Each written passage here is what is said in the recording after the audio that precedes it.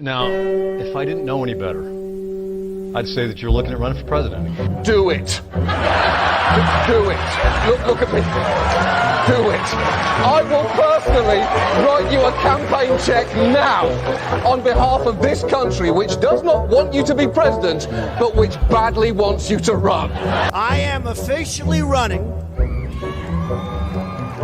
for President of the United States, and we are going to make our country great again. There's not going to be a President Donald Trump.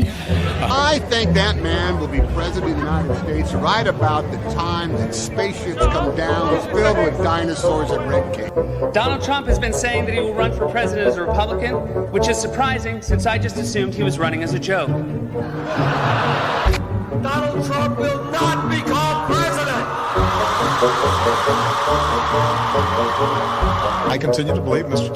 Trump will not be president. Donald Trump will never, ever be president. Moderator, but apparently believes that Donald Trump is a clown. President Obama will go down as perhaps the worst president in the history of the United States! Exclamation point at real Donald Trump. Well, at real Donald Trump, at least I will go down as a president.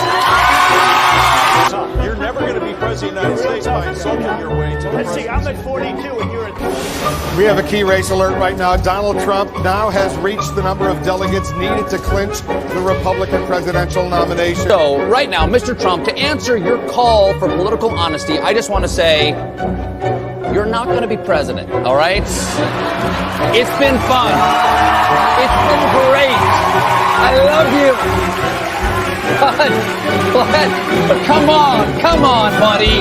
Donald Trump, while we project, will win in Kentucky with its 8 electoral votes, in Indiana with its 11 electoral votes, West Virginia, Oklahoma, Tennessee, Mississippi, South Carolina, Alabama, Kansas with its 6 electoral votes, Nebraska with its 5 electoral votes, and Wyoming with its 3 electoral votes, North Dakota with its 3 electoral votes, and South Dakota, Texas, Arkansas, Louisiana, the state of Montana, Missouri, Ohio, Idaho, North Carolina. I, Donald John Trump, do solemnly swear. Do solemnly swear.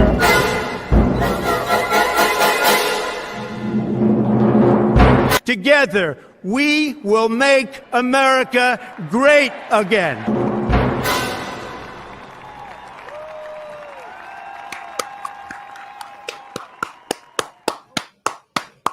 What's going on, everybody? Welcome into CobraCast 199.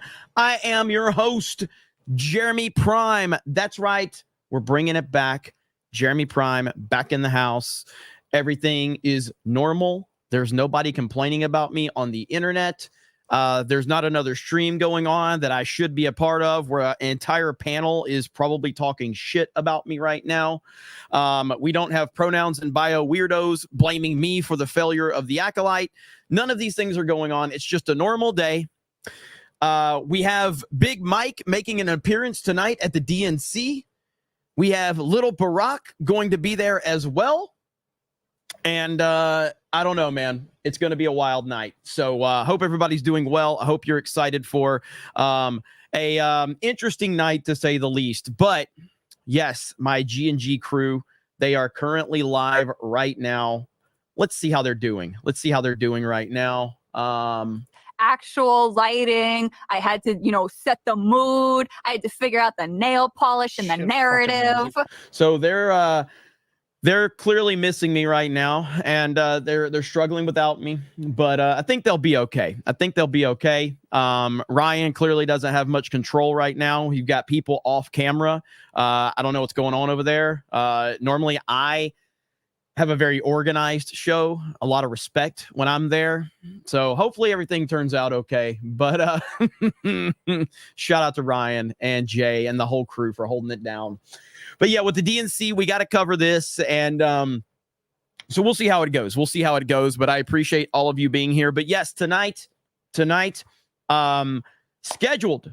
Michelle Obama is scheduled to be a speaker tonight, along with Barry himself, Barack Obama. Can someone explain the Jeremy Prime meme? So years ago, when I was doing like a lot of stuff on Geeks and Gamers in the early days, we had the fan group was called the Jer Army, and it was a bunch of Jeremy accounts that were memes of me. And Proper Jeremy was the very first one of those. Proper Jeremy, Justin Proper actually created Proper Jeremy. It was based off a character I created. And then you started to see all of these Jeremy memes, and it just became an insane amount of people that were doing memes about me, different Jeremy characters, Stone Cold Jeremy, Redneck Jeremy, Nigerian Prince Jeremy. It was crazy. So then they created the Council of Jeremys, Force Ghost Jeremy. They created the Council of Jeremys, and all of them would come together and be like a stream every week and talk and meme on me and shit like that. So anyway, eventually they deemed me Jeremy Prime. And I ran with that. I was like, that's actually a good name, Jeremy Prime. I'll roll with that. I was pretty happy with that. I was like, yeah. So I used that as kind of like my screen name. Today we brought it back. It was brought back because someone's very, very, very unhappy with me on Twitter. The same person that went after Gary decided to target me today. And so this guy was like, Jeremy Prime of Geeks and Gamers is actually one of the most disgusting people I've ever seen have a platform. And he's blaming me for the failure of the Acolyte. So I destroyed a $180 million television show from Disney by myself, okay? And what's funny is I was blocked, but right here, this was the funniest part of the whole thing. And he says, somebody says, Jeremy Griggs deserves nothing. His whole platform should be ripped clean away from him like the pop culture terrorist that he is. This guy responds and says, just learning now that this mofo's name is not Prime, it's Griggs. He thought my name was Jeremy Prime. He thought that was my real name. I'm like, I knew we were dealing with stupid people, but holy shit, I didn't know they were this stupid to think that my name was actually Jeremy Prime. So like, spoiler alert, Mr. Beast is not Jimmy's real name. PewDiePie is not Felix's real name. I know it's crazy. I know. The Undertaker, not his name. Can you believe this? So yeah, so I was like, well, fuck it. It's time to bring it back. We got to bring back Jeremy Prime. So yeah, this guy was really unhinged over it. And so I thought it was really funny. So now I've actually changed my name. I'm back to Jeremy Prime on Twitter. So we're back. We're bringing it back, baby. Because as you know, anything to do, like right there, 199, Jeremy Prime, old meme being brought back. The list goes on and on. Geeks and Gamers lives off memes we create from mistakes our haters make. I fucking love the internet. So yes, I can't believe this idiot thought my real name was Jeremy Prime. How cool would that be if that was like my birth name? Are you kidding me? So yeah, so there you go. What an idiot. Another stupid hater creating something that now I will monetize, I will utilize to my advantage, and it's going to be great. So I'm looking forward to it, okay? Now, something else that happened today, another alpha giga Chad who knows how to roll on the internet, President Trump. Check this out right here. Thank you, everybody, very much.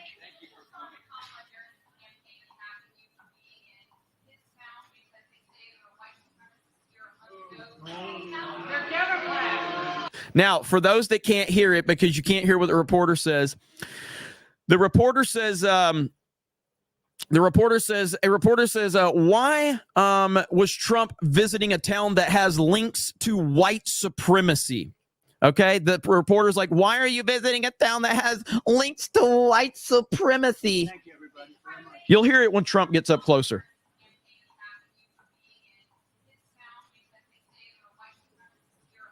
So they start booing after she says that. Who was here in 2021? Thank you. Thank you, everybody. She said Joe Biden. He says, who was here in 2021? And she says Joe Biden. Who was here in 2021? Thank you. Thank you, everybody. Yes. Just absolutely destroy. Oh, Memology has it. Let me pull up on Memology's video if Memology has it. And we'll have a better context of it. Maybe you guys can hear the whole thing right here. Okay, here we go. Hail Memology. Here we go.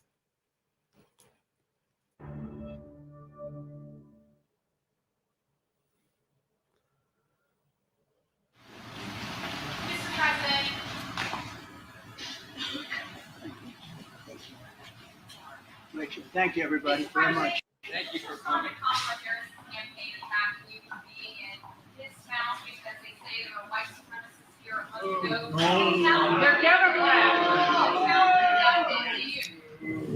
Who was here in 2021? Thank you. Thank you, everybody.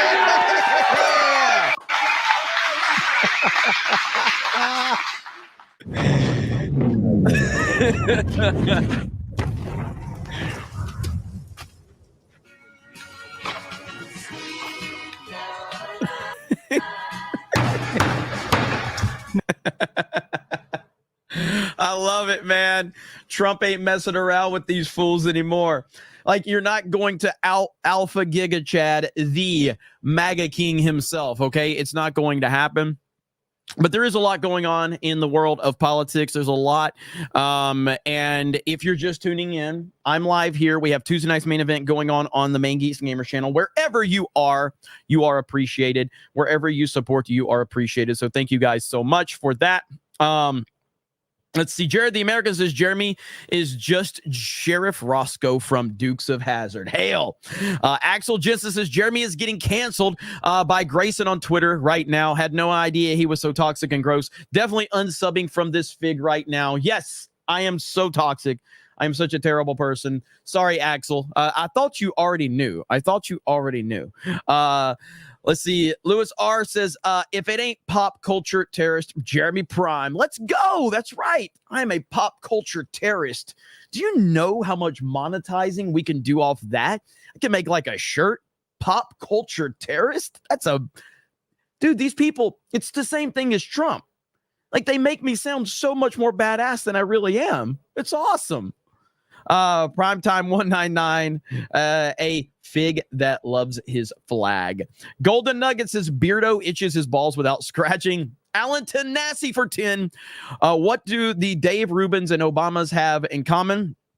Or the Rubins and the Obamas have in common? They all adopted their children and they all gay AF. Alan scanning in. Hail the Snake Pit 199. Thank you, Alan.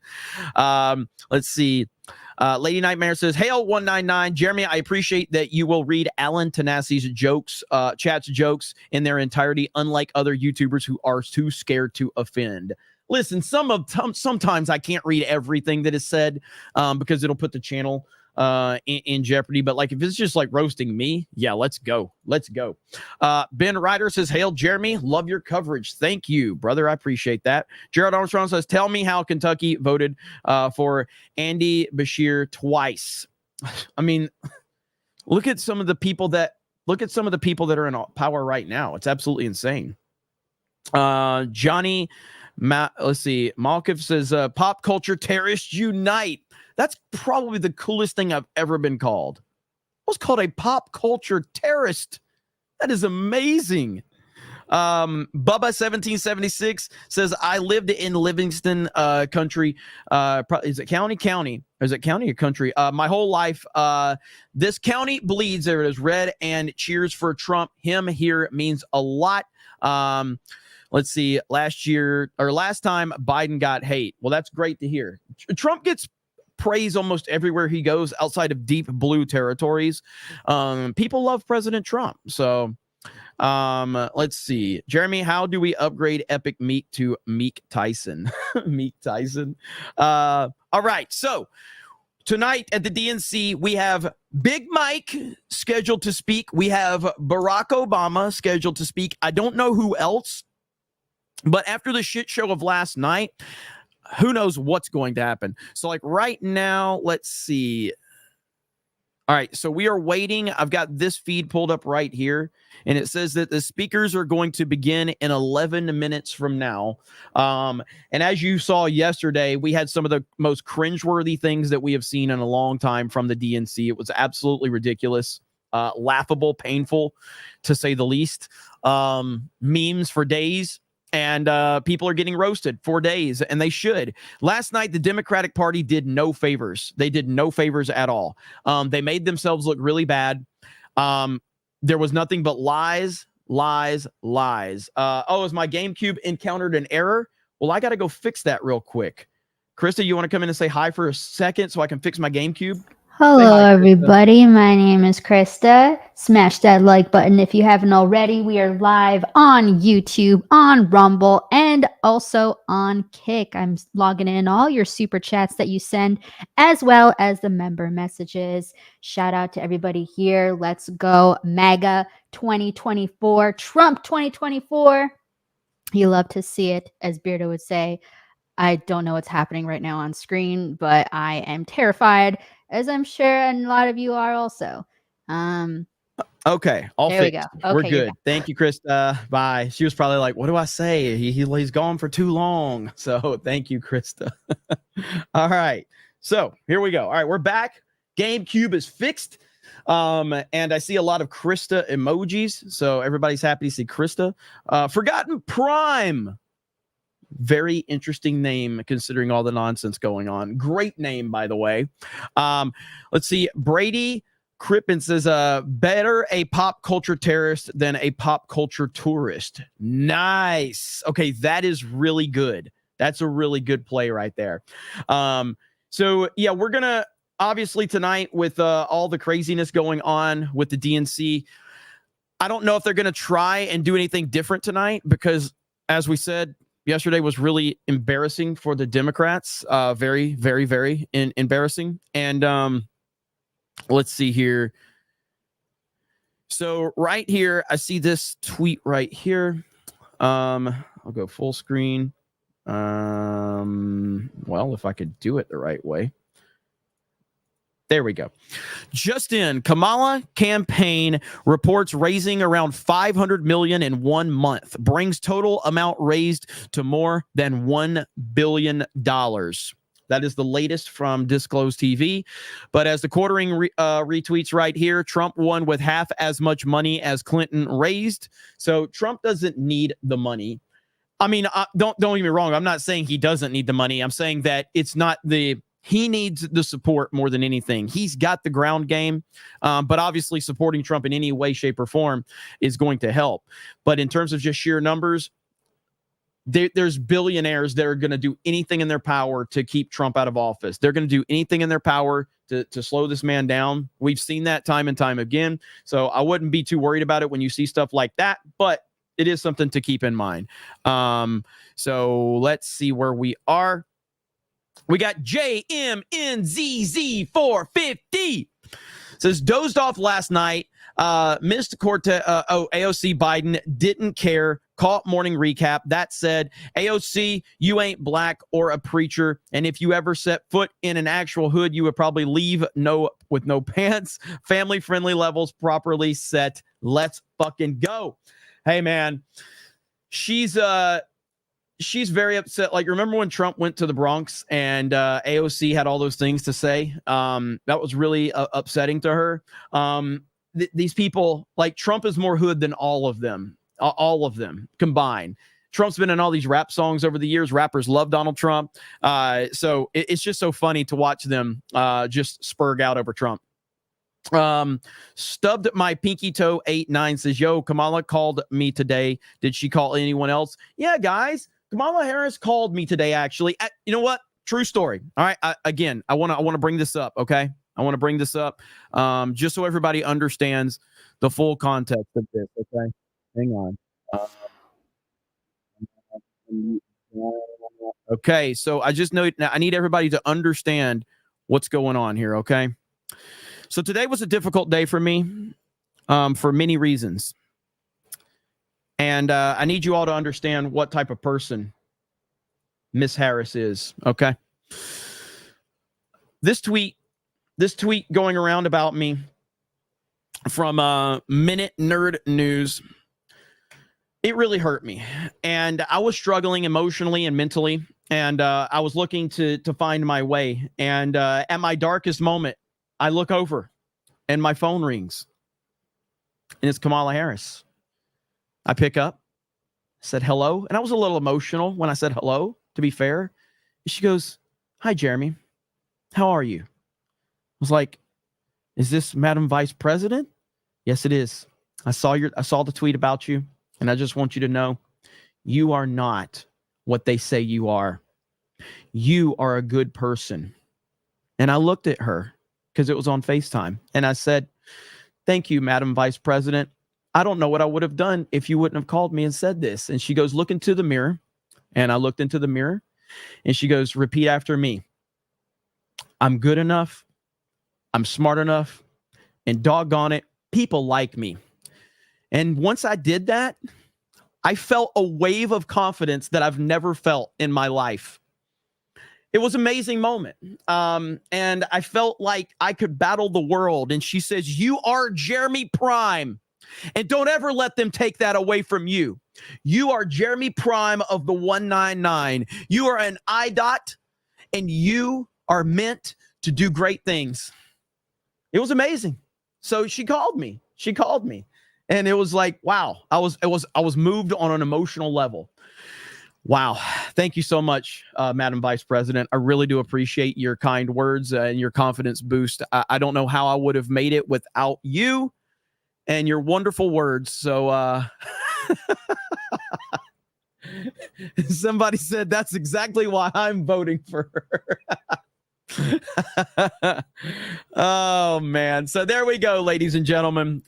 She called me in my most vulnerable moment.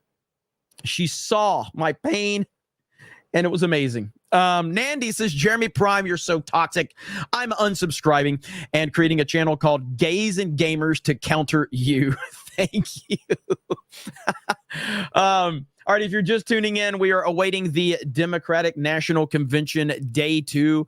It looks like we're 4 minutes away from everything starting. This was a recap from last night, but we're getting the Obamas tonight. Okay, we're getting the Obamas tonight, apparently. So we'll see how that goes. That'll be interesting. Swig of water for the working man out there. And I have a ton of super chats to catch up from last night, and I really appreciate you guys and all of your support. Incredible, to say the least. 80 Victorium for 5 on the sheet. Krista says, "Jeremy, hope you're wearing protection for the amount of gayness and stupidity you're about to be exposed to. Here, it's at lethal levels." That probably was sent before the DNC started yesterday, and it applies to today. Nandy for a 199 says, "Watching the Titanic live." Yes, absolutely. Lord Botha, "Jeremy, you tell me you didn't get a DNC invite. Shockingly enough, I did not get a DNC invite. Can you believe that?" Cellular Dream says, "Jeremy's going to the DNC to get his vasectomy." Jake Skywalker says, "DNC equals monkeypox super spreader event." I agree with Jay. Says, "Sorry, I tweeted a hashtag it's true at you on X. Ha ha ha." The Fixer for 2 says, "DNC and free vasectomy. What the fuck, LOL." They're not hiding who they are. And that's fine with me. That's fine with me. Show the normal everyday people how disturbing and how insane the Democratic National Convention is and how insane the Democratic Party is. I'm all for that. Bring it on. T-Funk says, "DNC already looking like Hindenburg took a dump on the Titanic." The Clapper of Cheeks says, "This is going to be a painful night with speeches. You better have those Sydney Sweeney picks ready to fly." Everything you guys were saying yesterday applies to today. Nandy says, "DNC going to make me appreciate Beardo's IQ." Gerald Armstrong says, "It'll be chaotic, but not 68 chaotic because protesters broke into the floor." VJ the Vigilant says, "Looks like the circus is in town." Earth Boundlands 199 says, "It's only day 1 and the shit is already hitting the fan." Gerald Armstrong says the DNC platform still says it wants to reelect Biden. Yeah, and last night, so Joe Biden made his speech, and it was a horrible speech, okay? It was a bad speech. He was angry. He lied over and over and over again. That's all he did is lied. I'm going to hold off right now, Krista, so you can log more from tonight if you want. But the lies from Joe Biden were kind of next level. I actually couldn't believe just how bad the lies were. I didn't expect he was going to go that bad with him, but yeah, he did. And all of these were easily provable lies that they were telling. And I really couldn't believe just how bad it was. Let me see if they've got a feed for it right now. That's day 2. That's the AP. No, that's yesterday. I don't care about that one. And I don't know how the protesting situation is looking right now. So I guess we'll just have to see. This probably is going to be, is this day 2? So we're just waiting for the clowns to come out, and it's going to be another shit show, I expect. Look at this crowd. What are we doing here? What are we doing? Holy crap. Now, yesterday, if you saw, they had this guy in the wheelchair, and I didn't know exactly what was going on because the audio on the Fox News feed kind of failed. And so I didn't really know what was going on. We then switched over to another feed, and I finally started to see what was going on. And yeah, it was awkward, man. It was very, very awkward. Now you have, so these people are from Wisconsin. These are cheeseheads. So yeah, that's the Wisconsin section right there. Can we get a full list? Does anybody know if we have a list of speakers tonight? Because I want to know who else is speaking besides the Obamas. So speakers, DNC. Let's see if I can find that on Twitter really quick. List of speakers. Let me do the latest. Yesterday we have, here it is. Is this it right here? No, I don't want to subscribe to your fucking newsletter. All right, list of speakers. Tuesday, we'll see its fair share of party heavyweights take the stage with former First Lady Michelle Obama and former President Barack Obama, among others. Here's a full list of speakers. Holy crap, this is a lot of people speaking tonight, man. A bunch of Chuck Schumer's going to be speaking tonight. Anna Navarro is speaking tonight. Let's hear this. Let's hear this nonsense. I'm proud to pass the gavel to co-chair Mayor Mitch Landrieu. Trump's, let's see, Stephanie Grisham, former Trump White House press secretary, is speaking tonight. I saw her getting absolutely destroyed on Twitter earlier. So I can't wait to hear what she says. Party will now come to order. Bernie Sanders, Bernie the Cuck Sanders will be speaking tonight. Bernie Sanders. For this evening's invocation, offered by Rabbi Sharon Browse and Imam Dr. Talib Sharif.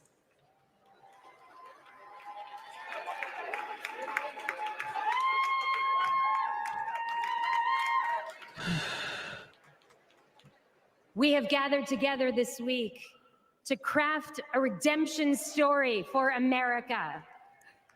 You're already in power! By a redemption story.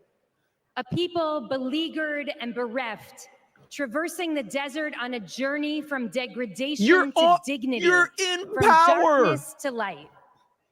Holy One, help us write America's redemption story, a story of ceaseless striving toward a true multiracial democracy, rooted in equal justice, where every person is treated as unique, mighty, and worthy of love.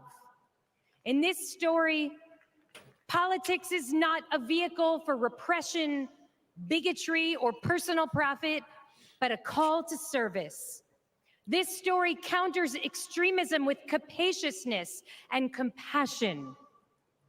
It rejects the inevitability of war, affirming that every one of us, Muslim and Jew, Christian, Black, White, Latino, AAPI, queer and straight, Israeli and Palestinian, deserves to live in dignity and in peace.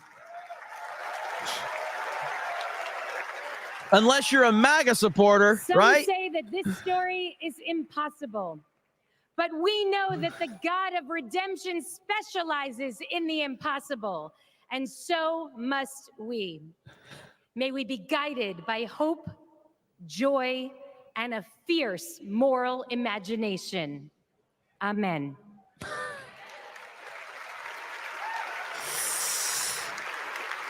Greetings of peace. We pray that Almighty God Allah will bless this historic convention. Tonight, we build upon our pledge, one nation under God, indivisible, from Adam, created without racial, ethnic, or national identity, but the first identity, human. Bless us to embrace our shared identity and diverse expressions of life that contribute to the beauty and strength of our nation of nations, made up of people coming together from every land. E pluribus unum. In moving forward with a bold vision for the future, we pray it will reflect our nation's diversity and intrinsic nature to live together intelligently. Bless our leaders with wisdom to do the right thing, consistent with God's ways, to stand firm against inhumane acts, to treat all humans as the sacred creation of the Almighty. You're having abortions in the parking lot and vasectomies. Service members sacrifice to protect. That is the America we vote for. Amen.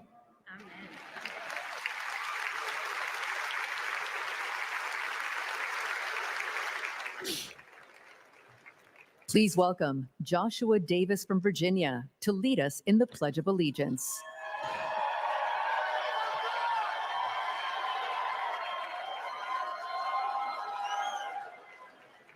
I pledge allegiance to the flag of the United States of America and to the republic for which it stands, one nation, under God, indivisible, with liberty and justice for all. Regardless of how I feel about the Democrats, I'm not going to interrupt the Pledge of Allegiance.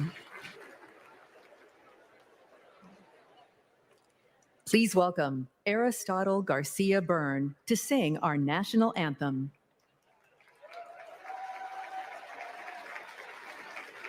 Oh, say, can you see by the dawn's early light what so proudly we hailed at the twilight's last gleaming, whose broad stripes and bright stars through the perilous fight o'er the ramparts we watched were so gallantly streaming, and the rocket's red glare, the bombs bursting in air, gave proof through the night that our flag was still there. Oh, say does that star-spangled banner yet wave o'er the land of the free and the home of the brave? We're losing viewers, people. 100% he's gay, by the way. 100%. Thank you, Aris. Folks, Give it up for Harris one more time. A lot of low energy there right now. I'd like you to pause with me for a minute. 2 years ago, my dad died, the late Moon Landrieu. He was a great leader. He was a great mayor, secretary of HUD. He lived his life for others. We have lost so many patriots since the last convention. So before we go any further tonight, let's take a moment and join with me and let's remember them all.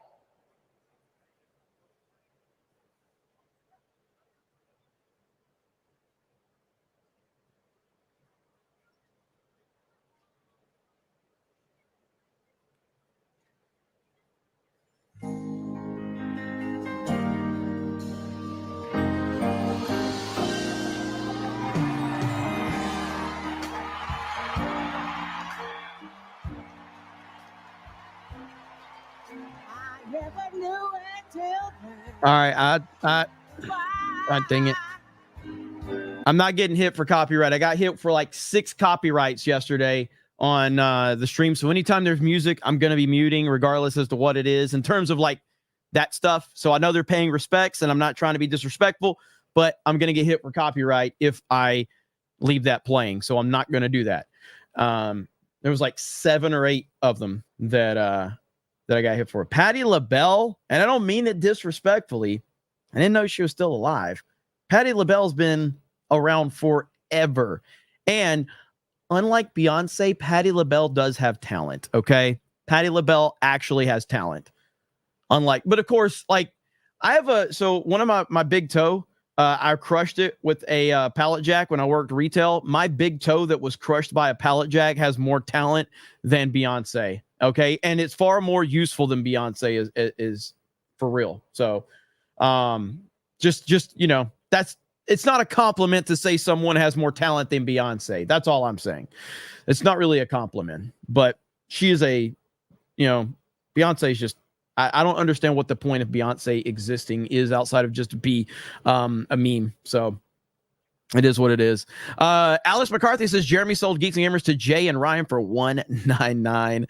Tweeted Tone says, I giveth to thy Jeremy Osteen, and thy Osteen giveth back to me. Thou shalt praise thy Osteen, for he is of fig, idot, and soy pants ilk. Wamin. Thank you, Tweeted Tone. Bearded Llama says a lot of talk today about RFK dropping out and endorsing Trump. If it hurts Kamala, I'm all for it. Also, Beardo is gay. So I think his vice presidential running mate was doing an interview with Charlie Kirk. And I believe, I haven't had a chance to look into it, but I believe that his vice president said to Charlie Kirk that they are considering dropping out of the race and endorsing Trump. That's the reports that were out there. And I know that Trump was asked about it. And obviously Trump would take that. She's wearing a mask. Scully Bone says these people have some nerve invoking Arabic deities while practicing having child sacrifices in vans a few blocks away. That's the Democrats for you. Dave Nunn says they have the names wrong. She was not a man. 8 o'clock says the abortion party. Exactly. Andre CR for 20, or I don't know if it's an orange one. CRC 10,000. Jeremy, here's for your social battery. Streaming is hard, but not as hard as being called a grifter on Twitter. You would never do that. Praise Allah. Thank you so much. I appreciate it. Yeah, my social battery has been tough.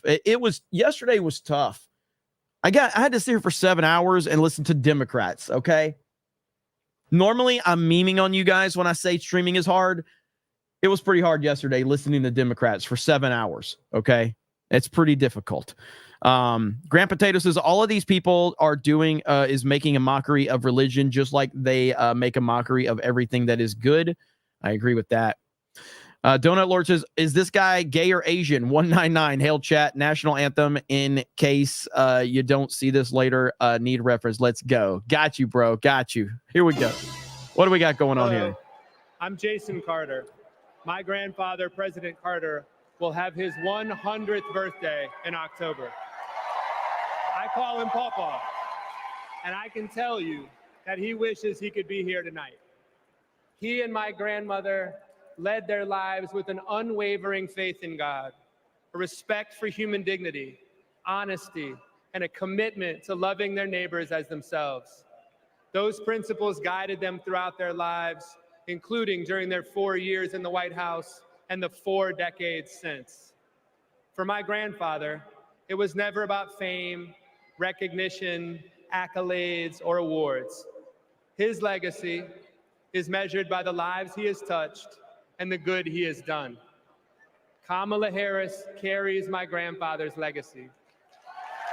She knows what is right, and she fights for it. Get out of here. She understands that leadership is about service, not selfishness, that you can show strength and demonstrate decency, and that you can get a whole lot. Okay, so tonight, they are literally bringing a former Trump voter up to speak. They're bringing Stephanie Grisham, who's former White House press secretary for Trump. All right. I don't know who, is it Nabella Noor, a content creator? Who is that? Nabella Noor, a content creator. They're bringing up former Trump voters, and it's all about Trump. And my grandfather knows that with her as our next president, we will keep that promise. Thank you.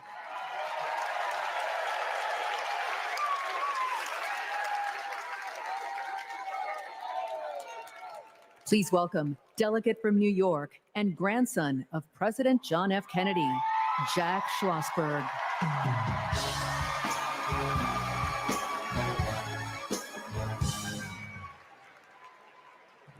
Hi, I'm Jack Schlossberg. President John F. Kennedy is my grandfather, and he's my hero. JFK was the youngest person ever elected president and the first Catholic. He sent a man to the moon, fought for civil rights, and navigated the Cuban Missile Crisis peacefully. Most of all, he inspired a new generation to ask what they could do for our country. Tonight, JFK's call to action is now ours to answer, because once again, the torch has been passed to a new generation, to a leader who shares my grandfather's energy, vision, and optimism for our future. That leader is Vice President Kamala Harris. What is he looking at? He looks nervous. It's like, do they still have their scopes down on me? Kennedy, Vice President Harris has dedicated her life to public service. She believes in America, like my grandfather did, that we do things not because they're easy, but because they are hard. As president, she will fight for working families. She will expand investments in clean energy so that my generation will have clean air and good jobs. She will defend our freedoms, the freedom for women anywhere in America to make their own healthcare choices, the freedom to be safe from gun violence, the freedom to vote easily and without fear. The choice is ours to make, and history is watching to see what we will do. Now, let's elect Kamala Harris the next president of the United States. Thank you. Dude, like, all right, I'm going to switch to another feed really quick, but like, does he sound, there is no enthusiasm whatsoever. There was zero enthusiasm in that speech. None. Defending our freedoms, advancing opportunity, protecting our democracy. But the other guys, Donald Trump, J.D. Vance, they want to rip away our rights, crush the middle class, and destroy our democracy. Their version of freedom is the government creeping creepily closer to every part of our lives. They're coming for our books. They're coming for our marriages. They're coming for our bodies. They're even coming for women who don't have kids. But this just isn't about what we stand against. It's about what there's no energy. There's no energy here tonight. Nobody cares. You can't convince. Look, you can say whatever you want about President Trump. You can think whatever you want. One thing you can't deny is that the man has a passionate following of people. People love President Trump. They care about President Trump. They know President Trump. They've known him literally for the last 4 decades. You get people up here talking about how important Kamala Harris is. None of these people know who she is. No one knows who she is. So when you hear people saying these things, these great, wonderful things about someone that's so unbelievably unpopular within her own party, no one believes this. This is so insincere. No one believes this shit. Not going back. So now please help me welcome. Please help me welcome from the great state of Pennsylvania, the great Representative Malcolm Kenyatta.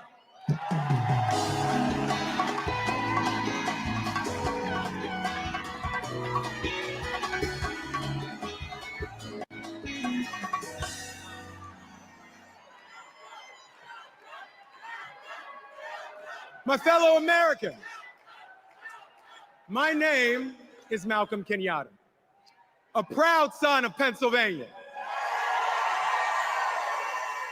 And as you saw, I brought back Trump's Project 2025, all 900 pages of it. And it's interesting because usually Republicans want to ban books, but now they're trying to shove this down our throats. More lies from the Democratic Party. It is a radical plan to drag us backwards, bankrupt the middle class, and raise prices on working families like yours and mine. Under Project 2025, a family making just $75,000 a year with just 2 kids would pay $1,800 more in federal taxes. No, but there's more. Because on page 465, Project 2025 would stop Medicare from negotiating to lower the price of prescription drugs and capping out-of-pocket costs. So again, let me repeat one more time. We're starting out night 2, just like night 1, bunch of lies. And let me also I want everybody to think about this. The sitting president of the United States of America, the most popular president in the history of our country, according to the Democrats, was pushed to speak on night 1 at midnight. That has got to be the most disrespectful thing I have ever seen. That will be Joe Biden's legacy right there. That's your legacy, Joe Biden. Her voice cracking. And she said, "I'm so sorry, baby. I'm so sorry. I thought my generation had fixed this. And here you are fighting the same battles." But I want to tell you tonight, my friends, what I said to my grandma. I said, "It's okay, Grandma. It's just our turn. It's just our turn to stand up for working people and to stand up for our nation's promise. Here comes the passion part. It's just our turn. Get the energy. Come on, right. let's go. To ensure that democracy doesn't die on our watch. Nobody knows who you are. It's our turn. Nobody's going to remember you. To make history, my friends, by electing Kamala Harris as the next president of the United States of America. God bless you. May God protect our troops.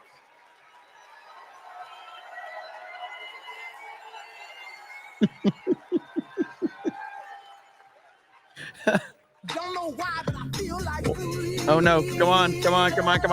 Ah, freaking music. Oh boy. Biden-Harris focus on making healthcare affordable for middle-class Americans has benefited so many of my patients. I support Kamala Harris because she fights for the working family and she thinks about the future of our country. Trump tried to take our country backward. She has taken action to make sure childcare and home care are accessible and affordable. I am a type 1 diabetic since the age of 10, and having my insulin is not an option. My name is Anne from Wisconsin, and this is my daughter, Isla. Isla qualifies for a type of Medicaid based on a level of care for children with disabilities. Donald Trump attempted to cut Medicaid every single year he was in office. Kamala Harris is the only candidate on the ticket this year that will actually continue to fight to get caps on insulin, and we need her in office. I am all in for Harris 2024. Jesus. It's just so bad. It's just, I can't believe how bad it is. Please welcome Oscar and Grammy Award-winning artist, author, and longtime activist, Common. Oh, Featuring Common. Grammy Award-winning gospel singer, Jonathan McReynolds. Yeah, I'll be muting this right now. So thank you, Common, for the opportunity, because what's going to happen is anytime you bring these cringe artists out here, I get to pause and talk to the audience, and I get to make money. So that's the trade-off right there. So I'm okay with that. That's a good trade-off. Let's see here. All right. Where's Juicy? Yeah, where's Juicy Smollett at? Welcome in everybody on Rumble. Welcome in everybody on Kick. I couldn't stream to Twitter tonight because I changed my damn name, and it took my blue check mark from me, so I can't stream to Twitter. So that's why if you don't see me on Twitter, as a matter of fact, I probably need to send this out. So let's see. Let me send this link out really quick. Because they took my check mark away. Let's see here. Oh shit. Delete. Tweet. Okay. Right here.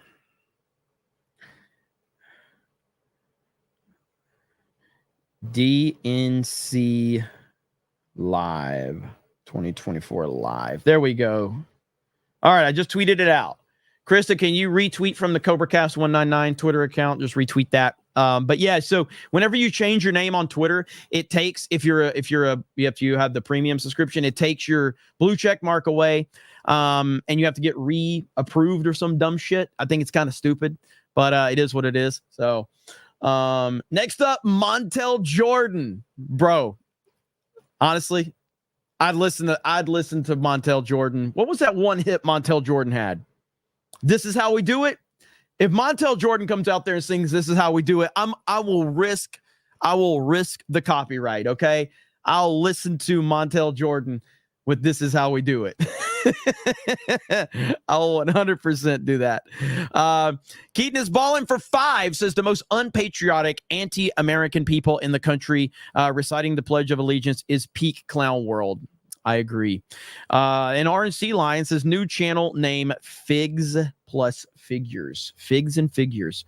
River Mile says the DNC truck of consequences is parked in the expected mother's parking spot. Really?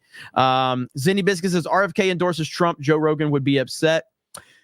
Yeah, I mean, he probably would then, like, I'm going to get into the Joe Rogan stuff. I think Joe Rogan's just a very much a coward when it comes to this stuff with Trump.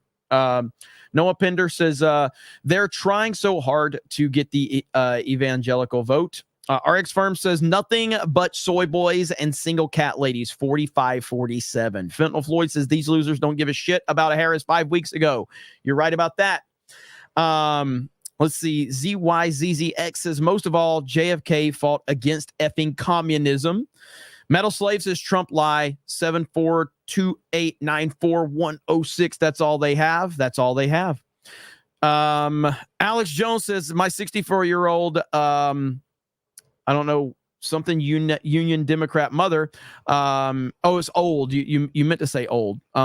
Is voting for Trump and Republican for the first time in her life. We are winning. Florida. I'm a former Trump voter. I just cannot vote for the man, and it can go from just being dishonest, from a criminal, and an insurrectionist. He has no respect for Americans. He has no respect for the Constitution. I believe if Trump gets a second term, he's not leaving, he's staying. He broke the law. He doesn't believe they apply to him. The President of the United States exists to serve the people of the United States. In 2024, I'm voting for Kamala Harris. Inciting insurrection.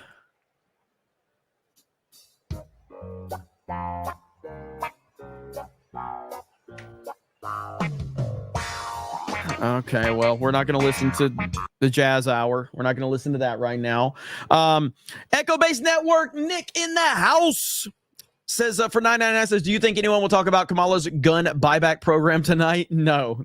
None of them know anything about Kamala Harris. They don't know anything about Kamala Harris. Not one person here has a clue about her. They don't know her policies. They don't know. She doesn't know her policies. But none of them know anything other than, hey, here's money. Say how much you love Kamala. That's it. Here's money. Here's your script. This is what you need to read. End of discussion.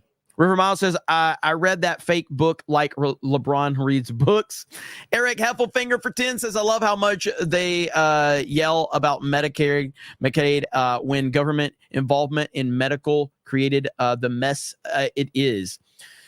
Everything the Democrats do is hypocritical. The Bob that God made says, on the last night of the DNC, Trump should announce he wants to abolish income tax. Let's push the Overton window.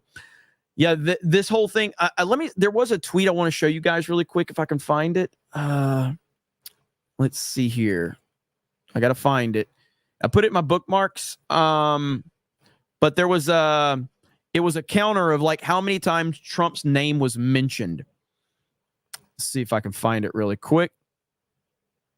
Where's it at? Looking for it. I know I bookmarked that. I thought I did. Maybe they deleted. Oh, here it is right here. So share this tab right here. Mentions on the night at the night one of DNC. Trump mentioned 147 times last night. 147 times Donald Trump's name was mentioned. Economy 27 times. Crime 6 times. Border 8 times. Prices 5 times. Inflation 3 times. This is all they care about. Again, what have I said about Donald Trump? Donald Trump, no matter what, is the most important person in any scenario. And the Democrats are proving that once again. This convention is about Donald Trump. That's who it's about. Just like the RNC was about Donald Trump. Just like everything the media talks about is Donald Trump. He dominates every conversation because he's that important. This is amazing that they are this out of touch with reality. But here we are. So, and I, for one, am enjoying all of it. Mike over on Rumble says, coming to you from Arizona. I'll be attending the Trump rally on Friday at the Desert Diamond Arena. This will be my first time seeing him in person. Hell, dude, it's going to be great. You're going to love it. Seeing Trump in person, being at a Trump rally is fantastic. So have a great time, man. It's going to be great. Keep us posted for sure. Weird Robot says, or Wired Robot says, you have pride, you have power, you have a bad mutta who don't take shit from no one. Thank you for the 2 on Rumble. Vault 95 says, Destiny called Phil Levante a talent terrorist. Afterwards, Kamala called me to make sure the same thing didn't happen to me. She calls everybody. Has Kamala called you guys today? Like, if she hasn't, she will get around to it. Give her a few minutes, but she will. He spelled it Carmela is how he spelled it, but it's cut off. He spelled it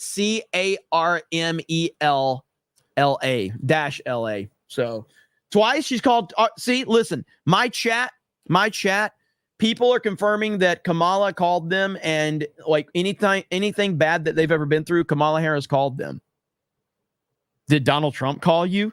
I don't think so. But Kamala did, because she loves you. Okay? She loves you. Gearmaster says, Mr. Prime, thank you so much for streaming the ANC Activist National Convention. P.S. Praying for one hot chick tonight. Thank you. And yes, if you're just tuning in, Jeremy Prime is back. Okay. We brought it back. Jeremy Prime is now my name again. All because we had I can't take this. So we'll go to this for a minute. So all because somebody who hates me has a hate thread. Now, he blocked me, so I can't respond to him. Jeremy Prime of Geeks and Gamers is actually one of the most disgusting people I've ever seen have a platform. So then he responds. So this person here, this is the best thing that's ever happened to me, by the way. Jeremy Griggs deserves nothing. His whole platform should be ripped clean away from him like the pop culture terrorist that he is. Pop culture terrorist is awesome. And then he says, just learning now this mofo's name is not Prime, it's Griggs. He called the shit poop. Like, he thought that my name was my real name. He thought my real name was Jeremy Prime. He thought my real, what an idiot. What a stupid person. Good Lord. So now, yes, Jeremy Prime is back. Okay. We are back, baby. As you see, I've changed my Twitter name. So I lost my check mark, but yeah, the dude really thought my name was Jeremy Prime. Like Jeremy Prime of the 199. That's right, baby. Let's do it. All right. Back to this nonsense. Construction workers like me were starting to soar. He's a former Trump voter. I realized Trump wasn't for me. He was for lining his own pockets. Now I'm not left wing, period. But I believe our leaders should bring out the best in us, not the worst. That's why I'm voting for Kamala Harris. Wait a minute. Is this the guy that went viral with a picture of a tractor? Is this that guy? There's no way that's the same guy. Because she'll make us proud to be American again.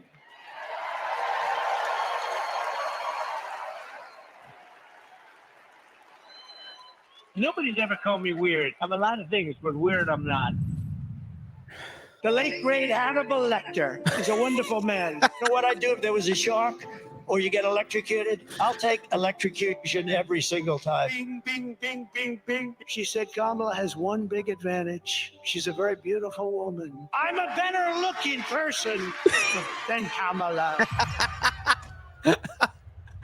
He says, you're not going to be a dictator, are you? I said, no. Other than day one, I'd like to congratulate Vladimir Putin for having made yet another great deal. Kim Jong-un I had a good relationship with. He's a tough, smart guy. Now, if I don't get elected, it's going to be a bloodbath. Well, they're the weird ones. JD is not good at for all. Trump. The people who are most deranged and most psychotic are people who don't have kids at home. Let's give votes to all children in this country, but let's give control over those votes to the parents of those children. In 4 years, you don't have to vote again. We'll have it fixed so good you're not going to have to vote.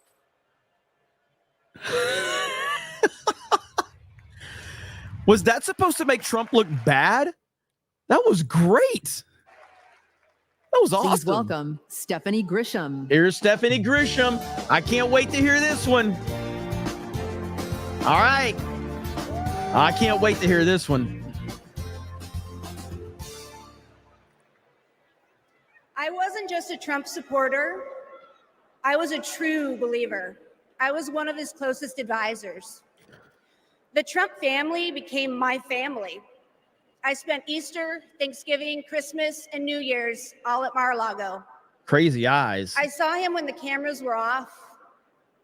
Behind closed doors, Trump mocks his supporters. He calls them basement dwellers. On a hospital visit one time when people were dying in the ICU, he was mad that the cameras were not watching him. He has no empathy, no morals, and no fidelity to the truth. He used to tell me, it doesn't matter what you say, Stephanie. Say it enough and people will believe you. But it does matter. What you says matter, and what you don't say matters. On January 6th, I asked Melania if we could at least tweet that while peaceful protest is the right of every American, there's no place for lawlessness or violence.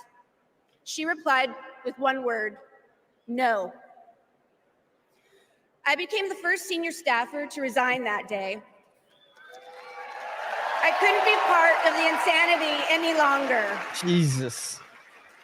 When I was press secretary, I got skewered for never holding a White House briefing. It's because, unlike my boss, I never wanted to stand at that podium and lie. Now here I am, behind a podium, advocating for a Democrat. And that's because I love my country more than my party. Kamala Harris tells the truth. She respects the American people, and she has my vote. Thank you. That's it? That's it? That's the gotcha? That was your big gotcha? Former Trump staffer? That was it? Good God, I was expecting so much more. Came true. The baby had stopped growing, but my body had not let go. I was told I was not eligible for any treatment at that point. The Dobbs decision was official and abortion was banned. In 2021, I needed an abortion after an ectopic pregnancy. I was able to access life-saving medical care when I needed it, and now I'm turning to IVF to build my family. This is a bad convention, man. Because I'm an IVF. This is a bad convention. Their entire existence is Trump bad, abortion good. That's it. This is their entire platform. This is their entire platform. Trump bad, abortion good.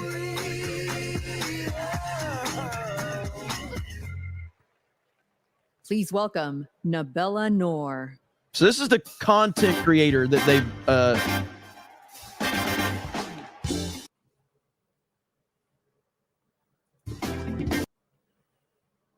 me here tonight is hope.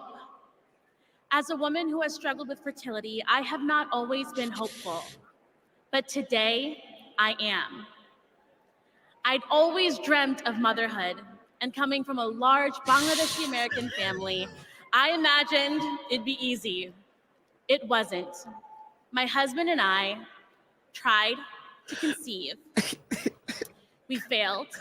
We tried and failed again and again and again for 6 long years. Finally, I got pregnant. We were overjoyed, but then I miscarried. I was devastated. It was only after sharing my story online and hearing from women about their experiences with IVF that I felt a tiny glimmer of hope. So I started the IVF process. But just a few weeks before my egg retrieval, I learned I was pregnant. Today, we have 2 beautiful daughters. But this is not everyone's ending. For many women, IVF is the only choice. That choice and more is at stake in November. The freedom to plan your family, the hope of having a family at all. I'm here to stand with everyone fighting for our reproductive freedoms. Because my daughters Chat's and MVP. yours That's all I can deserve say. every option, Chat is MVP. I'm crying. every hope, every possible future. To anyone listening who is struggling to start a family, you are not alone. We will not let you lose hope. Because when we come together to raise our voices with love, we win. Thank you.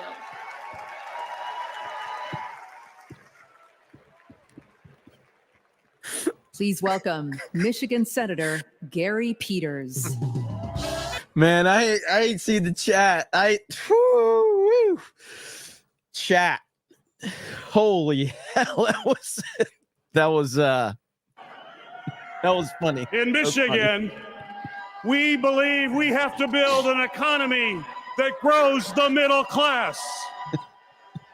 And we know that when unions succeed, all work. All right, nobody cares about you. Metal Slave for 20 says, I wholeheartedly despise that my city is so far left.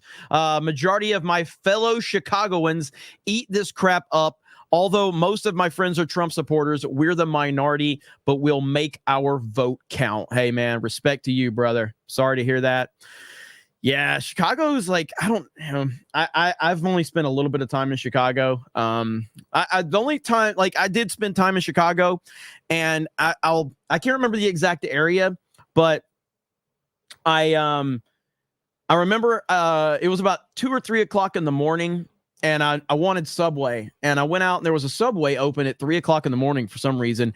And dude, it was like thousands of like MAGA people, right in this one area in Chicago. They were walking around with MAGA hats on and Trump stand-ups and MAGA flags. It was just this one little section in Chicago. It was really cool, man. It was really cool. I can't remember the area, but yeah, it was awesome, man. It's MAGA country. Bubba Dank says that sign says country first, but they misspell it with O. I didn't say, so that's what Flash was talking about. That's what Flash was talking about. So thank you, Bubba Dank, and also for those 10 gifted memberships. Thank you, brother. Appreciate it. Yeah, it was a really nice area in Chicago, though. Maybe I'll go back and visit. All right, here we go. And let's be clear, if they win,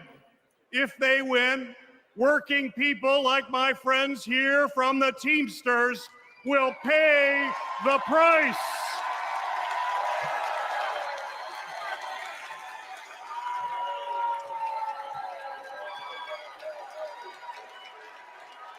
Their Project 2025 agenda is the same old. Gut overtime pay, cut healthcare programs, and you see, this is where, and I'm just going to be honest, like this is where the Democrats are willing to go and cross lines that Republicans are not willing to cross, because they are committed to the lie. They are committed to the lies that they put out there. So you have people in the middle that don't pay attention to this stuff, like me and you and everybody in the chat. And they hear all of these lies that these Democrats just keep repeating over and over and over and over and over and over again. And they're willing to do it. They're willing to do it. They do not care. There's no line they won't cross. And that's where Republicans just like are too nice about it. It's ridiculous, man. It's ridiculous.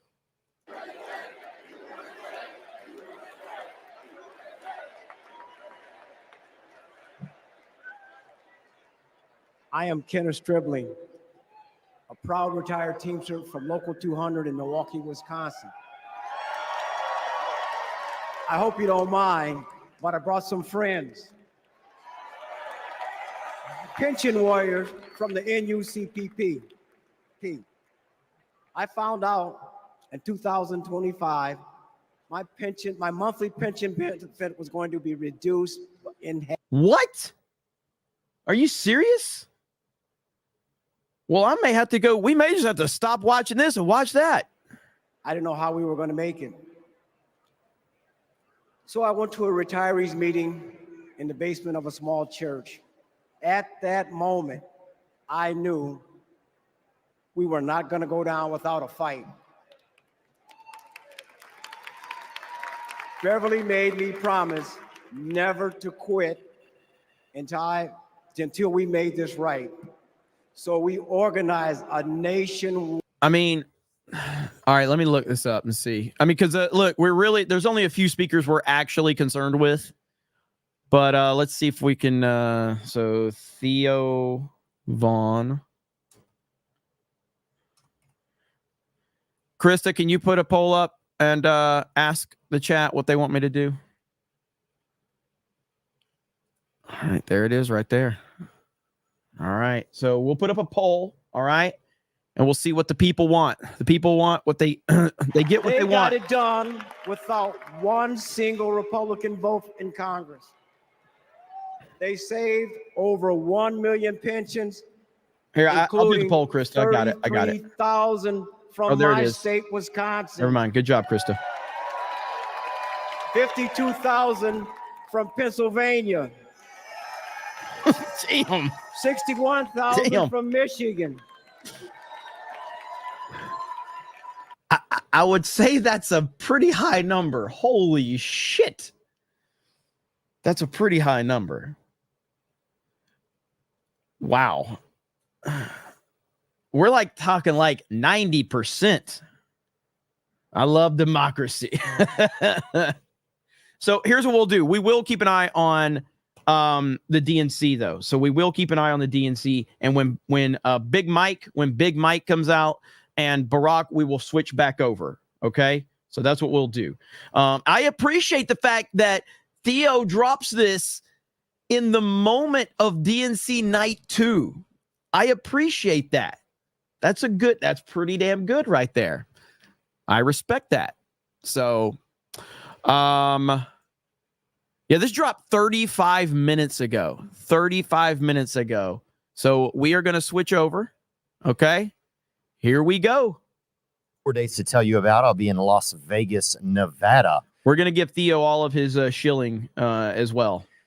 I will too. I'll be in Bend, Oregon, Spokane, Washington, Portland, Oregon, Vancouver in the Canada, Oklahoma City, North Little Rock, Springfield, Missouri, Kansas City, Missouri, Sioux Falls, La Crosse, Green Bay, Moline, Lafayette, Louisiana, and Beaumont, Texas. All tickets through theovon.com/TOUR. And thank you so much for your support. I can't thank you enough.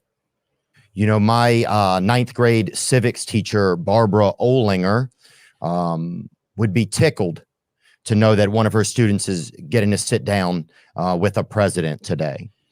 So I just want to speak her name. She taught me to care about our country, and I still do. Today's guest is the 45th president of the United States of America, and he's currently running for president on the Republican ticket. He's been an entrepreneur, a businessman, a television personality.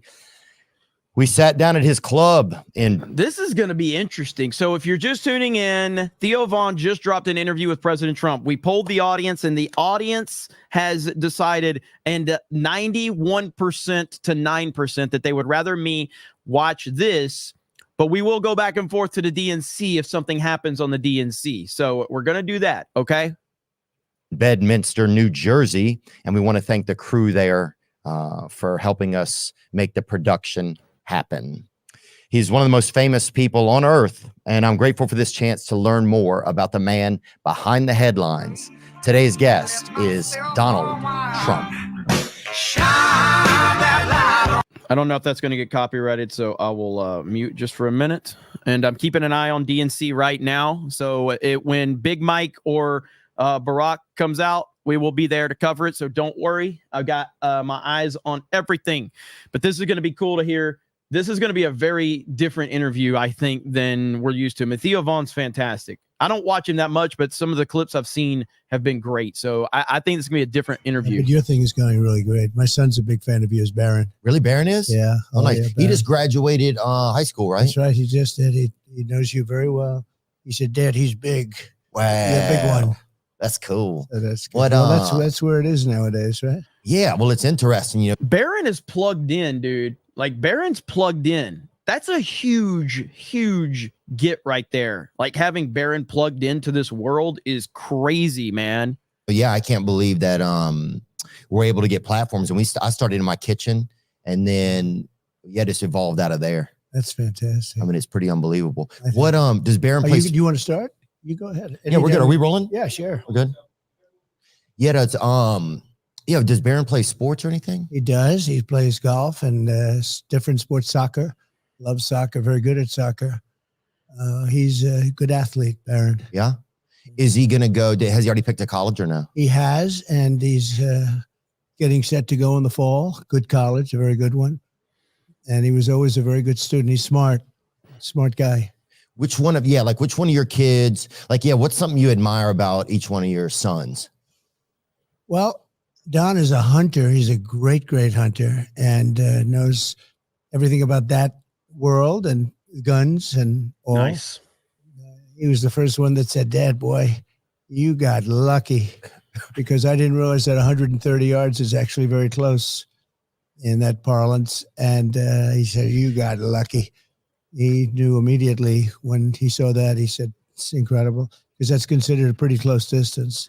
Theo looking a little nervous. I mean, I think he probably understands who he's dealing with. He understands the weight of the situation. So that's a good thing as far as I'm concerned. I think that adds to why so many people like Theo Von, because he he's not going in there with an ego. He's going in there with understanding, like, I'm sitting down with the most famous person on the planet, the 45th president of the United States of America and the 47th president of the United States of America. He's talked to enough people and he's heard enough Trump stories, so he gets it. From how far the shooter was? Yeah. Oh, And the guy wasn't a bad shooter, supposedly. You know, he was a very disturbed guy, but he wasn't a bad shooter. And Eric, likewise, he loves the business. He loves real estate. Also very much of a hunter and understands a lot of things about that. They were sort of, as young guys, they were with their grandfather, and he would take them hunting in Czechoslovakia. And somehow they developed very well. And Czechoslovakia, yeah, damn. can you imagine? A lot of letters even. That's a long time. Yeah. That's the name you don't hear too much anymore, but it was... I'd need a scope just to get through the spelling of that word. That's right. Yeah. But so he'd go, they'd spend time in Europe and they'd do that. That's where he learned a lot about... Theo Von would fit in real well at G&G. If his biggest concern with a big word is like, that's a lot of letters. That's G&G attitude right there. We're like, that's a big word, man. I don't really know about that. I kind of stay away from those big words. Both of them really good. With your dad, they would go? No, grandfather. Actually, they had a grandfather who was a wonderful outdoorsman and athlete. And during the summer, he'd take them out into the woods and they'd go hunting and lots of things. And they loved it. They got to love it. And that's Don and that's Eric. Yeah, they're funny. Oh, yeah. They have a good sense of humor, too. Like, whenever I see them at UFC, it's like... Yeah, right. Yeah, I just, like... The first time I was nervous, I think. And then after that, when I've seen them, it's like, it's fun to kind of cut up with them a little bit. Yeah, well, they're good. They're good guys, and they really they get along great with the rest of the family. We all get along great. We have a good family. Imagine that. Theo Von, for an interview with President Trump, he decides to ask him about his family. What a great kind of icebreaker. What a great kind of thing to compared to what Trump's used to. Trump's used to just people sitting down and going, why are you racist? Why are you sexist? Why do you hate America? Why did you say mean things about immigrants? Yeah. So like Theo Von's setting a tone, you know, like, hey, talk to me about your family. This is things that Trump rarely gets asked about. It's a fantastic opening question, by the way. Fantastic. By the way, mods, if we can drop links to Theo Von's channel, not that he needs my help, but you always want to pay respect back to anybody you're reacting to, regardless. But I love USC. You talk about a great guy. How about Dana White? Yeah. The job he does, right? Yeah, I want to thank Dana too for helping get us set up together. Yeah, he makes it happen. I like Dana. He doesn't waste words. He doesn't waste time. He likes to, I think, be efficient, and he has seems like a strong sense of integrity for himself. Yeah, nobody like him, actually. It's, there's an expression that everybody is replaceable. Not Dana. Yeah. Nobody could do what he does, and he's made that sport into a big monster sport. Yeah. And it's interesting, and we go there and we enjoy it, go with him. Sometimes we do walk-ons with Dana, and the place sort of likes it. Oh yeah, I've been there. Yeah, but there's a video yeah, of us. I was behind you in one video. I'm sure the dogs here will pull it up. But yeah, those are some of my favorite things ever. UFC became my favorite sport during the pandemic because Dana was brave enough to stay open. You know, he was the whole ball game. He was the only sport, and he'd open up in arenas with nothing other than very good fighters. Yeah. Well, see, somebody said in there, Joe Rogan needs to interview Trump. Well, this is my problem with it. Everybody else will interview Trump.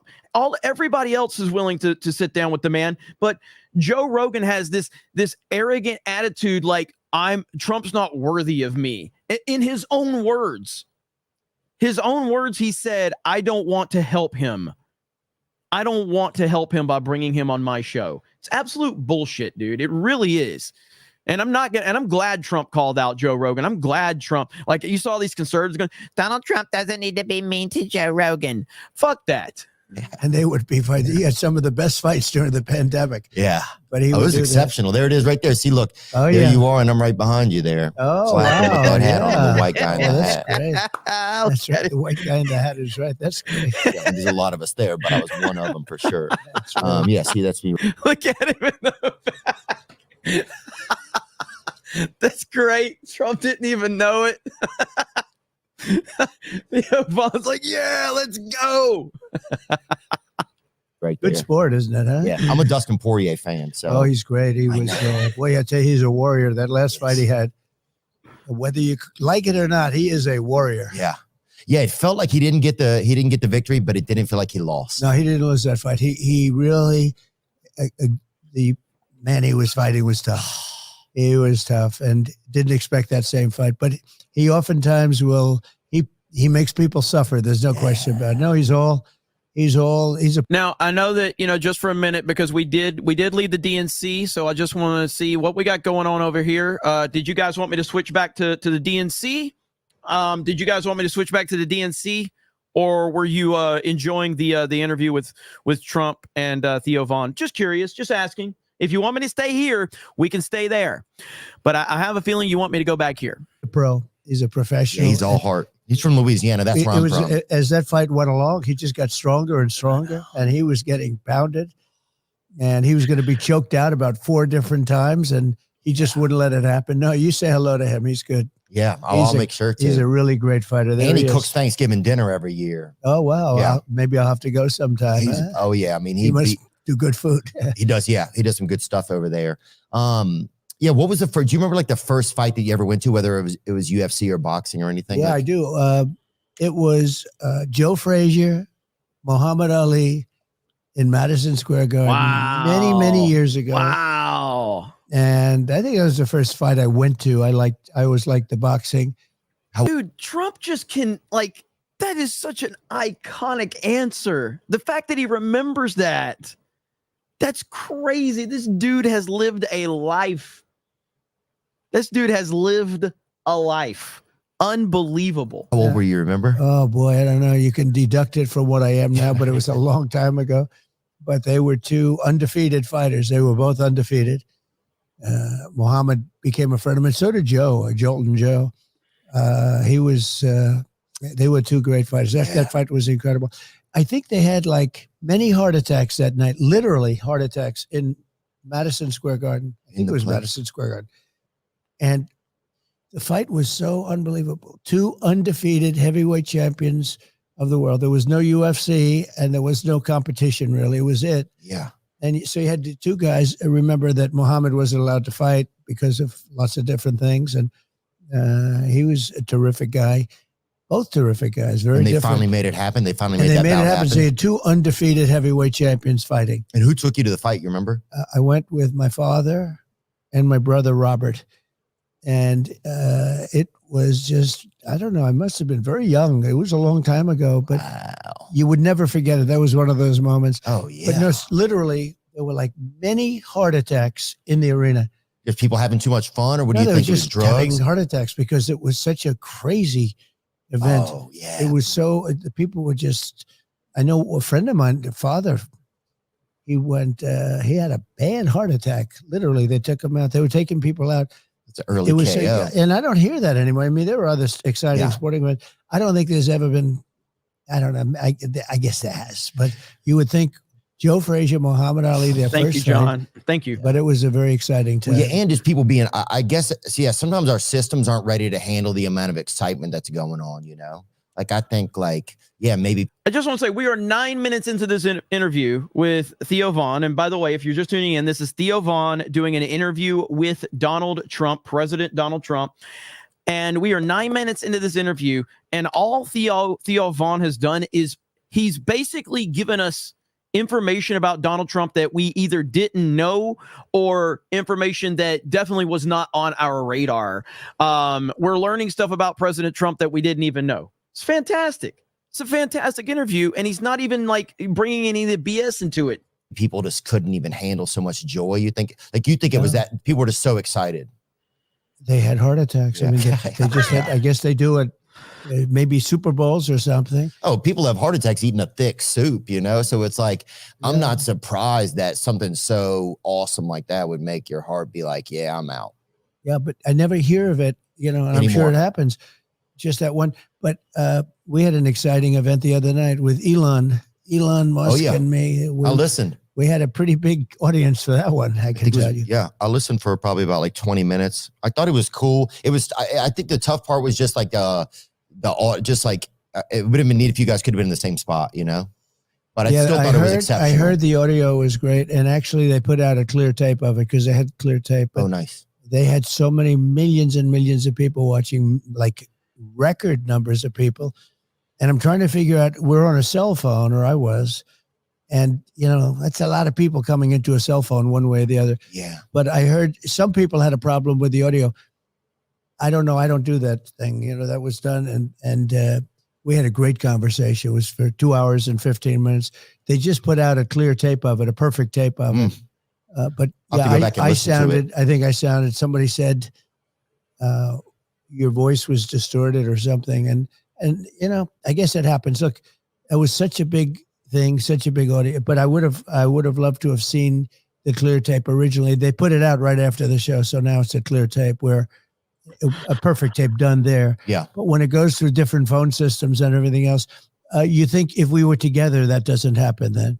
Because I think his voice was more clear than maybe because he was the one who was like initiating the call. I'm not sure. Yeah, I'm not sure about how all that works. But yeah, I know that in post a lot of times they can tighten things up and make it better. You know, it's amazing how Elon, like, the cost to really have your own voice in the world is $44 billion basically. Yeah. Well, if you want to have your voice, like, you know what I'm saying? He has his own channel. And he does what he wants to do. Yeah. And he's a fantastic guy. And he's a brilliant person. And the country should be very proud of him, actually. I have Truth, which has been very successful. True Social, you mean? True Social, yeah. And that's been very successful in getting my voice out. Well, I needed a voice because, you know, I was on Twitter and I was on Instagram. I was on all of it. And I was on Facebook. And when you added it up, I was told by Zuckerberg and others, it was like record-setting type of numbers. And then one day I didn't have anything because they canceled. I mean, they canceled. There's such a collusion there, right? Yeah, it was a pretty bad thing. And so I had nothing. So after about a month, you know, I have a lot of things to say. And after about a month, I said, you know what I'm going to do? I'm going to just go out and put out an old public relations statement. You remember that? And although you're a little young to see it, but in the old days, you'd put out a statement. And I did, and it was just gobbled up. It was really gobbled up, and I opened Truth, and Truth has become terrific, actually, for me. Platform. I really want just as a platform. I mean, it's more important than anything else. And at least you have your voice then. You can say what you want to say. My voice back, yeah. I had hundreds of millions of people. Even now, I haven't been too active on X, but I have, I guess, 90 some odd million people on it. But I was much higher than that when I was. He called it X. I don't even know how many people there are. He called it X. It's been, but I love the job. All right. He called it X. I gotta figure out. I still want to call it Twitter so bad though. Like I still Twittered. It's still Twitter to me. Damn it. But when Trump's you need to start posting over there, Trump. I need you to call people fat. I need you to make fun of people's appearances. I need you to call out companies. That's what I need you to do, Trump. All right. I need you to call people a lot of names and make a lot of disparaging comments about them and their appearance. If you could do that, it's X. But until then, it's still Twitter to me, damn it. He's done, and he's brought a certain voice back into play. Yeah. The previous people were terrible. Yeah. Every time you do a thing, you'd be red flagged. They'd put up a red flag. Every statement you made, you'd be red flagged. Yeah, it's almost like, it's like when you have a babysitter and they don't want to have any fun or whatever. Yeah, right. That's kind of the vibe I got.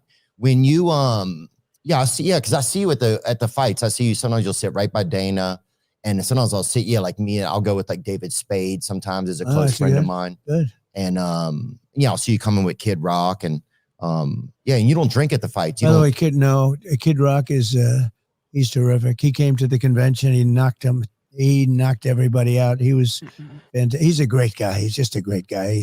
He's popular, very popular. Oh, he's a real dirt serpent too, dude. He's a freaking legend, you know. He's a legend. He is a legend, I guess, in a true sense. Oh, 100%. People love him. When was this interview, The Forgotten Man? I literally just uploaded a few hours ago over on Theo Von's channel. So I highly recommend everybody goes over there and at least, supports him. We're reacting to it live here, so I'm going to have to pause and stuff like that. Don't want to take Theo Von's content.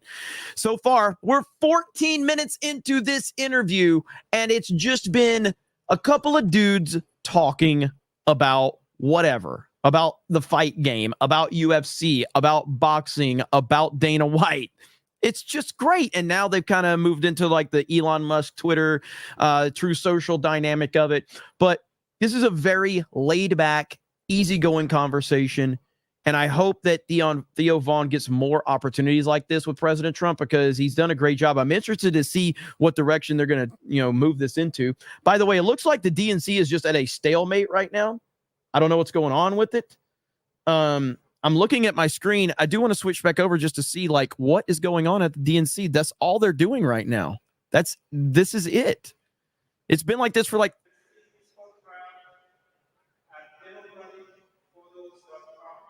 I don't know what's going on. It's been like this for like the past 15 minutes. So I have no idea. Really weird stuff, but I don't know. Here we go. Dude, look at him. I went to his show not long ago somewhere, and people, I think some guy had a heart attack there too, but it was like funnel cake related, I think, type of vibes. He draws big crowds, actually. It's amazing. I saw one. He was at someplace recently at 80,000 people. He's big stuff, but he's really, forget about that. I call him Bob, his name Bob, right? It's Bob, Kid Rock, but it's Bob. But he's a really good guy. And I've been over to his house. He's a cool cat, right? Yeah. Oh yeah. I mean, I live in Nashville. Right when I got into town, he hit me up one night and was like, "Hey man, I'm having a birthday party this week and you should come." And I didn't even know him, and it was nice of him. And since then, we've done a lot of fun stuff together. His brother's missing a leg too, which is crazy. He looks like the lamp. Have you ever seen that movie, The Lamp, like from like a Christmas Story or whatever? Yeah, I don't know. Yeah, but he's fantastic. The family, the father, I knew very well. He just passed away, and it was tough. You knew his dad for the brother. I did, and he was fantastic. Yeah. I got to know him through knowing Bob. And I tell you what, it's just a fantastic family, the whole family. Yeah. No, I love Bob. He and I joke around together a lot. We've spent a lot of time together. Look at his brother right there. That's right. Dude hits. And you know what? He plays too. golf and he plays well. He hit a perfect drive with me. I said, "Do you play?" We were on the 17th hole. Here you got a guy. So he's missing a leg. Hang on. Perfect drive with me. I said, "Do you play?" We were on the 17th hole. Okay. And you've got some weirdo on Twitter. You got some weirdo on Twitter crying about how hard life is. And this guy's sitting here on one leg, golfing probably better than any of us could. That is awesome. Oh, I said, "Do you play?" He goes, "Yes." I said, "Oh, really? You want to hit a shot?" And he said, "Okay." And he got up. Well, it was very hard for him to put it was really a tough situation because he has to get the ball in the ground and the tee and everything else. Nobody did it for him. And he did it. I mean, he goes to the ground and he did it, gets up. He swung. And I'm a good golfer. He had a perfect shot out to the right with a little hook. Nobody knows what that means in your audience probably, but that's like a perfect shot. And I said, "That is perfect." He said, "I'll do it again." I said, "Don't do it again because you'll never be able to hit a shot that good." And it was really amazing. He's great. And Bob really. He'll do it again too. They He's a love the repeat family. offender. They great. really have an amazing family. They love Bob is great. I've been to parties at his house. One thing that's really nice about him is I'll go do something with him. And then like a few days later, he'll send a nice note or he'll send like a photo, like a frame photo and just say, "Hey man, I had a nice time." Yeah. Yeah. I noticed at the events, you don't drink or smoke, right? I don't drink or smoke. You never have? No, I never have. I had a great Me and Trump, baby. Brother who taught me a lesson. Don't drink. And he said, "Don't smoke." He smoked and he drank. And he was a great guy. He was a very handsome guy. Is he older? He was older? Quite a bit older, yeah. And he had a problem with alcohol and smoke a lot. But, I tell people, no drugs, no drinking, no cigarettes. Yeah. That's it. I tell that to my kids all the time. I'd say no drugs, no drinking, no smoke. And it was tough. He'd always tell me, he'd say never. So he was, really old enough that you would look up to somebody, and I'd look up to him anyway. Did you admire him? Yeah, I admired a lot, so much. So I'd never drank, smoke, or done drugs. I've always talked about this.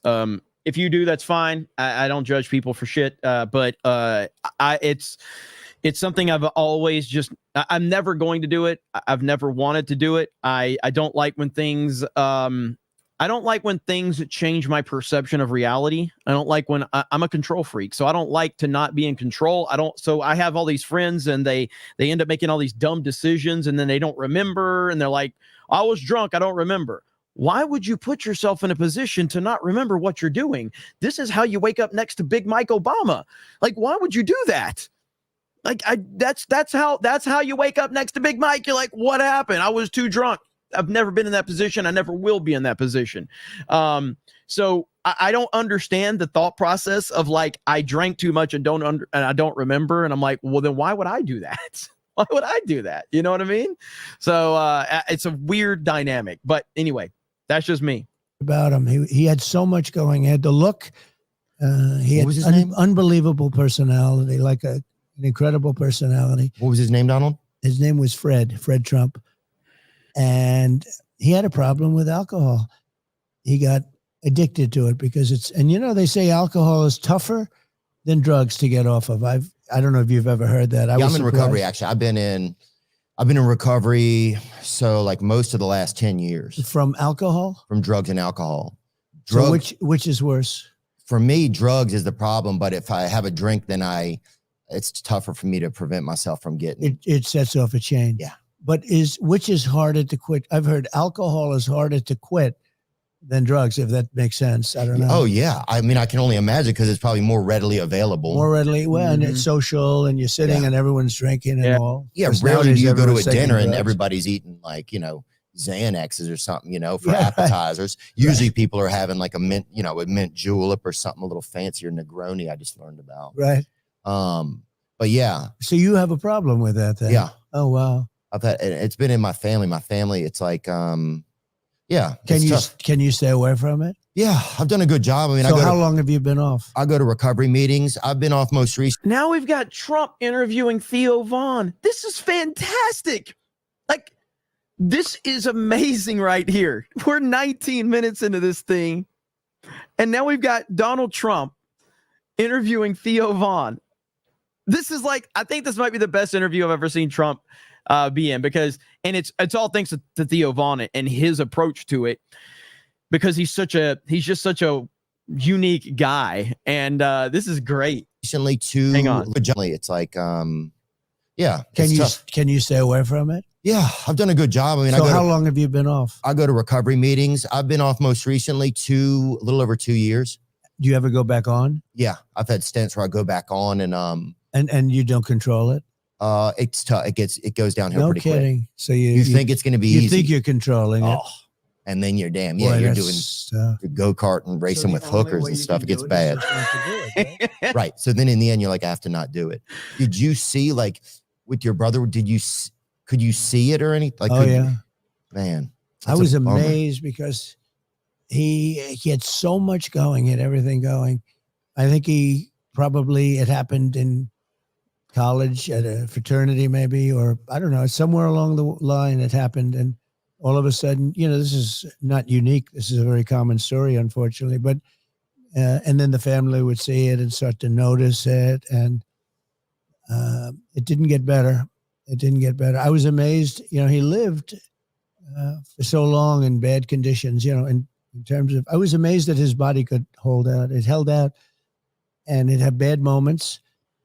But his body was unbelievably strong that it could withstand this. Yeah, it's a body. Your body's just so resilient. Yeah. Do you remember the last time that you saw him or spent with him? I do. And I'm sorry to ask you about it. Is yeah, that all right? No, it's the reason it's good talking about it is it might help other people. If it helps one other person, it's worth the conversation. We talk about that stuff a lot on our podcast. Yeah, a lot of. See, this is humanizing Trump to all of these people who think he's this horrible, horrible person, and he's actually like asking and answering these questions very genuinely, and then giving the perspective of, if it can help other people. It's humanizing him big time. And this is why the media has completely fallen apart, is why no one trusts them. How hard would it be for a member of the mainstream media to have this type of conversation with President Trump, or anybody for that matter? But their entire approach is to go in there and attack, or to find something or get them to slip up so we can get a clip and we can get it circulating in the news and we can create all this bullshit. This is why. This is exactly why. Big shout out to Theo Von so far for this. This has just been a great interview. And it's making me a bigger fan of him. I've seen him from afar. I've seen clips of him talking, but I've never like sat down and like watched his stuff consistently. This makes me want to watch more of his interviews because of his interview style, because you're going to get something unique and different from each person he talks to if his other interviews are like this. It's really good. Of our audience struggles or has struggled with alcoholism, addiction, intimacy disorders, all types of stuff, you know? So it's like it's pretty kind of normal conversation, but you know, the interesting thing is, and I tell people, so I never had a cigarette and I've never had a glass of alcohol. And my brother was incredible. He would tell me, because he knew he had a problem, and he'd say, don't ever drink, don't ever smoke. He'd always add smoking because he did smoke a lot, which is, you know, not very healthy. But he'd say, don't ever drink, don't ever drink. He'd tell me every time. I said, don't ever drink, because he knew he had this addiction. And I never had a glass of alcohol. Never, ever did I have a glass of alcohol because of him. And I would say that if I did drink, I could, you know, conceivably be the type of personality that would have, like you, that would have a problem. But I never had. And the only thing I say to people is, if too late for the people that you're talking about, but if you don't drink, you don't miss it. I mean, I don't even think about alcohol or anything. It's not a part of your world. I don't think about cigarettes. I don't think about any of that. If you don't take drugs or if you don't have alcohol, it's real easy not to drink it. It's when I had a friend who went to the Wharton School of Finance with me. He was a very smart guy. Where is it, Wharton School? That's in Philadelphia. That's at Penn. Oh, yeah. Rocky. Right. And it's a great school, great business school. And it's part of the University of Pennsylvania, the business school. Oh, it's nice down there. Yeah. My friend's brother went there or something. Well, we ate near there once. Then he was smart because it's a great school. But this person that I met, he hated the taste of scotch. Hated it. Couldn't stand it. But he insisted on having it because he felt it was important to be able to drink. I said, no, just don't drink. He said, you know, to be successful in business, you have to sort of interact and you have to drink. And I said, don't do it. Anyway, he became an unbelievable alcoholic. Uncontrollable alcoholic. Oh, I thought you meant like one of the best. Yeah, and he died. He was, he hated the taste of scotch, and he couldn't live without it. Wow. Literally. Well, I think I noticed a lot of like in the recovery rooms and stuff. It's a lot of people that they're missing something inside of them, and so they take on like, you know, so they want to try and fill it up with something else. Yeah. Do you remember the last time you spent with your brother? I do, and he'd have periods where he'd get sick. Very sick, and we thought we'd lose him or we lost him. Then he'd get better. And that happened 5 or 6 times. I mean, you thought you lost him, and then he got better. And it was amazing. I mean, he was, you know, certainly very strong in that sense. And I just tell people it's so tragic. Don't drink. Just don't drink. Yeah. And you're not going to have a problem. Like even you, if you didn't drink, you would never, but you probably maybe wouldn't be successful like you are. You know, it's part of your story, right? It's helped me a lot.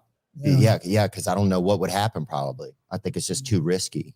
It is risky. What's something that you miss about him, or like that? Like what's something that you miss about him, Fred? I can't believe that we're this far in this interview. He knows he's got limited time, and he is not at any point trying to steer this conversation in any direction. He's letting the conversation flow naturally, which is what any great interviewer would want to do. He didn't have an agenda. He didn't have a focus, and it's fantastic.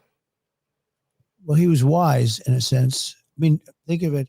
He's got this problem, and it was very important for him to convey to me not to have this problem. And I couldn't have been successful if I had that problem. Yeah. If I had that problem, and I think maybe I'm a personality type where I could have had the problem if I drank. But if you don't drink, you're never going to have it. I mean, I don't miss when I see somebody light up a cigarette and just they're in heaven. I don't miss that at all. It's weird. It's so it's very Native American too. Isn't it crazy? Bizarre. And you know, I think sometimes our older brothers, they kind of like they take the speed bumps for us, like as younger brothers, so that we don't have to. You know what I'm saying? You know what I'm talking about? Yeah, I my think brother it's went through a true. lot of stuff so that I didn't have to go through it. And then I get to see him and learn. Is he okay now? Yeah, he's doing great now. But it's like, yeah, that's one of the blessings I think of having an older brother. Well, you can learn through history too, even if it's not a brother, it's by watching other people. I mean, you can see if you have a friend who's an alcoholic, or even just by reading about people, you can learn. Oh, yeah. It doesn't necessarily have to be a brother, but in this case, it was very personal. It was a brother. And I learned not to drink, and I learned not to smoke cigarettes. Now, I don't know that I would have smoked cigarettes. I probably would have drank. I think, there's no reason not to drink, but I had a reason because he told me, just that was it. Don't do it. Yeah. Yeah. That was kind of a blessing then, huh? Yeah. And where did you guys ever do anything fun together? Like one nice memory that you have with him? He had a great talent for flying. He was a pilot. Oh, sweet. And he loved it. And did you ever fly with him? I did. I flew with him. He was a great pilot and a very talented. Other pilots would come to his house to study with him. Watch him fly. And he was really talented but ultimately he had to give that because of the alcohol. He had to give that up, which was a hard thing for him to do, but he had to give that up. Election day is coming up on November 5th. And there's this really cool website, Send the Vote. We're gonna let Theo read off his to register to vote. Ad read. It's nonpartisan, which means they don't care who you're voting for. They just want to make sure you can vote. Head over to sendthevote.com. They'll help you sign up, register, and even check if you're good to go. I'll drop a link in the podcast description. Let's all get out there and cast our votes this November. Again, that is sendthevote.com. sendthevote.com. AI might be the most important new computer technology ever. We got to do that on It's G&G. storming every industry. And we got to do back-to-back ad reads. Come on. I was only doing one. We got to do back-to-back. I'm learning from Theo Von here. Processing power. So how do you compete with costs spiraling out of control? Well, it's time to upgrade to the next generation on the cloud. Oracle Cloud Infrastructure, or OCI. OCI is a single platform for your infrastructure, database, application development, and learning. AI needs. OCI has 4 to 8 times the bandwidth of other clouds. See, this is what if you're a reaction channel, or if you do reactions, if you skip past somebody's like plugging or their ad read or whatever, it's the biggest douchebag move of all time. It really is. And less than half the cost of other clouds. If you want to do more and spend less, like Uber, 8x8, and Databricks Mosaic, take a free test drive of OCI at oracle.com/Theo. That's oracle.com/Theo. ORACLE.com/Theo. Yeah, it's crazy. That's the wildest thing to watch is people losing everything. D-Day Cobra needs ad reads. I don't know. We get enough super chats over here. I'm more worried about the Geeks and Gamers stuff and making that like into the business side. But super chats take care of me. So as long as the people take care of me, I don't need ad reads. Yeah, no, they lose everything, and many people. And in those days, it wasn't drugs. It wasn't like don't drink, don't. Somebody just dropped a comment that I have to. Hey, Jeremy, you should be taking notes. 1, Theo isn't a fig. 2, Theo uses real equipment, not potatoes. That's really good. That was good. Don't take drugs. I don't think drugs. I don't even know whether they're even a factor. They happened a pretty long time ago, but I think in those days, I don't think were drugs a factor. You go back 25 years ago. Not like it is now. Well, certainly not like now. And and that actually takes me into something else I wanted to talk about. Like alcoholism and addiction is something that's really ramped up, even like you're saying, like in the past 20, 30 years in our country, right? And during the opioid epidemic, they estimate that like almost 600,000 people died. Yeah. And that doesn't even include the broken hearts and the deaths of families and circles of trust, all, just people that lost a brother. It doesn't even include the actual, the siblings, right? And so the ripple effect of that is huge. And there's that Sackler family that pretty much got away with it. They had a financial slap on the wrist, but we're one of the only countries that allows drug advertisements and pharmaceutical companies to advertise on television. Like, what do you think are things that you can do to help curtail that when you get into office? So, well, we did a great job. We had Does that make sense or not? Yes, that question? it does make sense. And we had committees, blue ribbon committees in certain cases, but committees that would meet. The big problem we have is, fentanyl is probably the biggest. Opioid is bad. Opioid is bad too. Yeah. I think that's Somebody says I'm pausing too much for my taste, and there's a reason why. Well, where's this comment at? Because now I'm pausing just because of you. You are pausing too much for my taste, and there is a reason why. Well, there's this amazing thing called the internet, and you can actually go watch the interview in its entirety if you want to just see the interview without my commentary. But if you're here, you're going to have to accept my commentary. So there you go. So we're continue now. That's bad because I basically used your stupid comment as another reason to pause to make it transformative. There you go. everyone thinks, in many cases, they think they're going to do away with pain. And literally the time is so short. If you take it for like 2 weeks, you're almost addicted to it. It's incredible when you. Oh, well, all of that is horrible. But How why did do you we get allow How that did to you get addicted? How did? No, I would just do cocaine. That was really Holy yeah. shit! So, not just, God damn! And it was that's down and dirty, right? yeah. And this is I mean, it was But you don't anymore. No, I don't do it anymore, man. I'm not doing Is it too much? Too much to handle? Some of the stuff started to get a real rattle in it too. I don't know where we were even getting it from in this country, but yeah, it started to make me feel like I was a mechanic or something. So the thing you go back to then is alcohol for the most part. Right. Yeah. But what I want probably is cocaine, but I know that if I have a drink, then it'll be like, okay, well, I had a drink, then I can do this. Is cocaine a stronger oh yeah. up? Yeah. Cocaine So, will make you're way up with cocaine more than anything else you can think of. Cocaine will turn you into a damn owl, homie. You know what I'm saying? You'll be out on your own porch, Yeah. You'll be your own street lamp. You're freaking. And is that a good feeling? Well, No, it's horrible. a miserable feeling. But you do it anyway, just like the guy you're saying with the scotch. This is the greatest Trump interview of all time. Theo Von's talking about cocaine. Trump's asking what happens when you're on cocaine. What is happening right now? This is amazing. Like you knew it was bad, but you still. So it's not even good during what would be normally the good time. In other words, oh wow. So why would you do it? I wouldn't. That's why I don't. Yeah, that's terrible. But it's crazy because that's what alcoholism is. I think it's that it trumps the why. Yeah. It doesn't, and it just. You don't, and you just go to. It's like, so that's why they say that it's cunning, baffling, and powerful. That's what they say about alcoholism. Yeah. And it is. It's Which is a bigger problem in our country, would you say? Opioids. Bigger than alcohol. Oh, for sure. I think that's one of the biggest problems. And Like, compare that to fentanyl.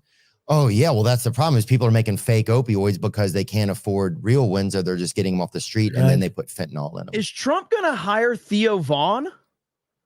Is Trump going to hire Theo Von for his cabinet? Are you kidding me right now? Is this a job interview? This seems like a job interview right now. And Trump's the type of guy that'll do it. Trump's the type of guy who'll call Dana. He'll be like, ask Dana about this. He might hire Theo Von for his cabinet. Fentanyl's like laced into everything now. It's horrible. It's horrible. Yeah. They found some in a baby rattle somewhere, I think. I don't even know where that was. But one of the things I wanted to ask you about was like, so there's like the big pharma lobbyists, like there's 1,800 big pharma lobbyists in Washington, D.C. Right. There's only 535 total representatives or senators total. So just the fact that there's this whole other almost drug government that's there kind of pushing pushing agendas and influencing things. Like, how do we stop that, man? It just seems like it's obviously killing people. Like people are dying, it's like, what do we have to do that our own government won't help us? Well, you have to stop listening to lobbyists. I was not a big person for lobbyists. And if they have even a little access to like a president or a senator or a congressman or woman, they're snakes. They get a lot of money. Yeah. And in some cases, they just take the money. They don't do anything. But you have a lot of lobbyists in Washington pushing. and certainly a lot for all of the things that we're talking about, they're including winning. alcohol. The lobbyists are winning, it feels Yeah, they're like. winning. They're making a lot of money. Absolutely. Can you stop that? Can a president stop that? Like, how do we stop that? Well, one way you could stop it is to say, if you're going to go into government, you can never be a lobbyist. In many cases, they have rules and regulations where you can't do it for 4 years, 3 years, 5 years, whatever. You mean be a lobbyist after you were an elected Yeah, official? I mean, you could Is that what you're saying? You could say that if you're an elected official or if you work in government, you can never be a lobbyist. You have people that work in government and they give out contracts to the military, and then they leave and they work for the people that they're giving out contracts to. That's exactly what happened with the Sackler family, with the drug companies. They hired people that were on the FDA to work for them so they could loophole the laws. Yeah. Or, but can we outlaw lobbyists, or we can't do that? Well, there's a whole constitutional thing there. I mean, can you make somebody never, ever go into the business if you work for government, and especially if you're giving out contracts? In other words, you're a powerful person within some industry, the Navy, the Army, anything. It could be military procurement, etc. There's a whole thing there's a whole question as to you give out a contract and then all of a sudden you're working for the person you gave out the contract to, or the company that you gave out the contract to. Right. It's like you're playing both sides of the net. Well, it's obviously a problem, and it's a big problem, and we were doing things about it, but then we had to get down to other business. We had to solve we had a lot of problems with this country. A lot of problems. It's pretty clear that the establishment doesn't like you, I would say. What do you think? Well, I think the people like me. Oh, yeah, the people. We're leading now in all the polls. We're leading in Rasmussen just came out a little while. Rasmussen's a very highly regarded poll, and we're leaving by Trump likes to make it clear that I am popular. People like me. It's that he's going to differentiate who doesn't like me. But I like how Trump always counters that. Well, the people like me. Let's establish that first. Leading by 5 points. Rasmussen poll. And others also, and we're doing well. But I think the people like me a lot. We agree. won, and then we did. No doubt. So we won in 2016, and then we did much better in 2020. Much better. Got millions and millions more votes. And why does the establishment keep trying to sink you? What is it that they are so afraid of? Well, in some cases, the things we're talking about right now, they want to sell product that I'm not interested in. They want to have certain boats and certain ships and certain planes and certain everything bought. Pharma is another one that's, interesting. Or do they push back against you think? Yeah, I think they do. Well, I think it's pretty obvious that they do. In one way, that's a positive thing politically, because when you can show that they push back, the voters seem to like it. But we have a lot of popularity. We have a lot of people that want to see me come back and win, because we had a great time. We had the greatest economy in history when I was president. We had my cousin got a boat. Numbers. Yeah, we had the best job numbers. African American, Hispanic American. If you look, Asian American job numbers, women, men, everybody. We did a lot of good things. We cut taxes more than anybody else, including Ronald Reagan. We cut regulations, which created jobs. We had a great period of time, and I think the people want it back. Based on what I'm seeing, the people want it back. One thing that you did recently, we had Bernie Sanders on. And interesting. And I know that's very interesting. Certainly, you guys don't agree on a lot of things, but I think you both acknowledge how horribly rigged the healthcare system is against the American people. Because hospitals and insurance companies get away with high. I think Theo was a little nervous at Trump's answer. Trump's like, "That's interesting. What the hell is this? That's interesting." I think Theo's like, "Uh-oh, have I done pissed off the Don?" I gotta see that one more time. It's very interesting. Based on what I'm seeing, the people want it back. One thing that you did recently, we had Bernie Sanders on. Right. And interesting. And I know that's very interesting. Certainly, you guys don't agree on a lot of things, but I think you both acknowledge how horribly rigged the healthcare system is against the American people. Because hospitals and insurance companies get away with hiding their prices from all of us, and literally they can charge whatever they want. It's like you sign up and say, yes, I'll pay. You trust the hospital, but then you get home and the bill is it's whatever, which pretty much feels like some form of extortion to me. That's what it seems like to me. It's a form. But you had an executive order where you created a federal rule forcing hospitals and insurers to publish all their prices. Yep. Right. So that people would be able to know, okay, if an MRI costs $600 here and it's $5,000 there, then I can go here and save myself money. Right. But that hasn't even been enforced. Like hospitals. Biden got away with it. Hospitals and insurance companies, they're still not showing their prices. They hated it. Of course they did. And because it would have made it very competitive. And Biden let it go. He never enforced it. And to get that approved was a big deal. And that would have brought down the price of so many things. Not only, just care, right? Care, physical care, mental care. That would have brought down the cost of care by 50, 60%. And Biden and Kamala didn't press it. It was a big thing to get it, but I'll be pressing it. And because I'll be pressing it, and because I'll be pressing it, there are some people that are vehemently against it for financial reasons, for money reasons. But those people can go to hell, dude. That's insane. Yeah, no, they're bad people. Especially because one of the leading causes of bankruptcy in America is medical debt. I mean, that's crazy. And I don't even think I made that up either. No, it's when you think of it, at first when you said it, I said, wow. And then I'm thinking about it. I said, it's really not a wow. I understand it. Yeah. Tremendous lobby, tremendous powerful lobby. Well, yeah, because think about what else is going to put you in medical, like in that much of a debt. It's like, I believe that's accurate. Who's behind the healthcare insurance, that whole thing? Like, who's behind it all? It feels like Chuck Schumer is this kind of like deviant mastermind back there somewhere. Well, he's one of the people that is hurt, and he's one of the people that keeps the prices high, and he's, gets a lot of contributions from the people on the other side. And him and plenty of other people, a lot of people. It's a very powerful lobby. But wouldn't they want the most powerful lobby? The lawyer lobby. That feeds into that also. It all feeds into it. Wait, hold on, just so I understand, Donald. Sorry. So that lobby is a very powerful one. Yeah. But why do those people want people to suffer though? Just the fact that he stopped Trump to stay on point is a massive dub for Theo Von, because almost no one can do that. Almost nobody can do that to Trump. That was crazy. I've very few people I've ever seen do that to Trump. That was impressive right there. So they can make money? Yeah.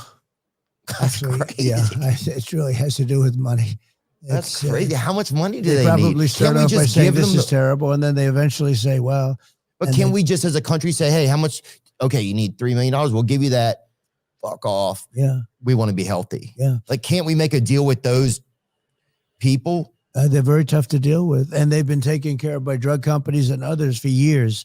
You have politicians that have been for years being taken care of by people that make a lot of money, and they want to keep making a lot of money. And it is, in that case, it's not a power thing. It's a money thing. Yeah. A lot of money. What are some of the other lobbies that are out there that we don't even know about?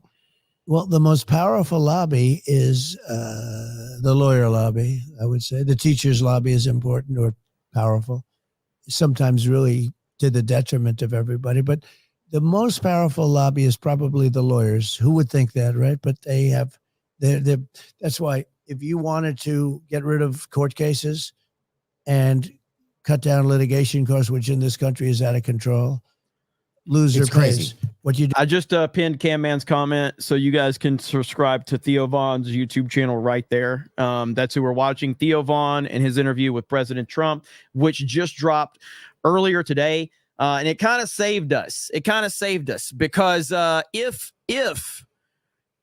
we weren't watching Theo Von, this is what we would be watching instead, which is the DNC. There is a fat hobbit right there. That's what we would be watching if Theo Von didn't save us. So that's why you should probably support Theo Von, because he saved us all tonight. You do is you go loser pays. In other words, the loser of a lawsuit has to pay for the other side, has to pay back all the money the other side spent. You think that would solve it?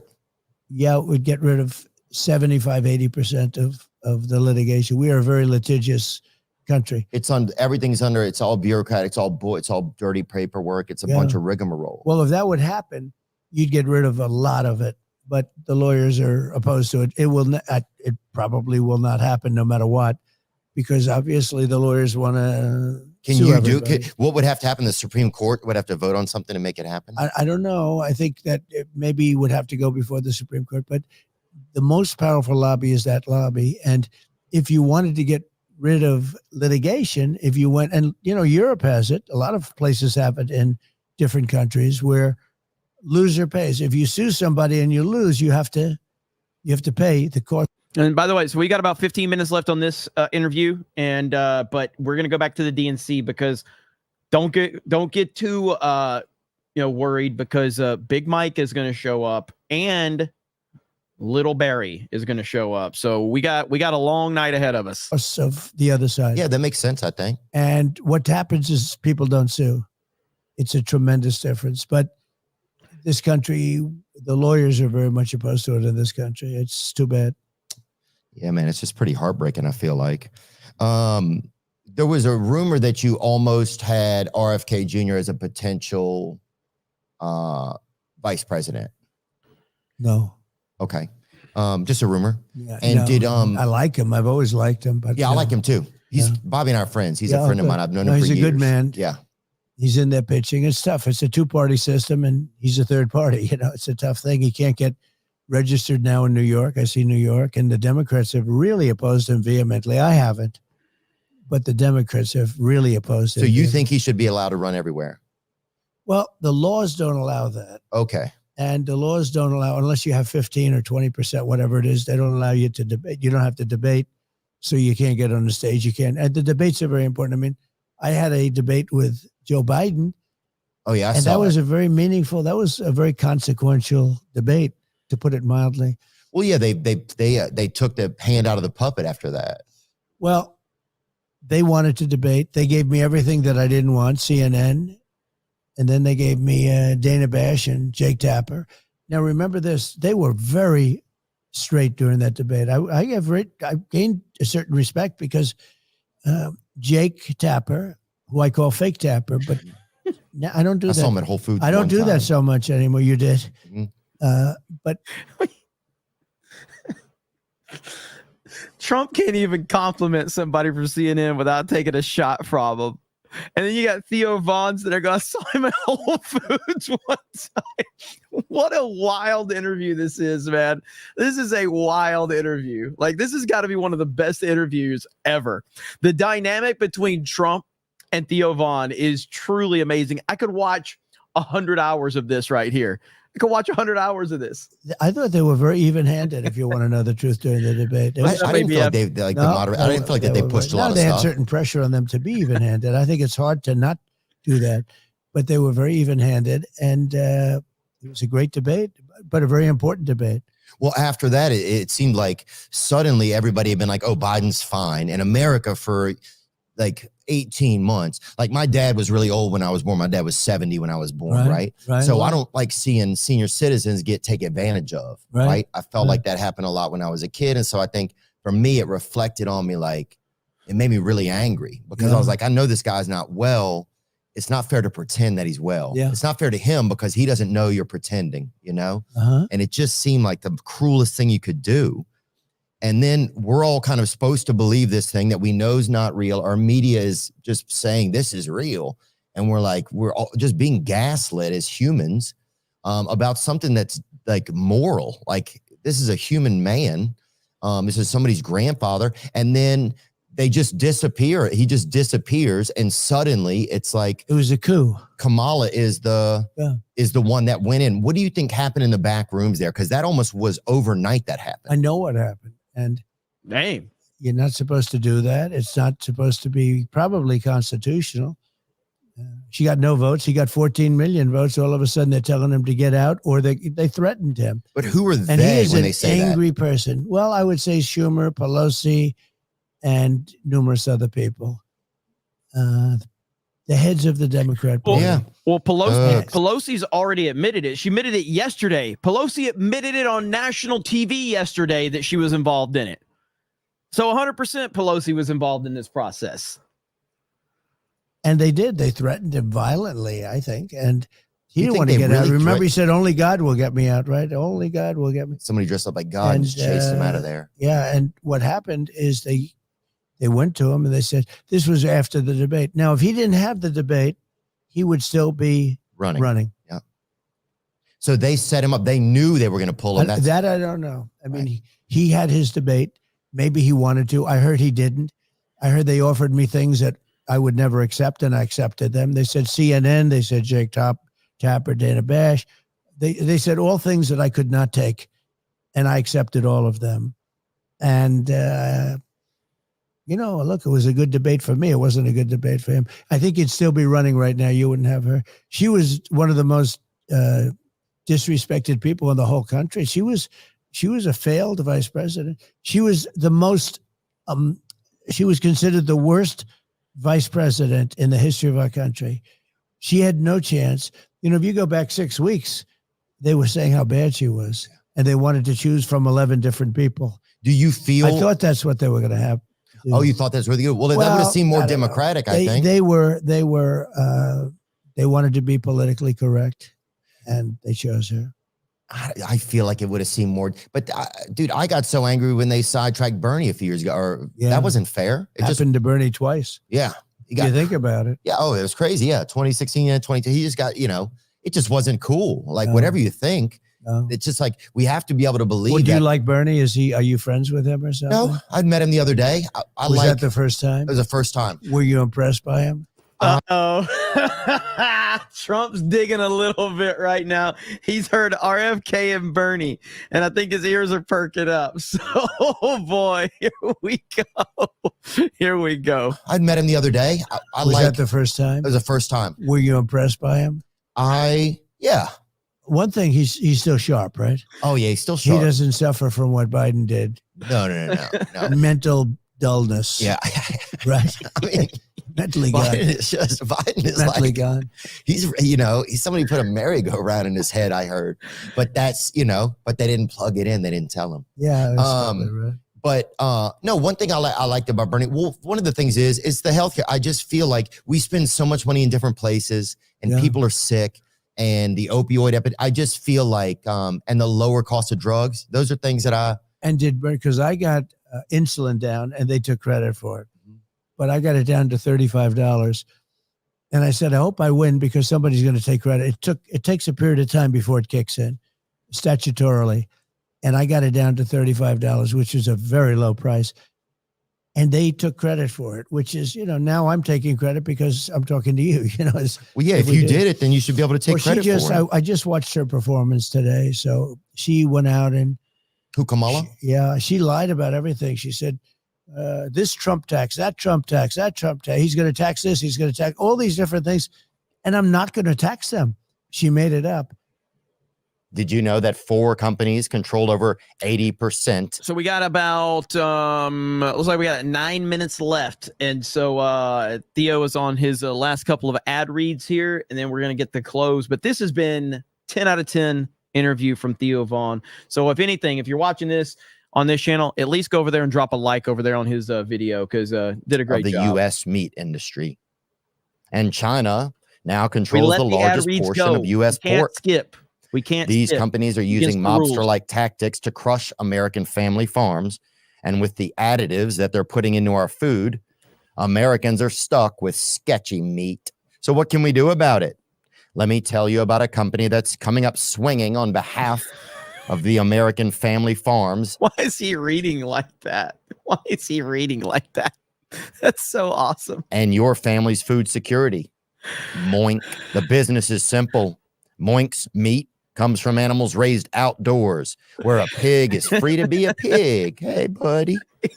Their farmers are given an honest day's pay for an honest day's work, and they deliver meat straight to your doorstep at prices you can actually afford. So keep American family farms farming by joining the Moink movement today at moinkbox.com/Theo. Sign up today and get free hot rolls in your first order. Spelled MOINK box.com/Theo. Oink, oink. Get moinked. moinkbox.com/Theo. You know what it is, brother and sisters, baby. It's time for those wiener uppers, daddy. You feel me? BlueChew.com. They're helping. Blue Chew is a unique online service that delivers the same active ingredients as Viagra, Cialis, and Levitra, but at a fraction of the cost in chewable form. Sign up at BlueChew.com. Consult with one of their licensed medical providers.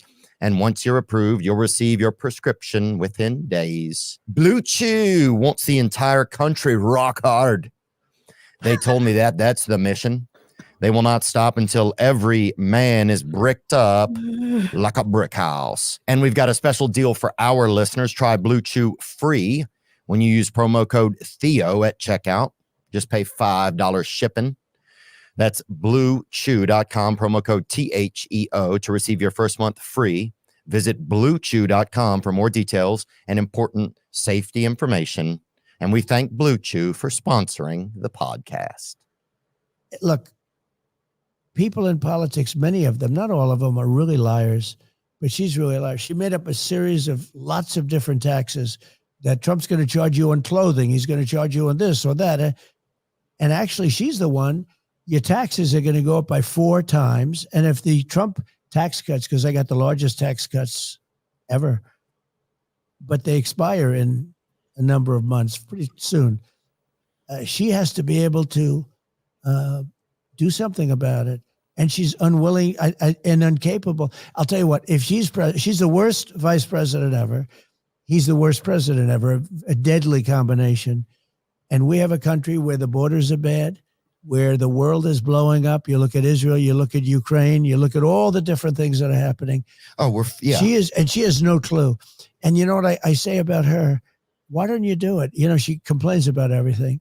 She's been there for 3.5 years. Why don't you do it? All you have to do is say, why don't you do it? Why didn't you fix it? You could fix it right now. Don't, do whatever you're doing. Yeah. And she won't talk to you, and she won't talk to anybody. She won't be interviewed. She's welcome to come on. I would love to get to talk to her. I'm sure she'd be very exciting. Actually, you could make her exciting. Probably. You think? Yeah, I think so. Somebody said she's a good roller skater. That's what I heard, which is crazy. That's about it. I mean, look, we're gonna wrap it up soon. Okay, Yeah, is that what you're saying? Okay, done. Sorry. Speaking of Kamala and speaking of the border, we had 2 Border Patrol agents that came on in the past 2 years, right? Because we wanted to learn about it from people that are there on the ground. And one of the things that we found out was a lot of times they keep arresting the same people because the people that are coming in illegally aren't being prosecuted. That's one of the biggest problems they were saying. What can we do differently to make things safe at the border? It's the fact that a father can't sleep at night because he doesn't know who's going through his yard or going through it. It's just not fair. It's not what you sign up for when you're an American. What are you going to do differently? So the borders, I did it.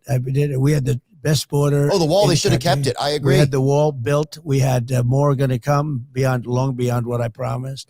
I built hundreds of miles of wall, and it worked. Walls work. Walls and wheels. I say it all the time. 2 things, they never get obsolete. Wheels and walls. Well, they also supplied infrastructure. Like, people don't understand, the wall also was a place where Border Patrol agents could go to get water, to get food, to rest. It provided like a shelter out there as well. It worked. They're in the middle of nowhere. They said it worked. The two that I've spoken to said it worked. And I was going to do 200 miles of wall. We had it built, and to the specifications of the Border Patrol. We were going to put it up. And it would take 3 weeks to put it up. That's an additional 200 miles to fill up certain areas that, when you make the wall, then all of a sudden they start coming through other areas. We had it wired, and they wouldn't do it. They wouldn't put it up. And I realized they wanted open borders. Kamala wants open borders. She's going to have open borders. We'll have 50, 60 million people because of them. Sick. We have over 20 million people, in my opinion, right now that came into our country. Many come from prisons, jails, mental institutions, many terrorists. Do you know that other countries now, their crime rate is way down because they're sending all their criminals to us? It's a party. They're sending all of their criminals to us. And who would take this? Why is this a good thing? It's a horrible. She should be ashamed. And, she was the border czar, too. He put her in charge. She was the worst borders are in the history of the world. She's a roller skater. That's what somebody told me the other day. She's terrible. But what are you going to do? What's going to happen with the border when you're back? We're going to seal the border, and I had it very well sealed. We had the most successful border in the history of our country. We're going to seal the border. We're going to finish up certain areas of the wall because they didn't do it. And we're going to have an unbelievable border. And we're going to spend a lot of time getting the criminals out. Look, we have murderers in our country now. I don't think people should be allowed to be in our country if they're criminals. Well, then you're going to be very unhappy to know that we have a lot of people, hundreds of thousands of murderers. We have people, drug dealers talking about drugs.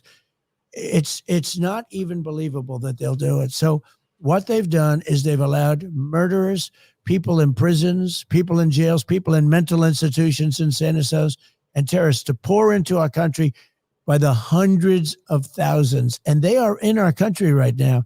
And the country that brought them out said, if you ever come back, we're giving you the death penalty or we're going to kill you. Well, in Brooklyn alone, there's a huge building that is housing just Haitian people.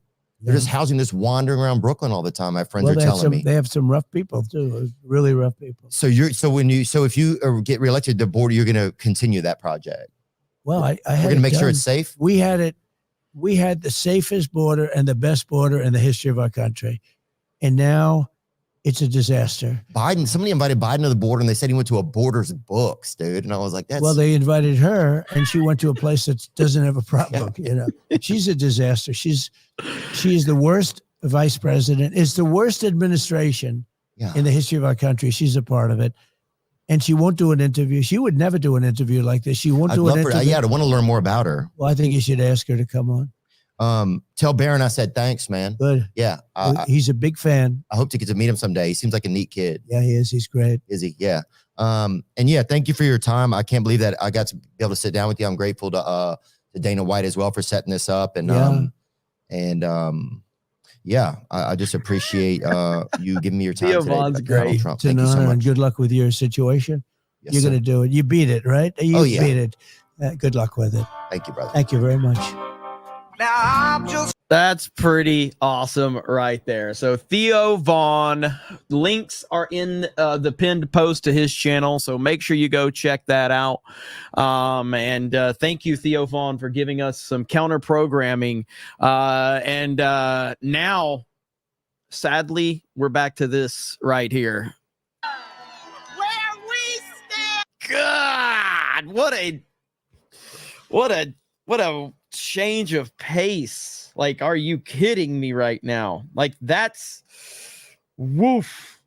tough right there. That is tough. That is a big drop off. Okay. It's a huge drop off, but hey, Michelle, Big Mike Obama heading to the arena.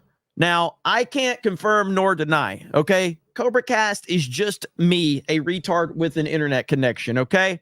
But rumor has it, just a rumor, can't confirm nor deny, we could be seeing a big-time matchup tonight. Big Mike versus Brock Lesnar. I'm just saying, Vince McMahon, I hear Vince McMahon is heading to the DNC. They're setting up the Hell in the Cell, and it's going to be Big Mike versus Brock Lesnar. My client, Brock Lesnar. And Jim Cornette is going to be in the other corner with Big Mike, okay? Would that not be the greatest thing? DNC, you want to have a pop culture moment? I want to see Big Mike with Jim Cornette in one corner, okay? And I need to see Brock Lesnar with Paul Heyman in another, all right? That's what we need. But yes, back to Theo Von's interview really quick. 100%. One of the best interviews I've seen with President Trump. He didn't ask him about any of the normal stuff that people ask him. It was definitely a different perspective on President Trump, and I got to give him nothing but credit for that. Absolutely fantastic. So good. All right. So you guys holding up okay? We got a long night ahead of us still. Okay. We got a long night ahead of us. No doubt about it. We've got, let's see, let me catch up on some super chats. We've got MAGA Megatron. It says, Jesus, the Democrats are so insane that even RFK is considering joining Trump. That is how bad they are. Nice profile picture, by the way. OG Megatron. Let's see. L Wing's Secret Garden for 10 says, you know they are lying about Project 2025 when they tell you to read it. We know Dems don't believe in reading documents. 1,000%. 1,000%. John Underwood, far more interesting than the DNC. Thank you, Stone Cold John Underwood. Appreciate that, brother. Hope you're doing well. And Love Dogs member message says, drinking game, take a shot every time an actual Harris policy is mentioned. We will all be stone cold sober. That's very accurate. Very accurate. Okay. Krista, how you holding up? You good, Krista? You doing okay? Yeah. Where was that one you just read? A member? I don't even see it. Oh, that was from Love Dogs. That was from earlier. It was from earlier. Okay. So Okay. Thank you. I'm sorry. Are you good though on the sheet? Yeah, I'm Is fine. everything Thank good? you. All right. Hail Krista. All right. So again, Tuesday night's main event is still going on as well. And I need to get a refill. Okay. And I need to pee. So what do you guys want? You want the Be Right Back screen or do you want the DNC going? Which one do you want? You want the Be Right Back or do you want the DNC going? Your call, chat. BRB or DNC? That's the choice right there. The BRB or the DNC? BRB. A lot of people say BRB. Okay. We're going to go to the Be Right Back screen. All right. I'm not going to put you through the torture of the DNC. Give me just a minute and I'll be right back.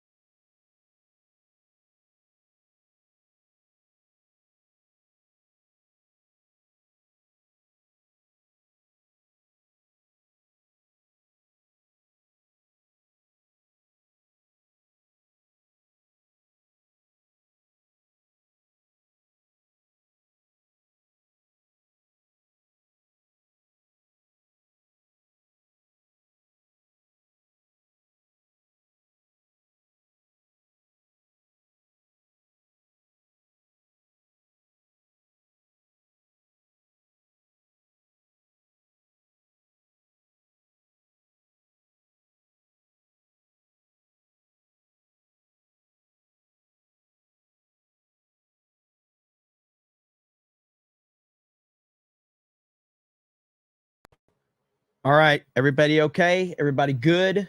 Hopefully everything is okay. Unfortunately, we're bringing that back. So hopefully chat was take over as usual. Let's see. How long is this? So I don't know exactly. Let me look at the list of speakers to see when we are going. When are we going to get the rest of these clowns out there? Let's see here. All right. I don't want to even play the audio to this. I can just see. Hang on. Yeah, we got that. Okay. Oh, so I see like Breaking 911 tweeted out, wow, former Trump White House press secretary Stephanie Grisham claims Donald Trump referred to his supporters as basement dwellers and says Melania advocated for violence on January 6th. That's a misrepresentation of it. That's 100% misrepresentation. Good Lord. Let's hear what this crap's going on, though.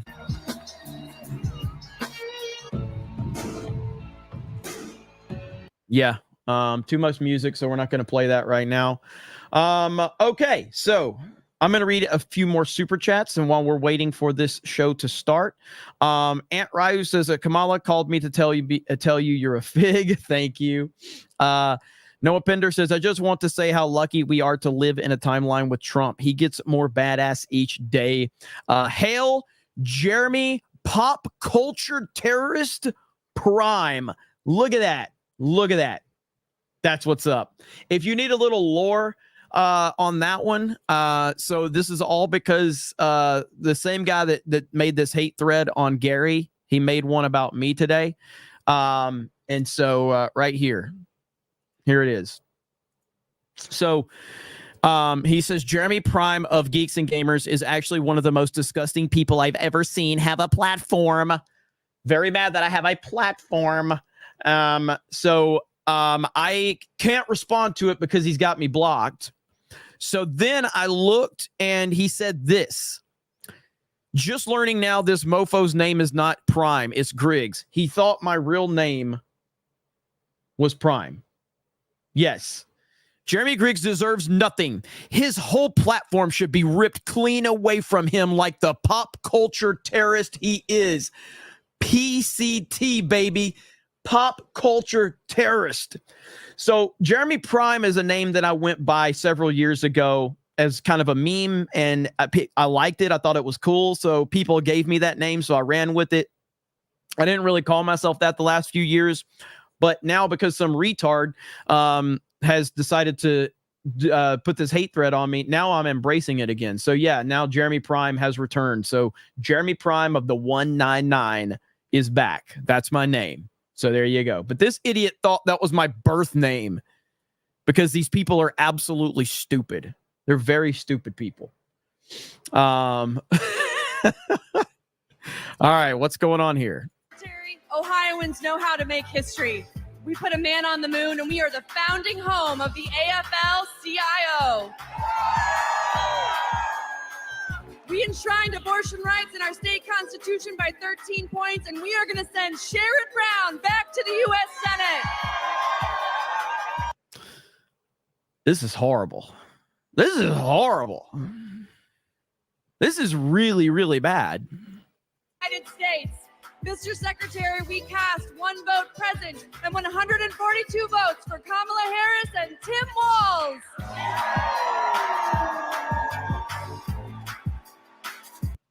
Good Lord. Crazy eyes indeed.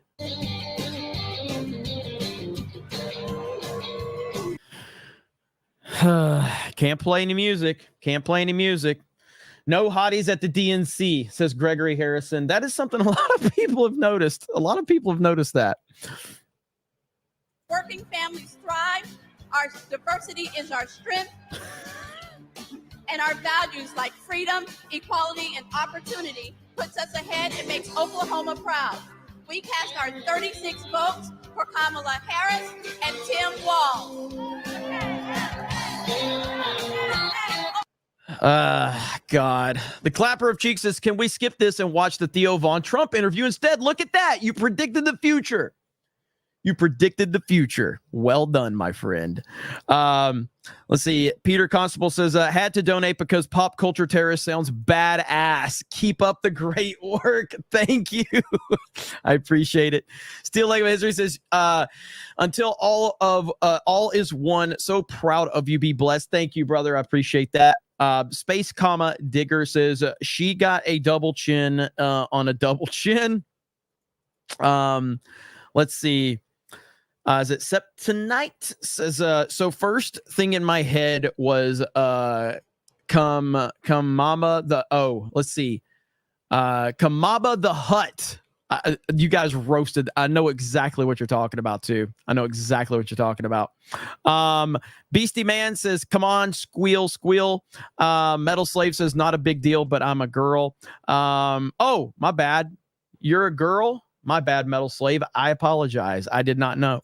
I have like a 95% male audience here, so not used to a lot of women around these parts. Actually, I think there's a more of a women audience here than Geeks and Gamers, actually, which is really weird. I think so. TJ Law says Trump did Theo Von's podcast episode just dropped. Where you going? We reacted to it. Warbear says Jeremy Prime does look like Osama bin Laden. What the hell is this?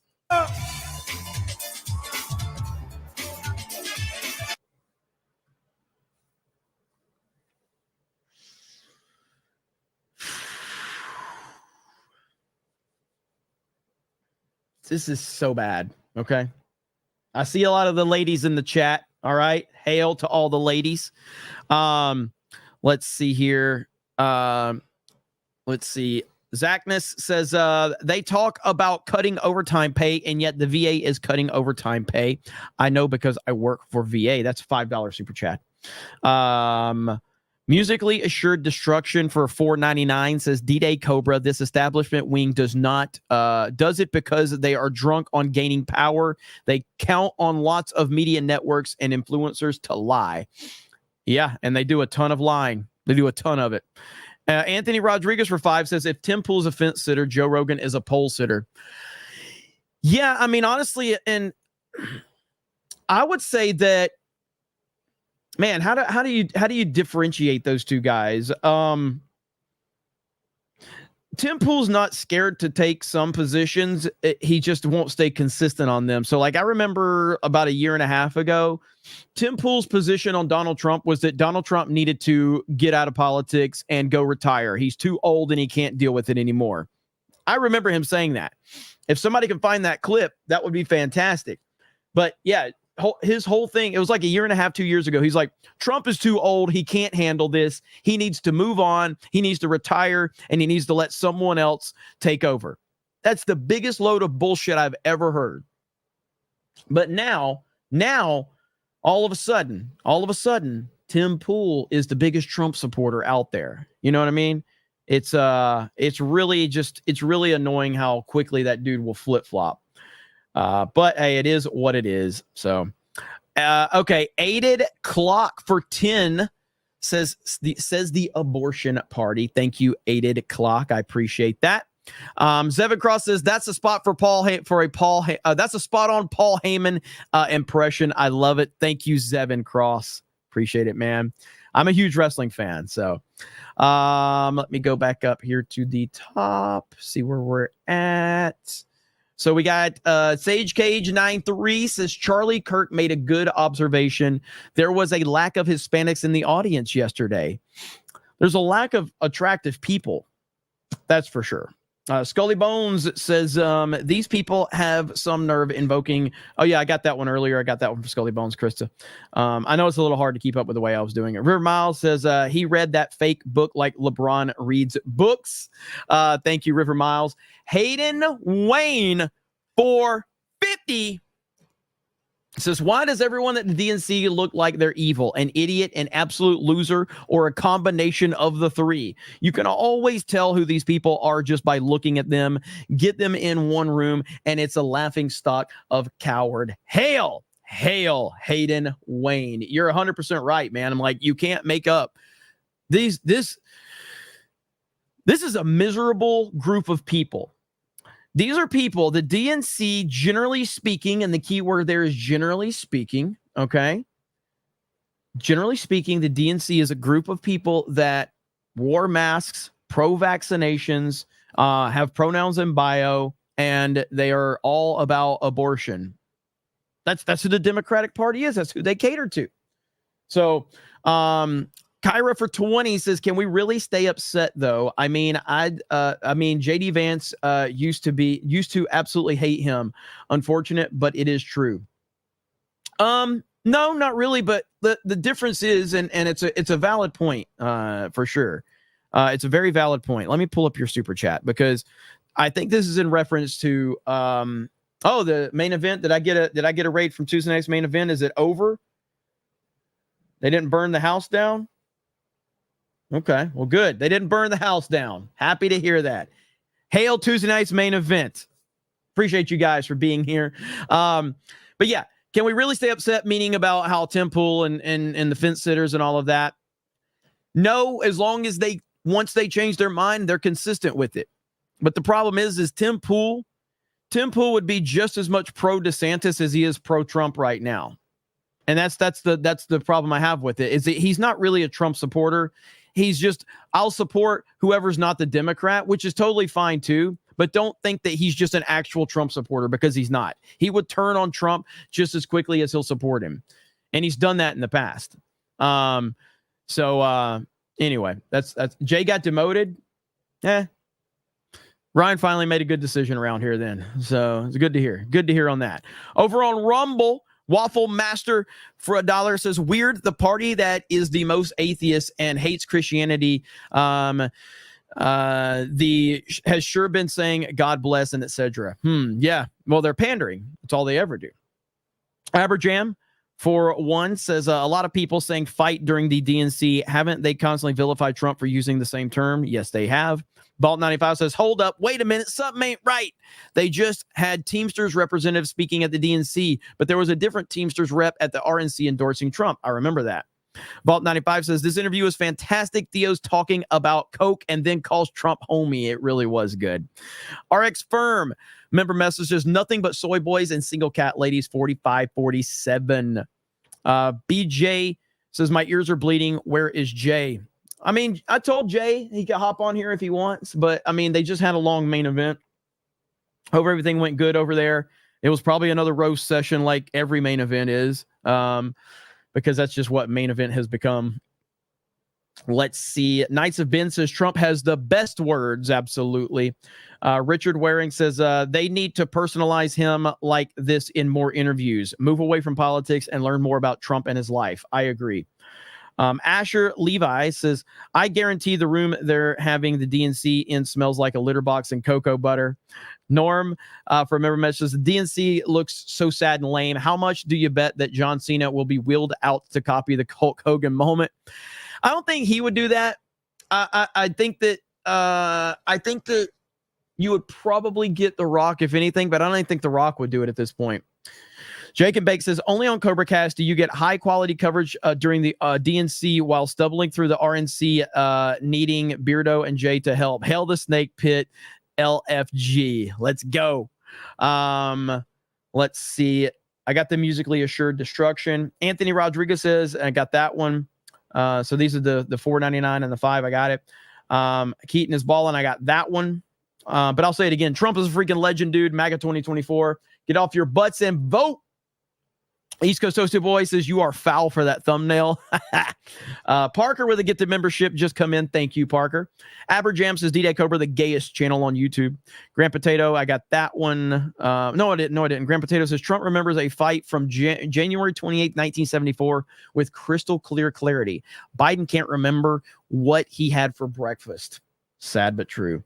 Zenny Biscuit says, this feels like two dudes chilling. It's nice. Gerald Armstrong says, Trump is giving Theo Von an intervention. Grand Potato says, what is Jeremy doing? He's beginning to believe. Maximus BT says, pause more often now on purpose. Maximus BT says, where are my breeds at? Grand Potato says, here you go, Jeremy. Get yourself some Blue Chew and Beardo. Heard he needs some as well. ABF Prime for $2. Kevin Cron says, this interview is why Trump is the GOAT. Thank you for having CobraCast and forcing gay Ryan to host Tuesday night's main event. You are welcome. Maximus BT says, lots of uggos at the DNC. Copperhead says, keep watching Know Your Enemy. I agree with Jay for 2 says, I agree with Jay. Andrew for 5 says, last night Hillary Clinton said Kamala is about 10 children and families. Is about children and families when they held about 10 free abortions. Hypocrisy. Yep. Kira says, we already missed out. The Undertaker was supposed to show up last night. What? Really? There's no way. Was the Undertaker supposed to be at the DNC? Like, are you like for real? Or is there a joke I'm missing? Phantasm vs. Knox says Leslie Headland nuked her Twitter account. Wonder why? Did she? I didn't even know she had one. There ain't no way the Undertaker was supposed to show up to the DNC. There's no way. There might be a joke in there, but there's no way. I don't see the Undertaker doing that. Invite Jay. Jay has an open invitation. Jay has an open invitation. I don't think he'll show up though. He's probably tired. Let's see here. Letting women suffer and even die.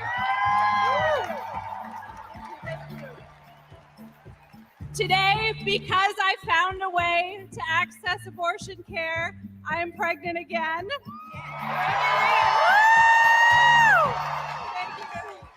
Every time I unmute, they're talking about abortion. That's all they talk about. They've only talked about Trump and abortion. That's this entire DNC. Holy fucking evil, man. Holy shit. And as the nation's biggest battleground state with 40 electoral votes on behalf of 30 million Americans, Texas cast 3 votes for president and 263 votes for freedom for the future, for the first woman to serve as the next president of the United States, Kamala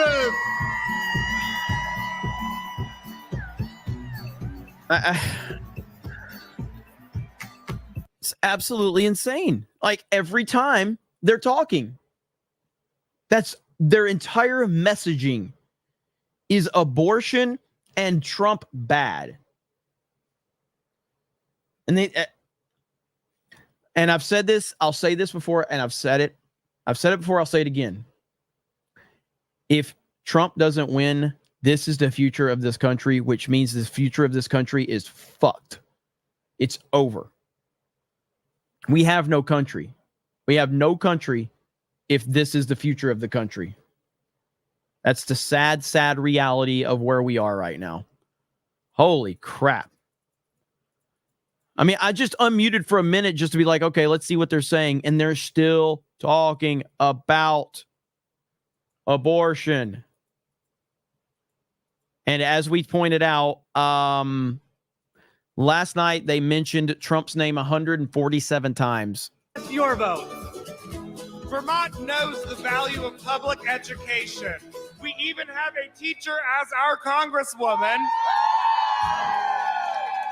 And in 1777, we were the first state to place public education in our Constitution. As someone with significant learning disabilities, I know the value of investing in every single child.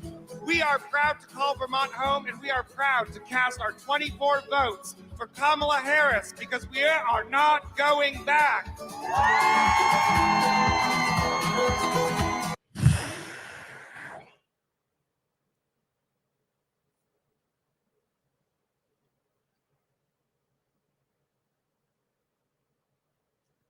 Good Lord, this is horrible. Look at this. Look at this guy. We are proud to call the Virgin Islands of the United States our home, a place of resistance and freedom, home of Alexander Hamilton, the first slave rebellion in the Western Hemisphere, the fire-burned queens. We are proud to celebrate a nominee of Caribbean heritage.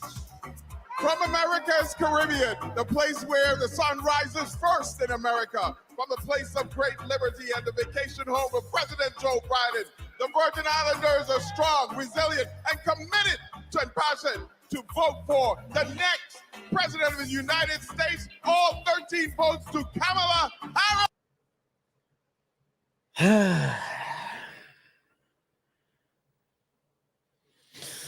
Challenging watch, eh? Yeah, kinda. It's you know, thank goodness for super chats to eases the pain. Okay.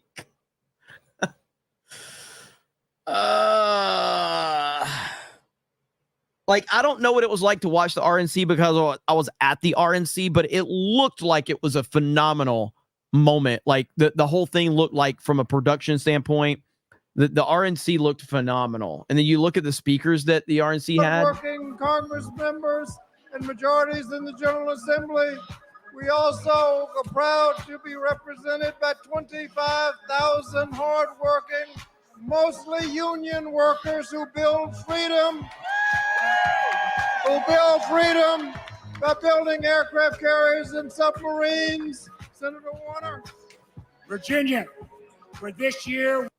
Over on Rumble, Mike for 5 says you should make a Geeks and Gamers for Trump shirt. Yeah, I can't. I mean, I don't tie Geeks and Gamers to any political candidate or any political terms or anything like that. Actually, I keep Geeks and Gamers, the brand, separate from any political opinions, outside of like having our own opinions. But I'm not going to like put like a Trump shirt with like a Geeks and Gamers logo per se, to make that messaging, because I feel like that's how the world should be, where companies, individuals that are part of the company can have whatever opinion they want, but I don't think the company itself should align itself to any, political company, regardless. Obviously, I love Trump, but I wouldn't make G&G support him per se.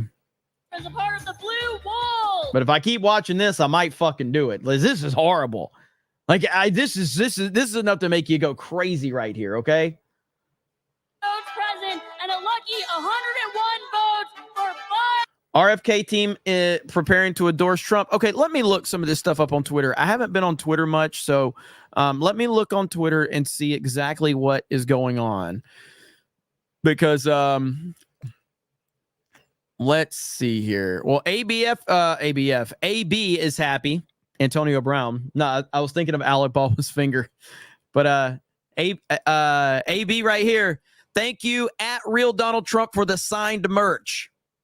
N-word of the century. It's what he called Trump. Oh, man. Good stuff right there. Good stuff. All right. Let's see.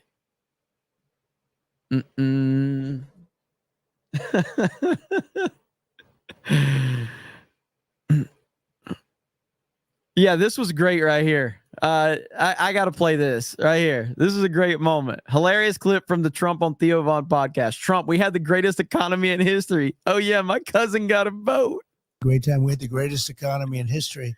When I was president, we had my cousin got a boat. Numbers. Yeah, we had the best job numbers. African. That's fantastic, dude. Oh, yeah, my cousin got a boat. Great time. We had the greatest economy in history. When I was president, we had my cousin got a boat. Numbers. Yeah, we had the best job numbers. African American, Hispanic American. If you look, Asian American job numbers, women, men, everybody. We did a lot of good things. We cut taxes more than anybody else, including Ronald Reagan. We cut regulations, which created jobs. We had a great period of time, and I think the people want it back. Yeah, my cousin got a boat. But instead, this is what we're dealing with here. Apparently. What was that all about?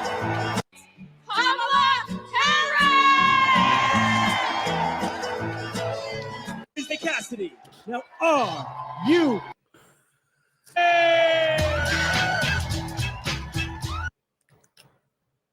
This is so hard to watch, man. This is so hard to watch. Cast your vote. Nobody here is cool.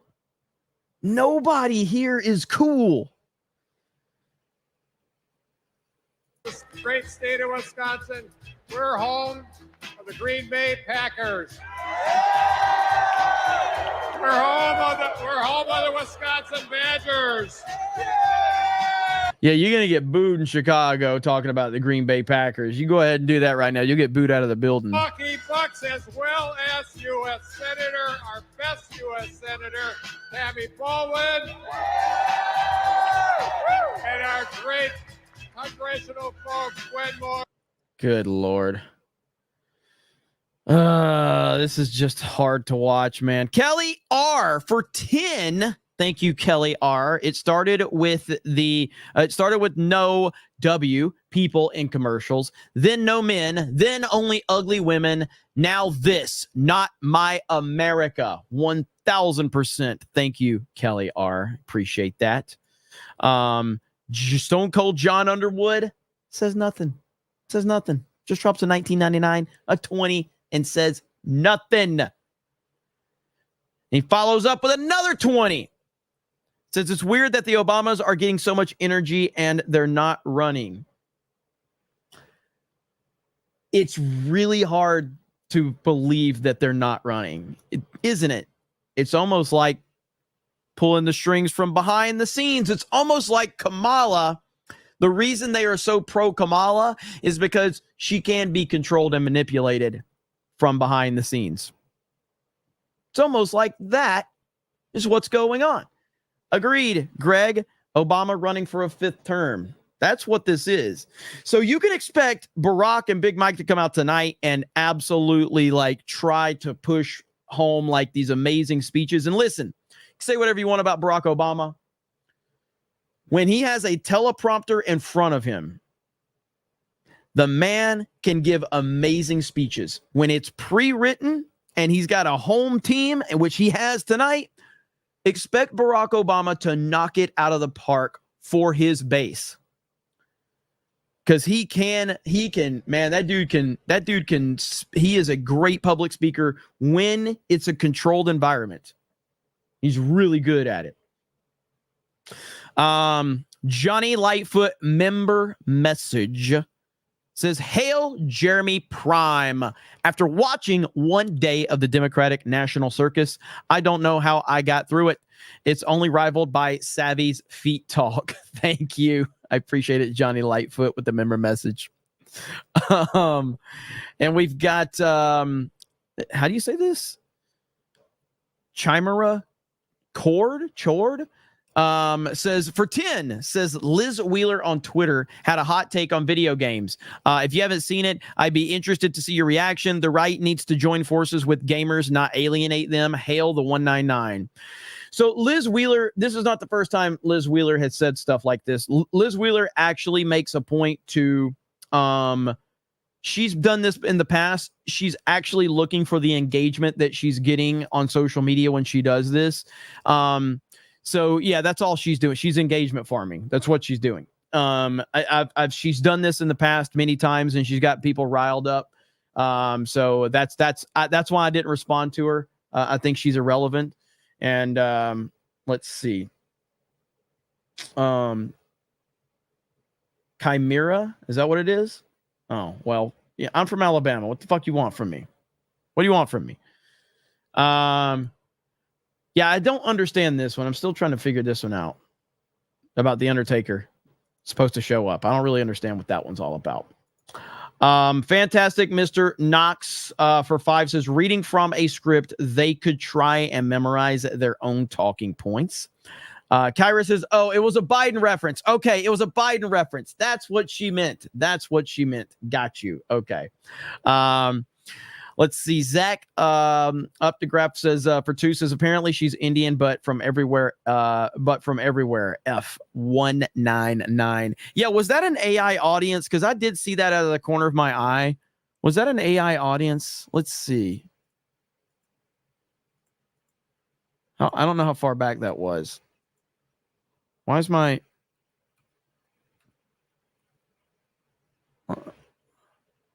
Come on. I swear I saw like yeah, that looks like an AI audience right there. 2 years in the National Football League taught me a lot about leadership. A good leader cannot be selfish. That's weird. That's weird. It's weird. It's weird. Mostly AI audience. Mostly AI. Does anybody have any time? Has anybody seen exactly when we can expect Big Mike? Because Big Mike will speak first, and then Little Barry will be out next.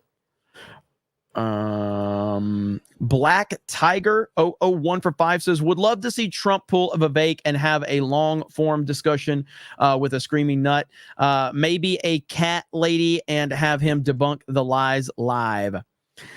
Yeah, I mean, that would be cool. I don't know if he's actually going to give that much time to it, but you know, it is what it is. Let's see. Tuman for 2 says it's fake and forced. No one actually likes her. That is true. Sherry Stephanie says Wisconsin is for Trump. Thank you. New sub here. Oh, new sub. Well, thank you. Hey, let's get what if we get Wisconsin, Pennsylvania, it's over. It's over. It's over. Bird Up says playing Insane in the Brain as a background music during the DNC checks out. Yeah. I want to look up. I want to see exactly what time we are expecting the Obamas to come out here. Hayden Wayne with 20 gifted memberships. Let's freaking go. Gifties are flying. You better get in here, people. We got gifties flying tonight. All right. DNC schedule. Let me see if I can find it. DNC speaking schedule. Let's see. Latest. Twitter's search function isn't terrible, but okay. So right now, it's not giving me times. I need times. Obama headlines the speakers for tonight. So do we have a time? Read more story. Oh, this is a garbage Washington Examiner. You have a bad website. Can we pull up the Quartering's tweet really quick? Yeah. So right here it says Obama is set to speak at 11 p.m. Eastern. So about 2 hours from now is when Obama is set to speak. Oh my God. Yeah, so please. supposedly Matt Walsh is there undercover. Oh no! Are you kidding me? What?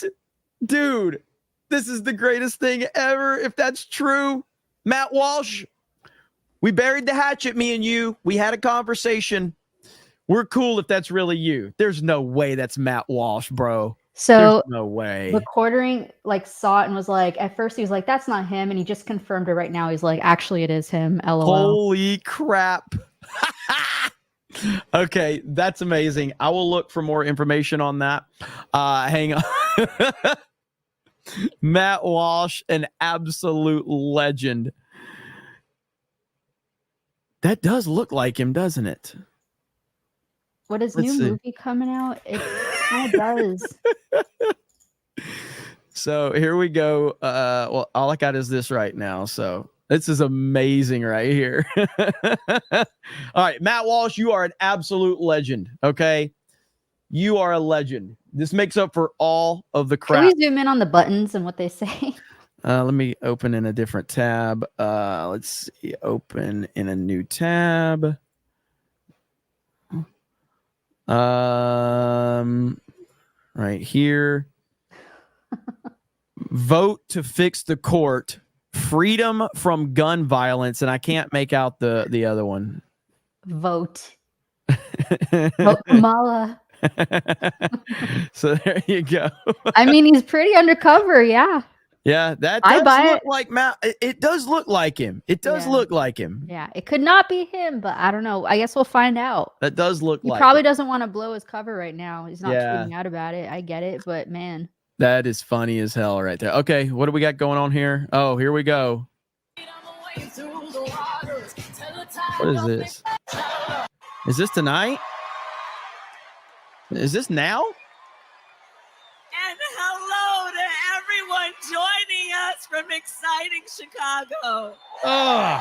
The delegates at the Democratic National Convention, well, they just completed their roll call. And they have nominated Coach Walz and me to be the next Vice President and President of the United States of America.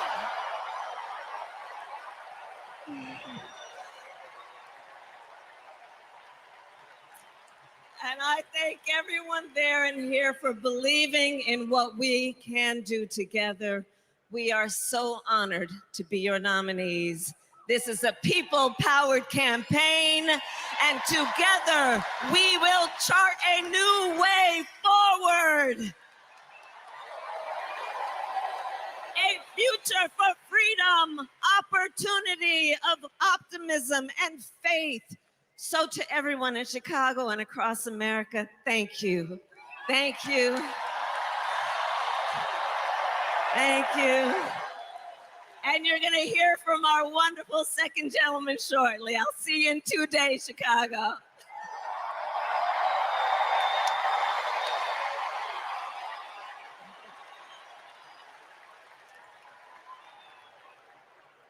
Please welcome TV personality, loud and proud Latina, Ana Navarro. Oh, no. Ah. Oh, it's going to be an anti-Trump meltdown right here. Buenas noches, Chicago. So tell me, are you excited? Wow, what energy, what a moment. I have to tell you, I will never stop being the little refugee girl who came to this country at the age of 8. Thank you for inviting me to be here. Welcome to the second night of the Democratic National Convention. Let me tell you about the Kamala Harris I know. She is legitimately a joyful, optimistic leader. She cares about policy, yes, but she also cares about people and how that policy affects real people, not just the members of Mar-a-Lago. And you know what else? Kamala Harris, she likes dogs. And my dog, Cha-Cha, likes her. Dogs are good judges of character. So are cats. We cannot elect a president who does not like dogs or hangs around with people who shoot them. Now, let's be serious. Donald Trump and his minions call Kamala a communist. I know communism. I fled communism from Nicaragua when I was 8 years old. I don't take it lightly. And let me tell you what communist dictators do. And it's never just for one day. They attack the free press. They call them the enemy of the people, like Ortega does in Nicaragua. They put their unqualified relatives in cushy government jobs so they can get rich of their positions, like the Castros do in Cuba. And they refuse to accept legitimate elections when they lose and call for violence to stay in power, like Maduro is doing right now in Venezuela. Now, you tell me something. Do any of those things sound familiar? Is there anybody running for president who reminds you of that? And I know one thing, it's not Kamala Harris. That is not the America we love. It's not the land of freedom we treasure. Last night, we heard President Biden say that he loves his job, but he loves his country more. Every American needs to love our country more. Every American has the duty to put our country first. Country first before party. Country first before political ambition. Country first before habit. And in this election, putting country first means one thing and one thing only: voting for Kamala Harris. And that is what this night is about. That is what we're going to talk about tonight. So you know what? Let's get it started. Let's get this fiesta.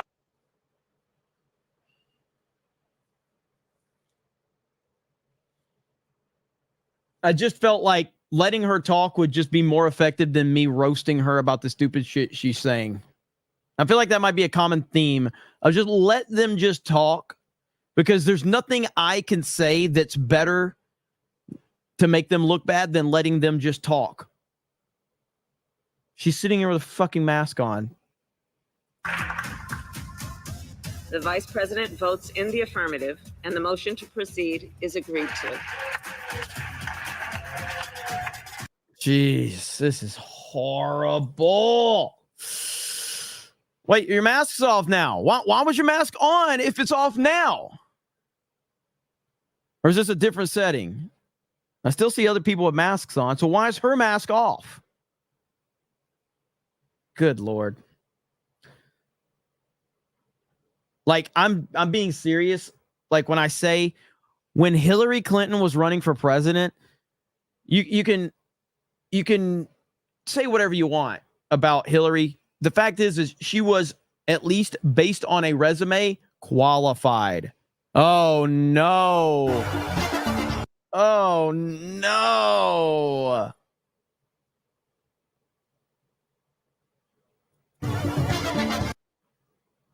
Everybody, wasn't that a great roll call? Now just let me hear you if you're ready for President Kamala Harris.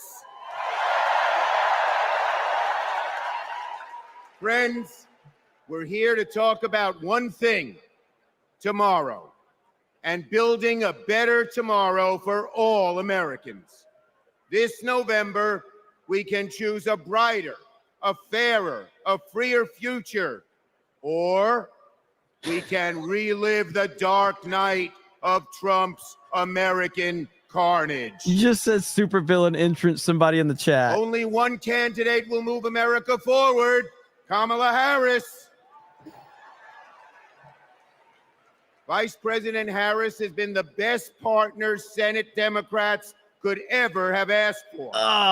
Under her and President Biden's leadership, Senate Democrats lowered prescription drug prices. Dark Knight does sound and cool. created It's one of the greatest movies ever made. of good-paying American jobs.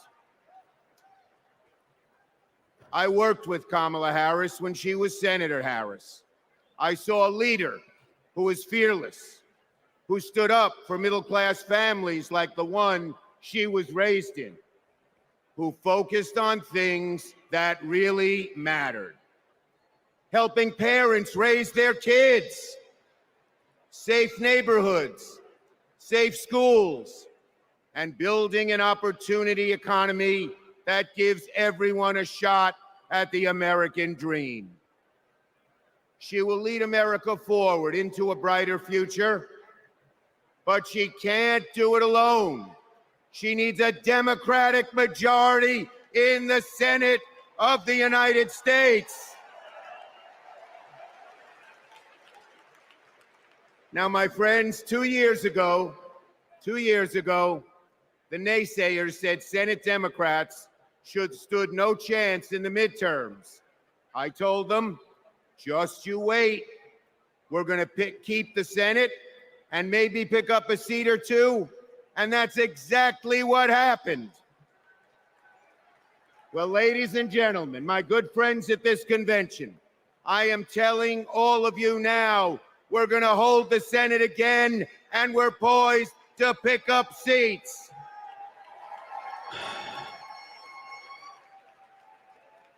A Democratic majority to create good-paying jobs and lower costs, to defend a woman's right to choose, to deliver for communities back home.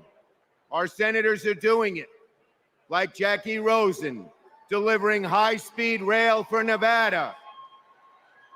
John Tester, bringing high-tech jobs to Montana. And Bobby Casey and Sherrod Brown and Tammy Baldwin and Martin Heinrich fixing bridges in Pennsylvania and Ohio and Wisconsin and New Mexico. We also have amazing candidates: Ruben Gallego, Angela Alsobrooks, Andy Kim, Alyssa Slotkin, Lisa Blunt, Rochester, Colin Allred, Debbie Mucarsel-Powell. Oh my gosh, this is folks, so listen to boring. this. More than half of our candidates are candidates of color. Oh no. We're making the Senate look like America.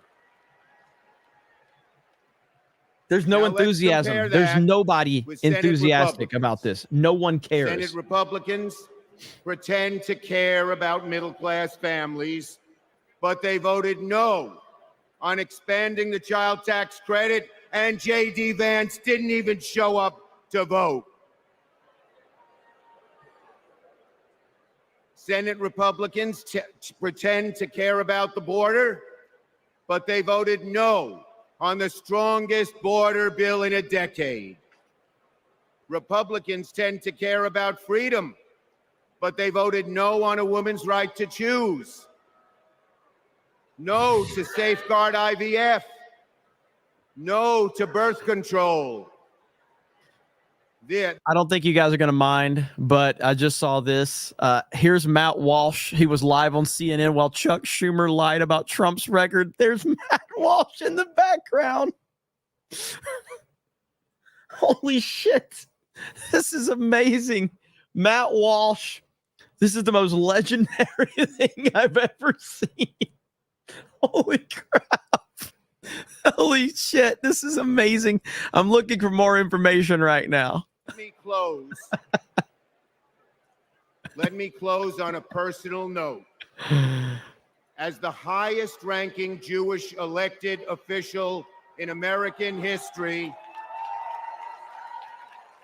I want my grandkids and all grandkids to never, never face discrimination because of who they are. But Donald Trump, this is a guy who peddles anti-Semitic stereotypes. He even invited a white supremacist to Mar-a-Lago. And unfortunately, his prejudice goes in all directions. He fuels Islamophobia and issued a Muslim ban as president. Tonight, folks, I am wearing this blue square to stand up to anti-Semitism, to stand up to all hate. Our children, our grandchildren, no matter their race, no matter their creed, their gender or family, deserve better than Donald Trump's American carnage. So, are you ready to make sure Donald Trump never, ever gets near the White House again? So let's elect Kamala Harris, Tim Walz, and a Democratic majority in the Senate and keep the torch of freedom burning bright for generations. There is no enthusiasm. Chuck Schumer is trying so hard to be popular and cool, and nobody gives a fuck about him. Nobody cares about him. Together, we will build. Nobody cares about Chuck Schumer. Nobody. It's so funny, man. Holy crap. All right, so here I've got the clip. I think I've got the clip right here. Let's see. The more they see her, the more they're going to like her. I saw what she did in the Senate. We served together for 4 years. She cared about families. She could work with all kinds of people, and she was effective in getting things done. One of the things she pushed, which we succeeded in, was $35 insulin. Holy crap, dude. This is the coolest thing ever. For our senior citizens. Now we're going to get it for everyone. Security moved him. Security moved him. One of the things she pushed, which we succeeded in, was $35 insulin for our senior citizens. Now we're going to get it for everybody. What's your response when Trump takes credit of that? Trump takes credit for so many things he doesn't do and gets the blame for a lot of things he does do. He's lost his bearings, as we can see day by day. Holy crap, that's amazing. I am blown away. Massive respect for Matt Walsh. Massive respect. Holy shit. Oh man, that is great.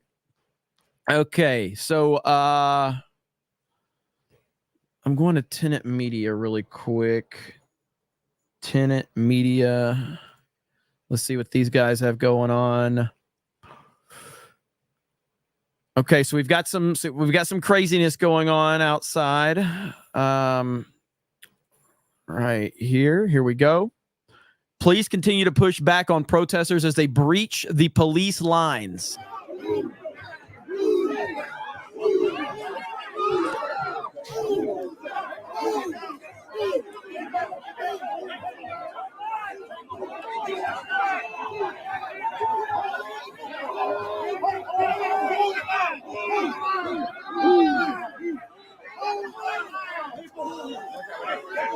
Oh!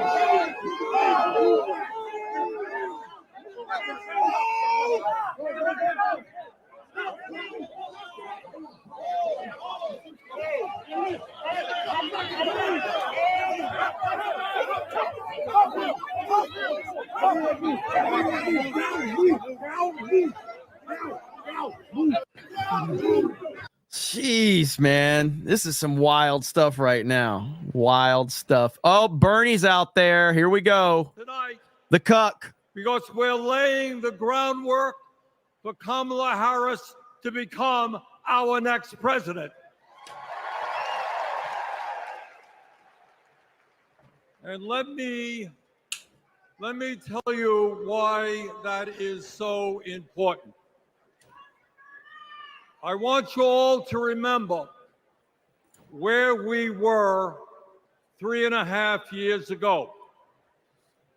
We were in the midst of the worst public health crisis in 100 years and the worst economic downturn since the Great Depression.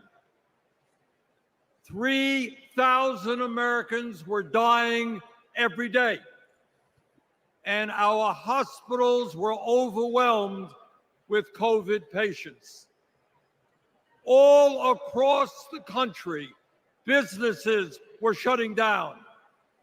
Unemployment was soaring. Workers were losing their health insurance. Schools were closing. State and city budgets were running out of money. People were being evicted from their homes. Children in America were going hungry. That was the reality the Biden-Harris administration faced as they entered the Oval Office. A nation suffering, a nation frightened, and people looking to their government for support. And within 2 months of taking office, our government did respond.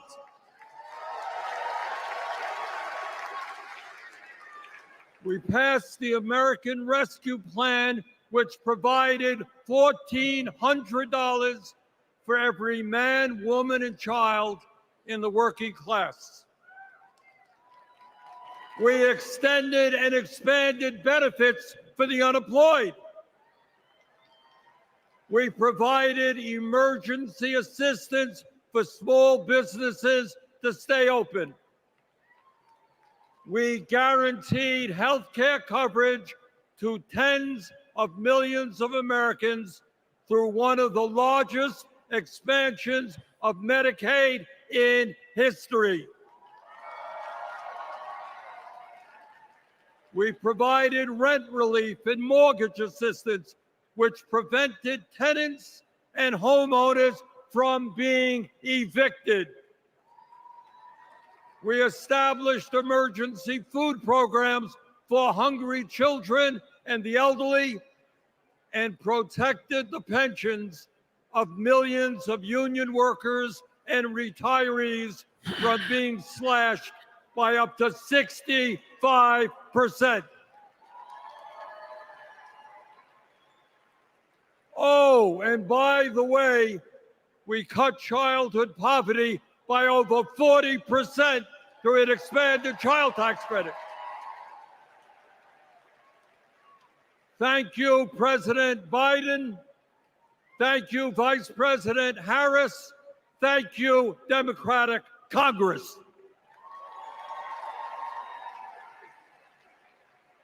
Now, I say all of this not to relive that difficult moment, but to make one simple point. When the political will is there, government can effectively deliver for the people of our country. And now we need to summon that will again, because too many of our fellow Americans are struggling every day to just get by, to put food on the table, to pay the rent, and to get the health care they need. Brothers and sisters, bottom line, we need an economy that works for all of us, not just the billionaire class.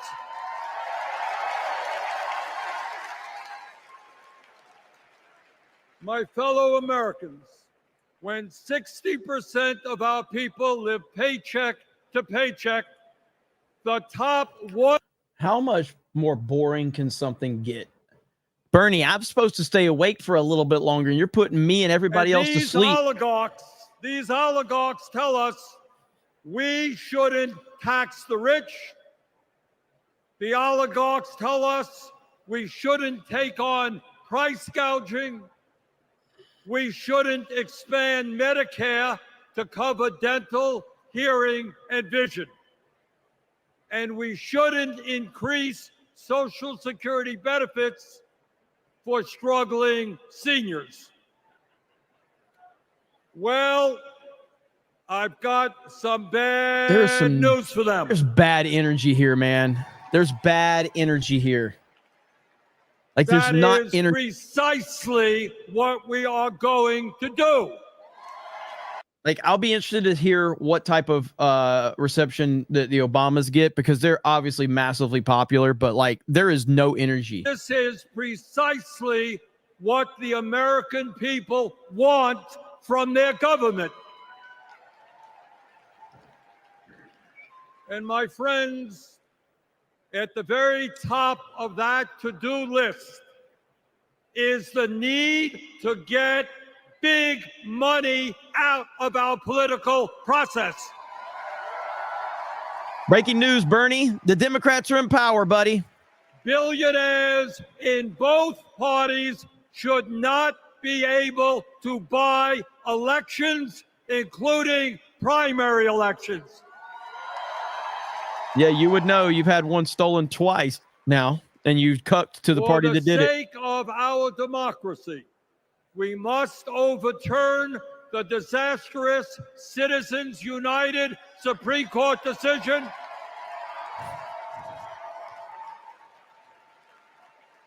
and move toward public funding of elections. And let me tell you what else we must do. We need to join the rest of the industrialized world and guarantee health care to all people as a human right, not a privilege. We need to raise the minimum wage to a living wage. We need to pass the PRO Act so that workers can organize in unions and gain the decent pay and benefits they deserve. We need to strengthen public education, raise teachers' salaries, and make sure that every American, regardless of income, receives the higher education he or she needs. Is Bernie making like his case right now? Because it seems like that's all he's doing. Why aren't you talking about Kamala and one of all of her policies and her accomplishments? And cut our prescription drug costs in half so that we no longer pay any more than other countries. Joe and Kamala made sure that no senior in America pays over $35 a month for insulin. We need to make sure that reality is true for every American. I look forward to working with Kamala and Tim to pass this agenda. And let us be very clear. This is not a radical agenda. But let me tell you what a radical agenda is. And that is Trump's Project 2025. At a time of massive income and wealth inequality, giving more tax breaks to billionaires is radical. Putting forth budgets to cut Social Security, Medicare, and Medicaid is radical. Letting polluters destroy our planet is radical. And my friends, we won't let that happen.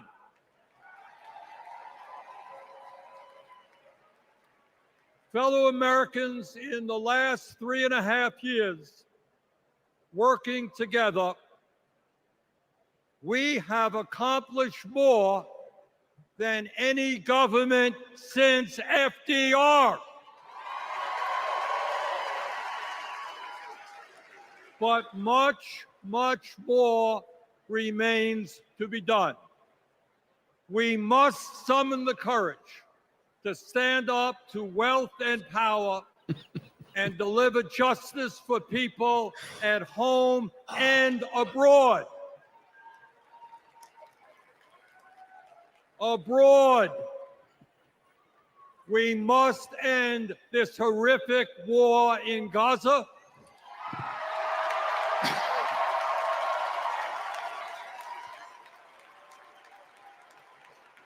Bring home the hostages and demand an immediate ceasefire.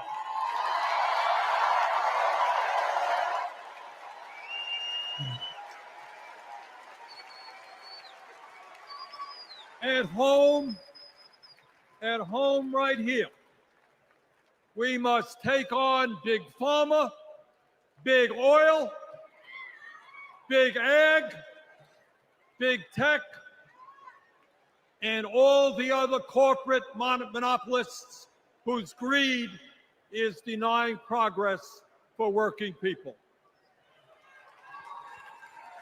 On November 5th, let us elect Kamala Harris as our president, and let us go forward to create the nation we know we can become. Thank you all very much.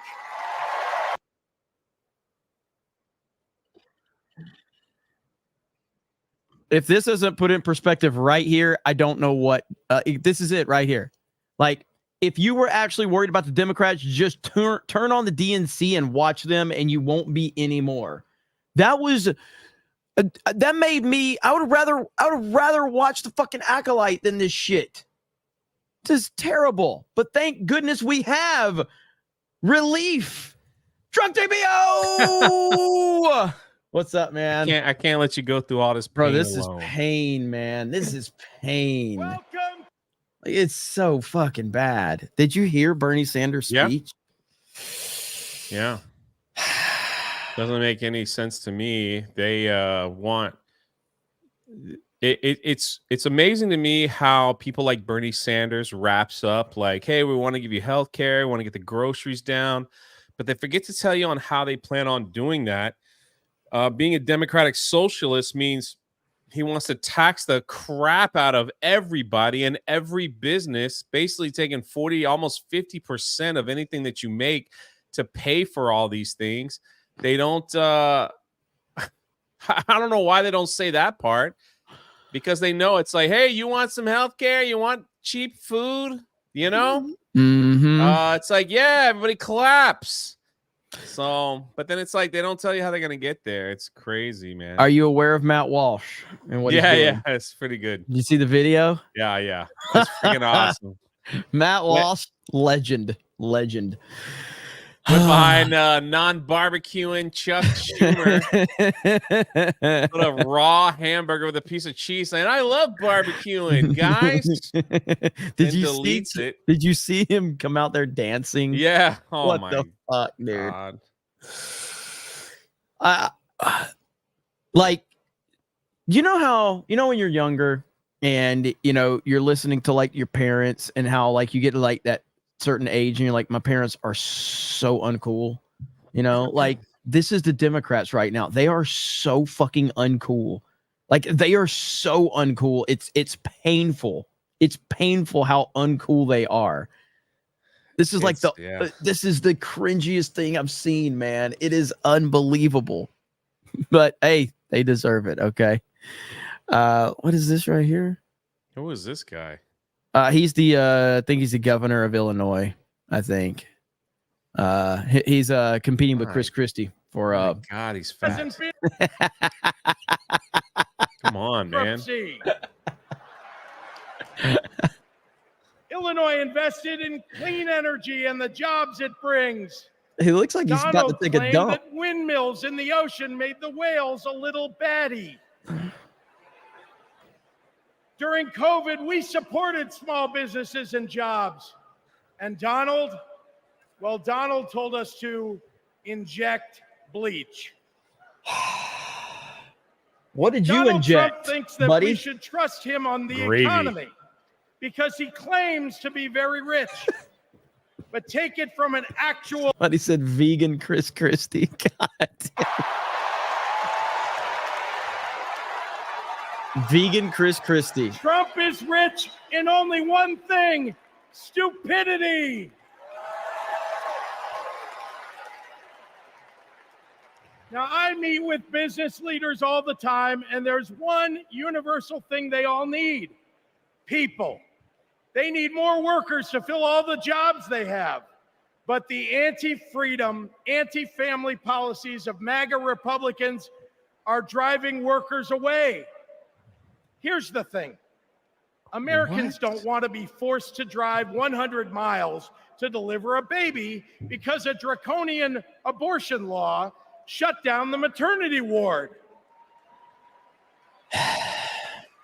Americans want the hope of giving birth through IVF, not the fear that it might be taken away. Americans with LGBTQ kids don't want them facing discrimination at school because the state sanctioned it. Americans want to go to their neighborhood grocery store and not have to worry about some random guy open carrying an AR-15. Oh, here he comes. Take your guns, gay kids, and everything else. Oh, I knew. I was like, where is he going with this? Don't want. How's things going in Chicago every weekend there, buddy? Crap, 100%. Yeah, why don't you walk the streets there, buddy? You could use a couple, laps, around a couple buildings. As a DEI hire for the sin of being successful while not white. Oh, God, everything is race, guns, and abortion. Orange Let's man be bad. clear. Yeah. It's not woke that limits economic growth. It's weird. Your And vice these guys aren't president just is weird, they're accused dangerous. of force play. Democrats are for lower taxes and higher wages, less inflation, and more business growth. We just think it's wrong to craft those policies for Elon Musk and not for everyday working people. That includes a secure retirement and good health care. We think the government should help you prosper, not police who you're sleeping with. No, we need smaller government. We need no government. Like More than anything, taxation is theft, all that stuff. We need smaller government. Not Yes. you coming Fine. around here like telling us what to do. And stealing our Twinkies. Holy crap. every time. After all, everything he's achieved in his own life has been by hurting someone else. Kamala Harris and Tim Walz, well, they've spent their lives lifting people up, not pushing them down. They know that a White House that leads with kindness looks at someone who is struggling and sees not what they might cost society, but what they might create for it. Americans want policies that give every American a chance to make it to the middle class. They want to grow small businesses, and Democrats want to cut taxes for everyday people. You're making stuff up, dude. You guys are in office right now. It's the same thing that we said yesterday. Kamala Harris and Tim Walz People want can't a afford country homes. They're where we can renting. all Renting live has with a shot through little the roof because serenity. people aren't buying The homes serenity anymore. that comes with a balanced checkbook, an affordable grocery bill, and a housing market that has room for everyone. Yeah, you And need if some there's room one there, buddy. thing I know about Donald Trump, he's not bringing anyone any kind of serenity. We have a choice, America, between the man who left our country a total mess and the woman who has spent 4 years cleaning it up. Oh my God. No policy mentioned. And I think it's time we stop expecting women to clean up messes without the authority and the title to match the job.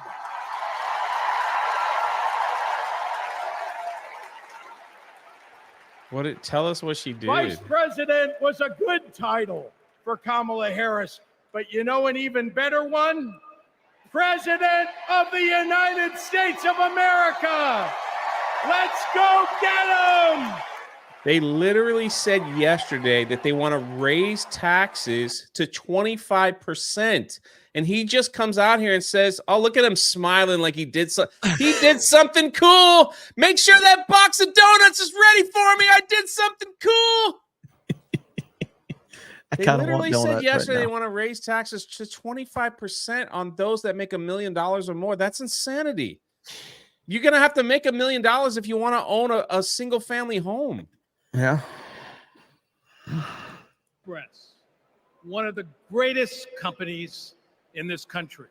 I bet this is going to be America a Donald has Trump is racist thousands speech. Of great companies, more than. All right, nobody cares about him. I got a few that I'm going to get, Krista. I'm going to hit the 20s. Let me go to the sheet so Krista doesn't yell at me. Krista likes to yell at me. Well, Bet you guys did. I made it a little easier for you. Just go down the list. Oh, okay. So let's see here. Someone says, shut up, Jay. You eat those donuts too. You're darn right. But I won't look like him when I'm done eating it. Well, let me start at the bottom so I can get JMNZZ 450. Says Biden and Kamala saved working people from Trump's policies. Also, people are struggling because of Trump, so elect Kamala to fix it. Discount Mr. Magoo and the Democrats. It is amazing how their logic, like, I hope enough people see this for what it is. I really, really do, man. It's scary that anybody actually would believe any of this stuff. But yet here we are. Here we are, man. Maybe I should just cool it this tonight. I don't know. No, man, we want you here. Paul's we want last you here. name. Sorry, Paul. Fantastic Mr. Knox for 20 says communists do what they do best. Mandate something to fight something. Tax the middle class and increase tax when corpos shut down the businesses. Overspending on infrastructure that ends up going over budget. Somehow Trump bad. Yeah, somehow Trump bad. You got that one, Krista? No. I got it. See? Fantastic Mr. Knox. Go to the top of the list and then scroll down just a bit. I'm going to hit the 20s. So let's see. We've got, do you see it? Are you confused? I got it. Got it. Okay. Let's see. We've got Crimson for a 1999. Says I ran into and spoke with a large group of pro-Palestinian protesters. The leaders are 100% police abolitionists. They blind follow them. They are radical and violent, even though they claim the focus is human rights. MAGA. Yeah, I mean, I would. They're deranged. They're absolutely deranged, and it's an NPC download, which is the scariest part of the whole thing. It's just everybody got the same cue card or email. Hayden Wayne for 20 says it's more than a difference of opinion. People who follow and support these commies don't deserve to have the privilege of living in the USA. They have it too easy and are ruining it for everyone else in the US and the world. Yeah, I mean, like there's so much privilege in this country. And the reason that you can talk about all the privileges out there, like the left out there talk about how white privilege, male privilege, rich privilege, it's because you are privileged. You are privileged to talk about that. And all they do is claim that they are victims the whole time. It's so disgusting. It is a crazy narcissistic party right now. It is just. If you go to a country that actually has like hardships and real, problems, you would not for 1 second think that you are targeted or anything in this country at all. They don't have time to think about that stupidness. Not at all. They need food. Yes. Devin Hayward says, has it ever been proven who drafted Project 2025? Why is it still a talking point? All I hear is communism from Sanders. So cringe. Hail the 199. I don't know who drafted it. I never paid attention to it because as soon as I heard about it, Trump said it wasn't his thing. So I was like, okay, well, I don't even know what it is. I know that there's some people that are very upset that Trump won't embrace it. But ultimately, all I can say is like, if you're an actual Trump supporter, why are you drafting up something that should Trump's policies? If you're like, he already has his policies. So it is what it is. So I'm not sure. I didn't do a ton of research on it. I as soon as Trump said it wasn't his, I was like, well, then there you go. I'm not worried about it. Jimmy Ray for 20 says, if they're going to focus on Project 2025 as a Trump plan, we should drag out the Communist Manifesto as Kamala's plan. See, that's the thing. Republicans don't play that same rules. We don't do that. They let Democrats get away with all that stuff. And, Republicans' biggest problem is they fight with each other. Yeah. That's the biggest problem. And they all think Republicans deal with elitism. Well, I'm smarter than you, and I'm this and that, and my way's the right way, and your way's not. While we're arguing with each other, they are unified under lies and stupidity. I mean, it's just, it's just how it is, and it's crazy. So, like, you were right a few months ago where you were like, you can't, even though no matter what the polls say, you can't let up on the gas. You can't let up. It's got to be a massive landslide to even, because if it's close, it's not going to be pretty. It's just not going to be pretty. You are correct. So, Munchie Ninja for 50 says Jay's rants are the best. Trump 2024, so that my cousin can buy a boat. So you're Theo Von. Did you see that? Theo I saw that clip. Yeah. Oh man, I reacted to the whole thing. Bought a boat. Yeah, I reacted to the whole thing. It was honestly probably one of the best interviews Trump's ever done because of Theo Von, because of like you know what they talked about? They talked about Trump, his first fight that he went to, which was Muhammad Ali, Joe Frazier, the MMA, UFC, Dana White, his family. He asked about his sons. They talked about alcoholism and drug addiction, in which Trump has never drank or smoked or done drugs, and how Theo Von has struggled with it. And then Trump asked him questions about that. And then later on, they got into a few other things, but it was a phenomenal interview. It really was. Trump is doing good work by going on all these streamers and podcasts. I really like that. Yes. You know, it's a different type of audience than like. Go ahead. What was that? No, I was just unmuting for a second to see who it was. Go ahead. Though. We don't. No, go ahead. No. I was making sure it wasn't Big Mike. We want to hear like Big Mike's going to come out to like DC.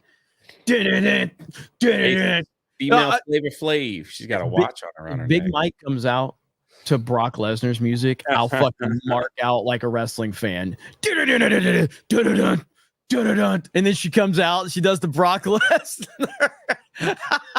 Dun, dun, dun, dun. And then you have the Brock Lesnar guy in the front row. He's wearing a Big Mike shirt. He's like, yeah. Big Mike. I need somebody with AI. I need somebody with AI to make me a Big Mike entrance with Brock Lesnar's mannerisms and music. I need to see that right now. Oh, man. Let's hear about how bad Trump is. Including the right to affordable, quality health care. No clap. What This the issue freak? is Are they speaking into an personal empty to Vice room? President It Harris, seems like it, right? whose mom passed away after a battle with colon cancer. And it's personal to me. At 2 years old, my sister was diagnosed with a tumor that was incurable and made her There's no energy, Jay. There's no Nice. energy. Looks bad. Even for Bernie Sanders, who's someone who actually carries like a level of like popular, he's very popular. You know what I mean? And even him, he was bored at like the crowd wasn't. I will be shocked if Obama doesn't bring the house down. But if he doesn't, wow. Like that just shows you the level of energy is so forced right now. Say what you want, though. I repeated this earlier in the day or earlier in the stream. Barack Obama is a rock star in the Democratic Party. He's an absolute rock star. And when he's speaking from a teleprompter, he's magic. He's unbelievable. And if he can't get this crowd going, nobody's going to get this crowd going. Maybe they all had abortions before they came in. That's very accurate. That's very accurate. How was main event tonight? Oh man, it was awesome, man. Was it just a shit show of like everybody making fun of everybody? Well, or what? Ryan hasn't been around in a minute, Yeah, so like he doesn't understand a seeing lot of all the jokes. beardo and like the gay beardo stuff was like, holy crap, like this is a lot, you know. Like, so he was reading the super chats from it. He's like, I think you need to read these. 'Cause they're all like beardo gay. And then Savvy was talking about how like she drew gay porn and liked it. It was really What? weird. Yeah. So What? her and Dan were like all. Yeah. I just talked a little bit about Star Wars, and then I was like, yeah. It's a really fucked up group of people we have on that show. It it's really something, is, man. man. And Savvy's just a freaking weirdo. So Yeah. And then she made an announcement. Someone called her. Someone's like, Savvy's a beautiful blonde bombshell. She goes, please don't call me that. I have no boobs. And Brian was like, well,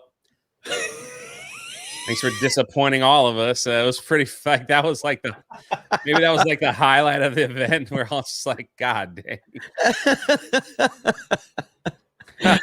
oh man. That was quite something.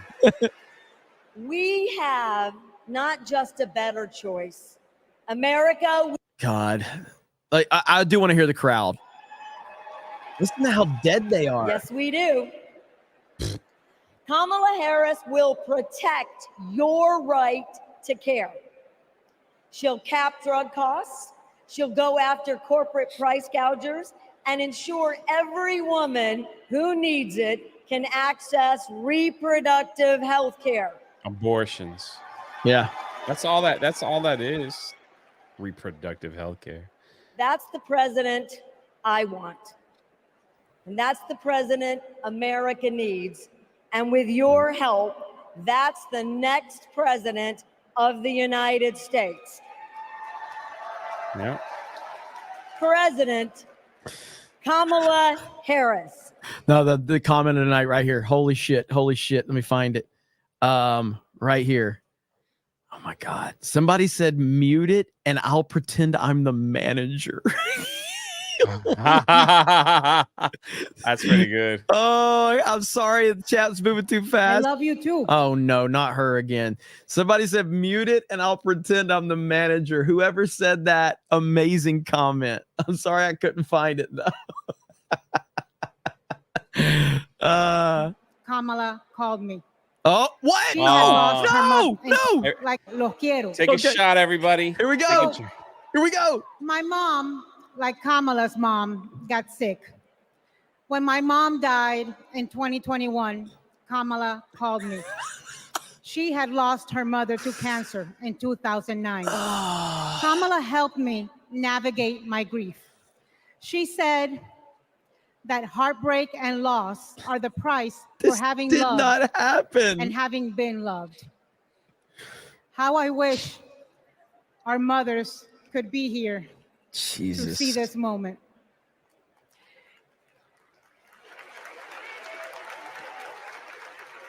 In the next 4 years, America will invariably have moments of great sadness and pain in our country. Some will be natural disasters. Some will be man-made disasters. We need a president who can not only be commander-in-chief, but also consoler-in-chief. We need a president with empathy, capable of lifting us up when we are down. We need a president who is capable of holding us in a big, great hug when we need it. That is Kamala Harris. Donald Trump is only capable of holding two things, a grudge and a golf club. Wow. Thunderous applause. Great job. Yeah, you really did something there. I'm fixing to put out a tweet. Kamala was first running for district. I'm going to put out a tweet. Like, what's your favorite made up Kamala called me story? Kamala called me story from the. He can hold a golf club. Yeah, like, oh my God. So, what's your favorite made up Kamala called me story from the DNC? Or feel free to make up your own. Kamala called me. And then I'm also going to hashtag it with freedom.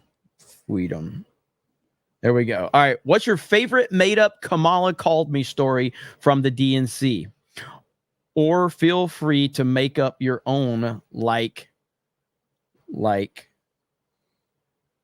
every DNC speaker has. Oh, all right. There we go. AB tweeted. What's your favorite made up Kamala called me story from the DNC? Or feel free to make up your own like every DNC speaker has. Boom. There we go. All right. Retweet that one. Retweet that one, peeps. What did ABF say? Oh, AB or ABF? AB. Okay. Says, thank you, real Donald Trump, for the sign. Oh, yeah. I showed it. There we go. What's your favorite made up Kamala called me story from the DNC? Or feel free to make up your own like every DNC speaker has. Kamala called me. Freedom. God, man, it's amazing how much they're lying. Kamala called me. Like, no, she didn't. She did. We've heard her talk. She can't speak. Kamala called me and offered words of encouragement. So we, CobraCast, the 199, we are responsible for the Kamala called me meme, okay? We're taking credit for it. Let's get that meme going. When I was telling the chat earlier, Jay, and I've said this before, but when I worked retail, I ran over my big toe with a pallet jack, crushed it. So my toe actually my toenail regrows back ingrown now every time because I wouldn't go to the doctor. Because you remember back in the day, they'd have those signs of like, it's been 17 days since the last accident reported and shit. And I didn't report the fucking accident because then I was going to fuck us up. So they pressured me. Well, guess what happened? I was struggling. In Maryland, Angela. I was bleeding and everything. Guess what? I look at my phone. Guess who called me? Kamala. Yeah. All of a sudden, all my tears wipe away. She's like, Jeremy, you're going to be okay. You're going to be okay. And I'm like, but Kamala, I'm bleeding. And she goes, first of all, I'm Madam Vice President. I'm like, sorry, Madam Vice President. And offered words of encouragement and got me through that time and convinced me to not report my injury because then it would hurt the company, about the company. It was amazing, though. So share your favorite Kamala called me story, please, chat. In a one-bedroom apartment. Okay, I don't care about her. So I just don't care. Madam Vice President. That's right. I told the story earlier about Kamala calling me. It was my confidence was really low. And she was like, I need you to look into the mirror, Jeremy. It's like, okay.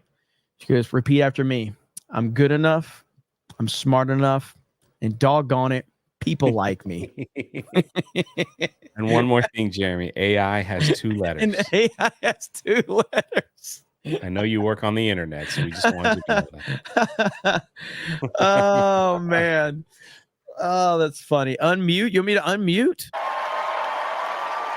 And tonight, I am a candidate for United States Senate from the great state of Maryland.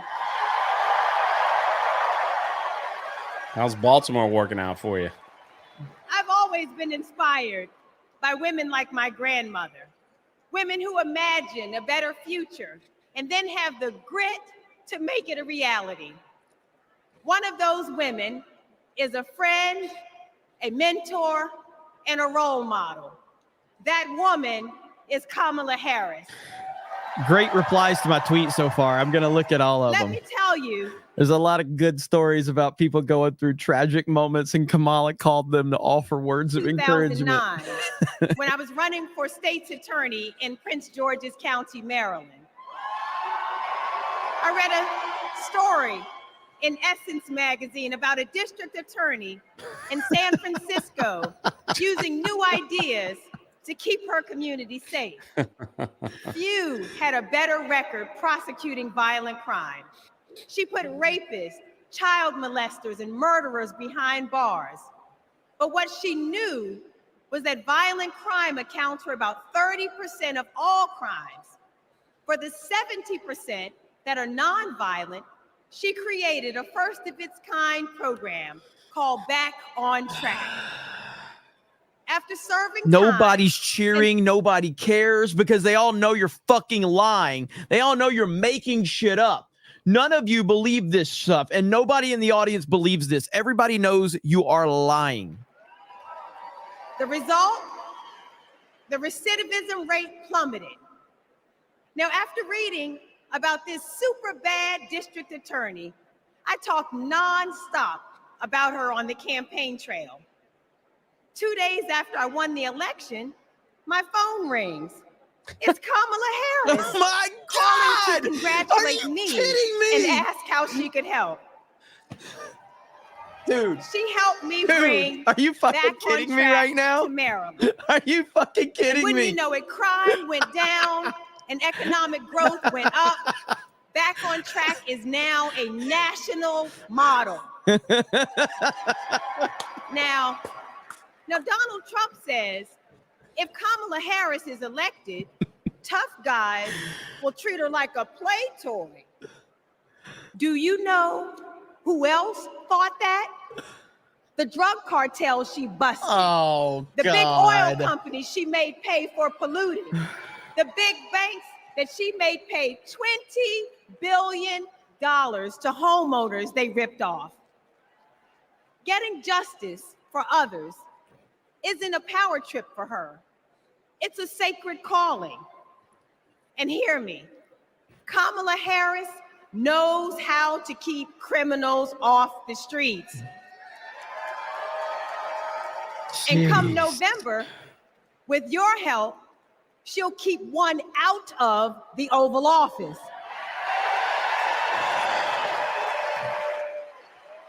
Ever since Donald Trump rode down that ridiculous escalator, we as a nation have felt trapped.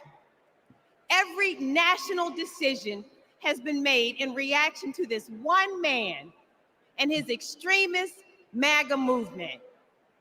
We are still frozen by the fear that Donald Trump might once again come to power.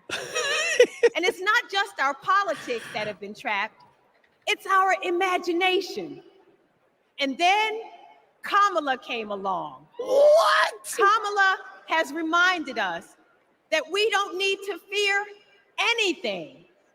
Not the future. You called me. And certainly not that man.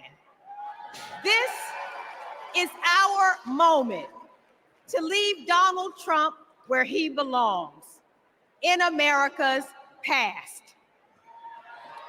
We stand with Kamala Harris because we as a country are not going back.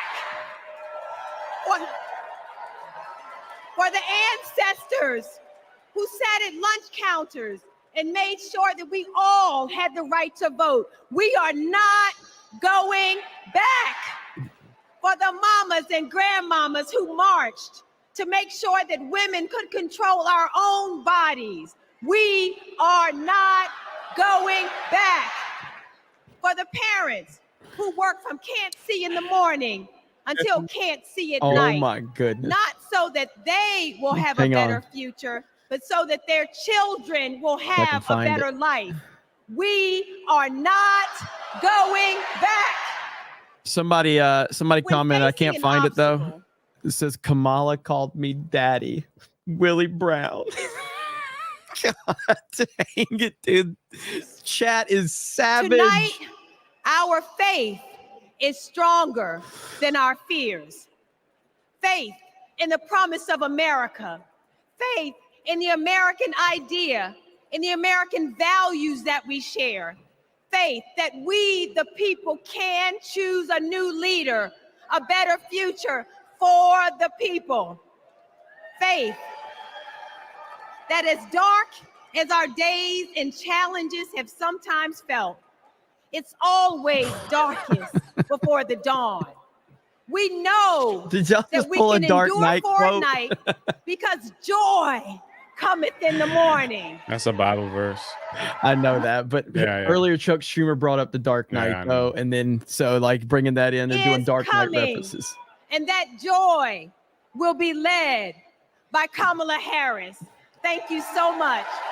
All right, I'm going to share look at this. some. Only, Oh no, go ahead. If you got something else, I had something I was going to share too. But go ahead. You share only yours. going to take a second. She's from Maryland.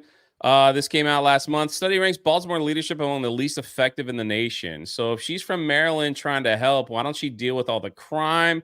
It's ranked up there with crime. They had 83 homicides, 194 non-fatal shootings. We can go on and on. This is their local news saying that people from Maryland, the leadership in Maryland sucks. So I guess that phone call didn't really help out, did you? I don't know who this guy is. But I feel more at home here than in today's Republican Party. The grand old party has been kidnapped by extremists and devolved into a cult. The cult of Donald Trump. Trump doesn't know the first thing about public service. Like a child, he acts purely out of self-interest. We all need an adult in the White House. And we've seen what happens when we don't have one. Yeah. Trump made a lot of lofty promises. Unlimited economic growth, American manufacturing reborn, a secure border. Turns out Donald Trump was all talk. He wanted our votes, but he couldn't deliver a thing. They are obsessed But with these this man. days, my city of Mesa, Arizona is on the move. They're more obsessed with I'm Trump going than to the ribbon Republicans cuttings are. every single week, all because Joe Biden and Kamala Harris reached across the aisle and they delivered for my conservative community and countless more across the country. Yeah, okay. Nobody really fucking cares, to be honest with you. But you know what we do care about? Chicago is lit, baby. Let's go.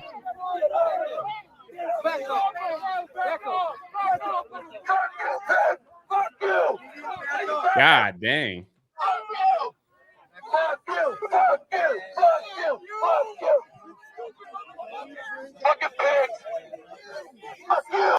So they're just arresting people. I'm not going to let the whole thing go because I don't know exactly how bad it gets, and I need to screen that before I watch the rest of it. Country first. Let's put adults in the room where our country deserves. Thank you.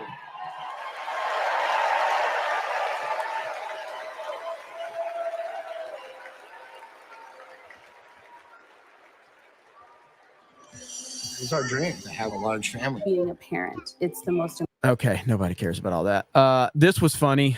So first of all, Poly Market, I don't believe anything they say, but it is funny. Trump is back on top. Tim Pool says, LOL, Kamala had like 2 minutes of interviews and she's imploding. That's pretty funny right there, actually. But yeah, Poly Market, like, they're all over the place. I think they're just doing whatever they can to get traction and all that. Good on them. But I think it's absolute just bullshit that they just keep pushing, like, oh, Kamala takes the lead. Oh, Trump takes the lead. Blah, blah, blah, blah, blah. Okay, here we go. I can't listen to this whole thing, but we're going to have to listen to a minute of it. Breaking exclusive. Sources inside RFK Jr. presidential campaign confirm he will drop out of the race Friday and endorse Trump at an event in Los Angeles that same day.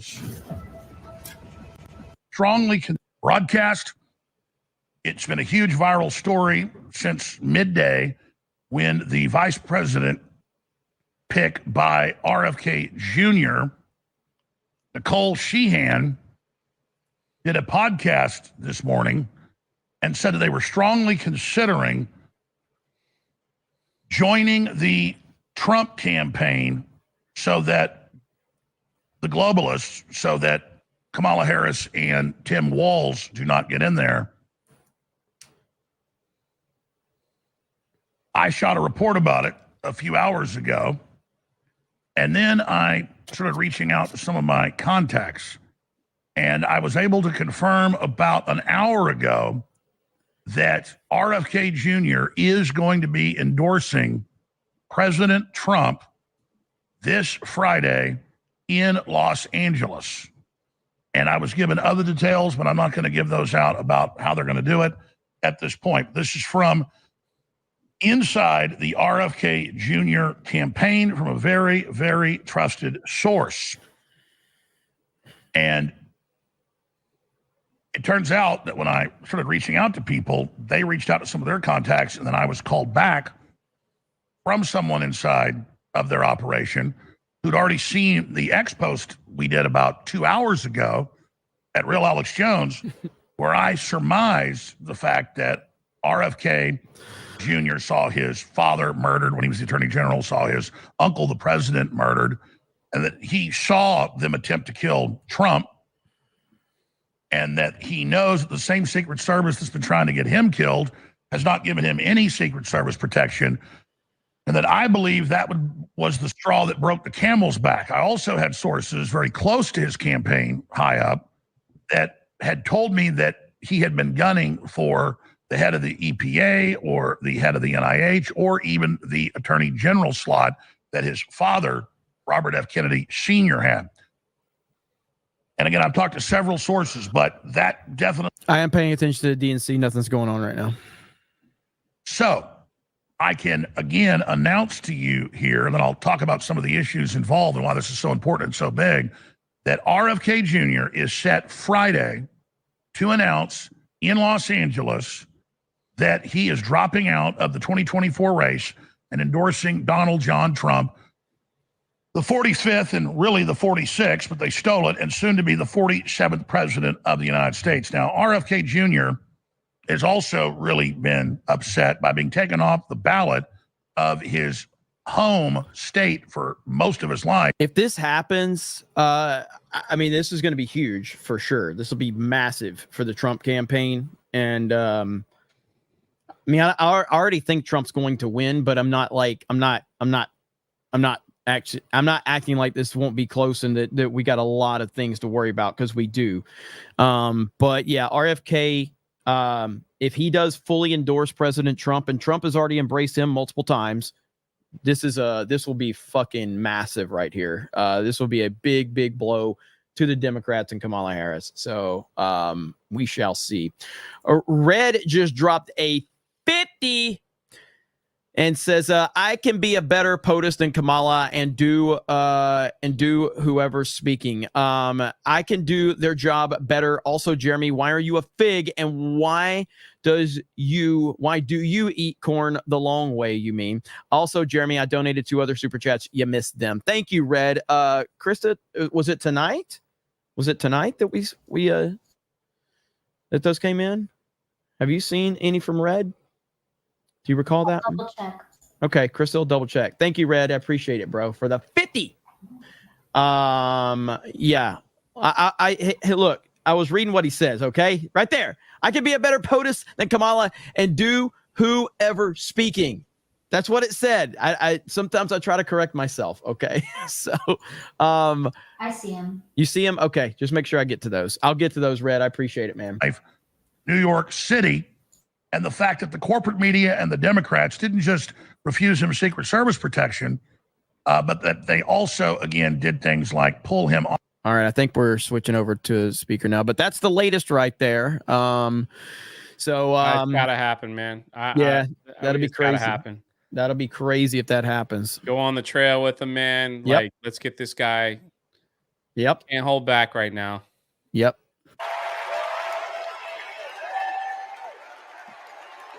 These people are sleazy, manipulative, grimy people. Yep. They will do anything to stay in power. It has got to be such a landslide that oh no. No. We're not gonna be listening to that. So it just has to be a landslide where it's like I'm telling you, if it's close, they'll figure out a way. Yeah. That's what scares me personally. I'm just saying. I agree. If it's close, they'll just figure out a way. Yep. So we'll see what happens. But man, oh man, there's a lot of stuff going on right now, man. Chicago's getting spicy right now. Yeah. Some of this stuff I can't show, but it's getting rough right now. I got to be careful. Go to Tenet Media. They do a great job. Ryan knows those guys. I met them at the RNC. They've got some really good footage right now. Some of this guy just got taken down. So YouTube will hit you for like violence and all that bullshit. So I'll show what happened after the fact here. We'll show what happens after the fact. Here we go. Boom. Here we go.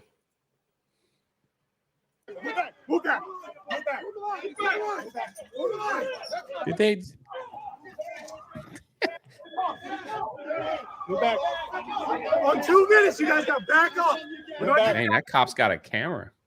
Man, it's crazy out there, man. Weren't they just saying, like, when Kamala called me, the crime went down and everybody's peaceful and everybody.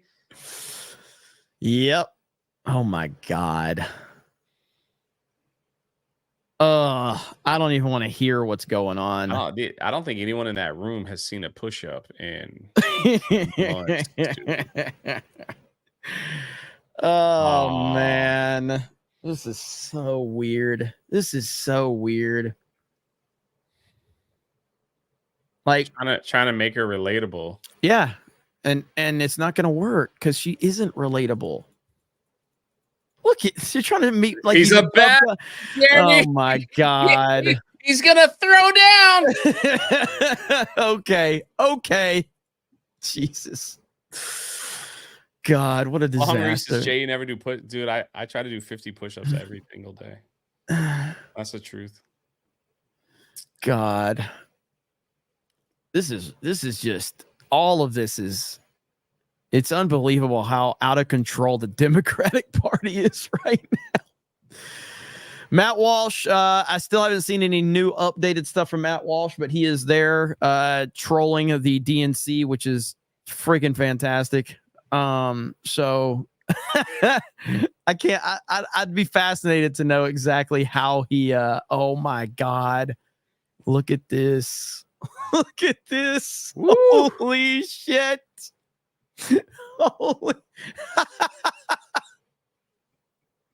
Holy crap. Oh man. My dad, the second gentleman of the United States. Yeah, he's gay. Doug Emhoff.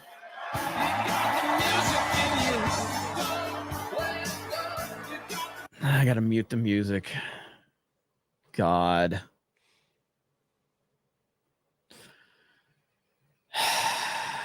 I'm not looking forward to listening to this. I'm not looking forward to this. Not at all. Come on. We have our own Doug. We have Doug B. Hail Doug B. I guess he didn't want me to give this speech. He just... Thank you. Thank you so much. Hello. Thank you. Hello to my big, beautiful, blended family up there. I love you so much. Aren't you proud of Cole? Wow. My blended family. Shout out to my mother. I see you. My mother is the only person in the whole world who thinks Kamala is the lucky one for marrying me. And to Kamala, who, well, we just saw where she is. She's out on the trail listening to and talking with voters. Honey, I can't wait for you to come back to Chicago because we're having a great time here.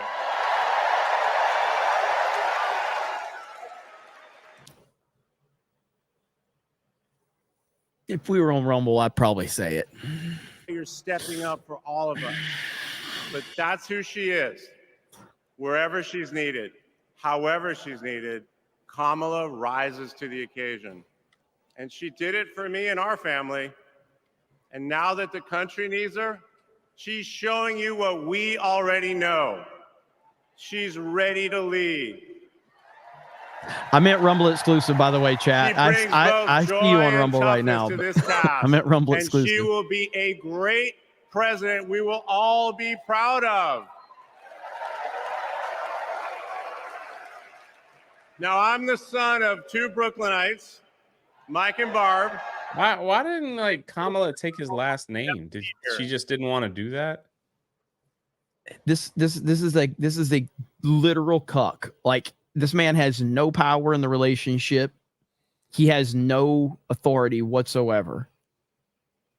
I thought his name was Douglas Harris. I went to type it up and I was like, no, it's not. Biked around the neighborhood.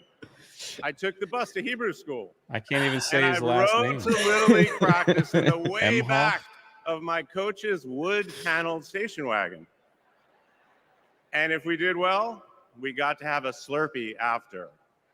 I'm sure you've had a few Slurpees. In my neighborhood, everyone left their garage Given door a few open. too. Wherever you ended up at dinner time, that's the family that fed you. Everyone took care of everyone else.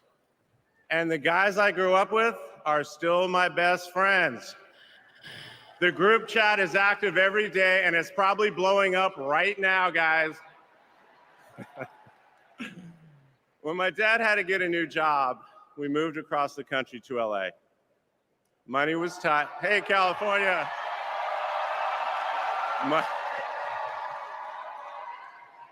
Money was tight, so I worked at McDonald's in high school for some extra cash. Not only was I Employee of the Month, but I still have the framed picture, which you just saw, and there was a ring, golden arches and all. All right, you remember how to mute the audio on here? I'll be right back. Okay, park cars. I'll be right back. I was working full time, so I could afford to go to college part time. And thanks to partial scholarships, student loans, and a little help from my dad, I got myself through law school. And I got my first job as a lawyer, which is also where I met the guys in my fantasy football league. And a lot has changed in our lives since the early 90s, but my team name is still Nirvana. Yes, after the band. I worked hard, and I love being a lawyer. And by the way, I still get to be part of the profession by teaching students at Georgetown Law School. I got married, became a dad to Cole and Ella. Unfortunately, I went through a divorce, but eventually started worrying about how I would make it all work. And that's when something unexpected happened. In 2013, I walked into a contentious client meeting. We worked through the issue, and by the end of the meeting, the now happy client offered to set me up on a blind date. Which is how I'm sorry, I I'm still ended up stuck with on this. Kamala Ladies in the Harris's phone chat, like number. if you, Kamala called him. Now, for generations, Do you get married? Do people you, like, have is it- debated when I'm to gonna call keep my the last person name. you're being set up with. And never in I'm back. history has anyone suggested 8:30 a.m.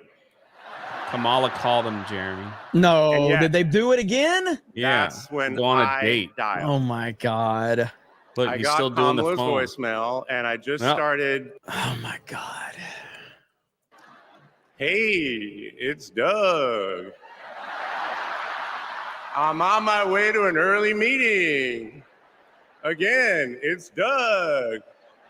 I remember I was trying to grab the words out of the air and just put them back in my mouth. And for what seemed like that's far gonna too get many me. minutes, Put it back I in my hung up.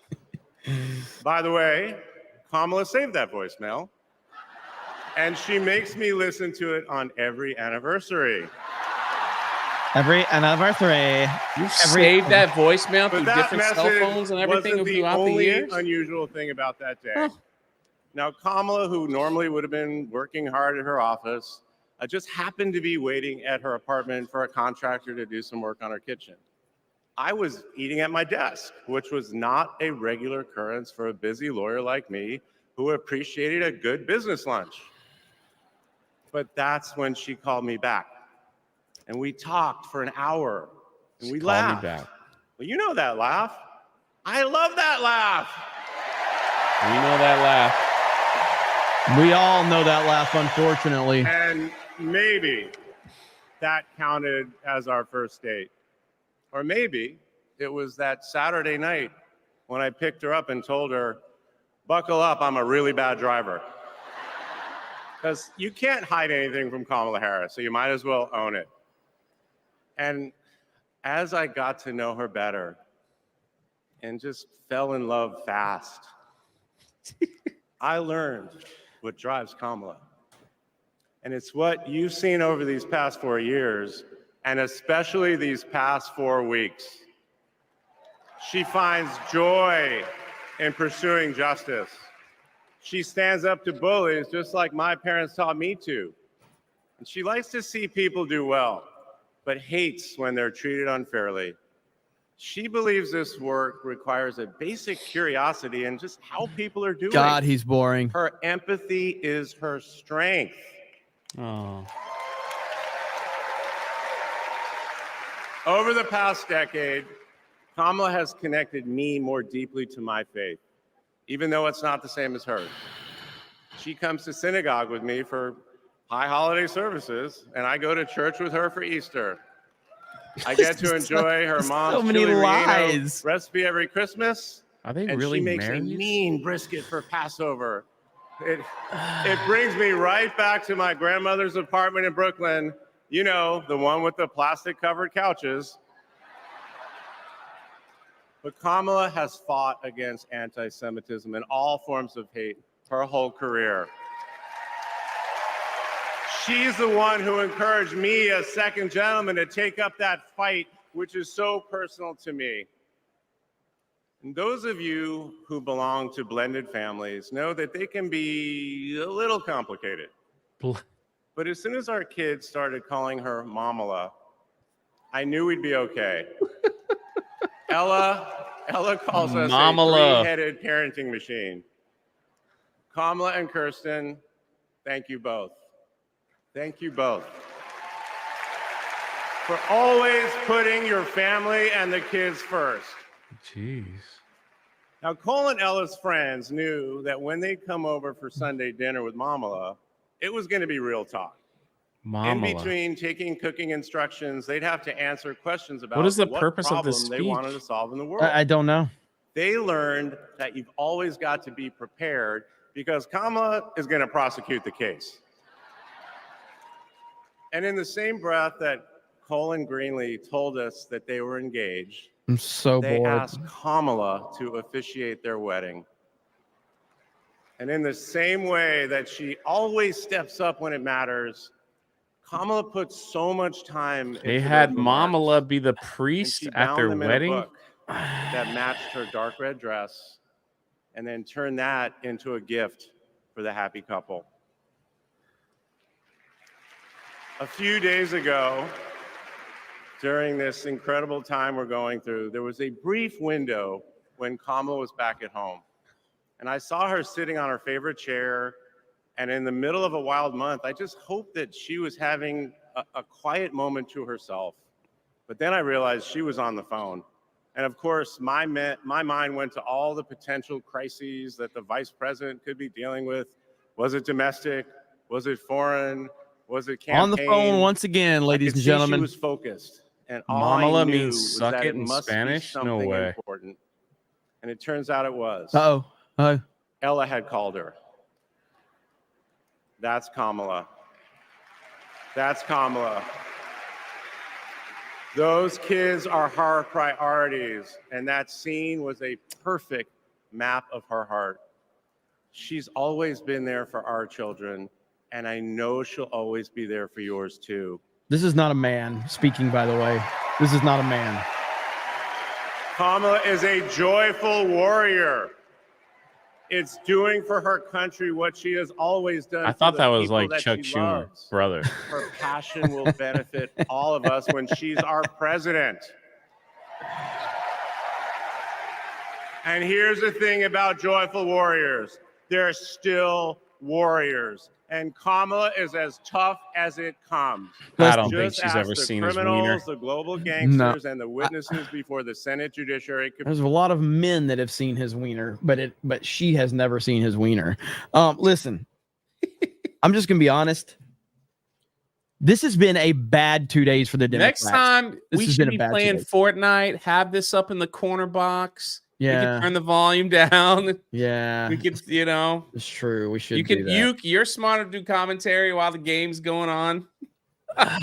God. True belief in honest and direct leadership. We could be playing Fortnite. We could be playing Fortnite right now. Distracted by nonsense. I know. We could be playing Kamala Fortnite. knows I could that be in getting order to some win, super we chats. cannot Maybe one. lose focus. America. But In this is bad for the election, Democrats. you These have to these first decide 2 who to days have trust been with awful your for the family's Democrats, future. and I trusted Kamala with our family. they're about to bring out their biggest rock star. On day 2, is it 4 days of this? Yeah. So you got Wednesday. So you got same process as the RNC. So you'll have Okay, tomorrow okay. night. I don't know how the speakers are tomorrow night, and then Golly. obviously Thursday you've got her doing the acceptance speech on Thursday. So yeah, but like I'm telling you, man, the more people see these people for what they are, the worse it's going to be.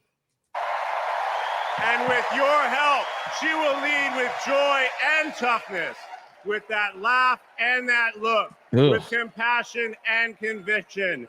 She'll lead from the belief that wherever we come from, whatever we look like, we're strongest when we fight for what we believe in, not just against what we fear. Yeah. Kamala Harris was Mamala. exactly the right person for me at an important moment in my life. And at this moment in our nation's history, she is exactly the right president. Thank you so much. If I could ever interview him, I'd be like, sir, I just want one question that America needs to know the answer to. This is the most important question the American people need to know. Do you prefer Kamala pegs you, or do you like being fucked by a real penis? That's what we need to know, because that's the only action you're getting. Quit playing the music. Oh my God, these people are fucking horrible. They're horrible. Evil, disgusting people. That's who the Democratic Party are. Please welcome former First Lady Michelle Obama. Big Mike.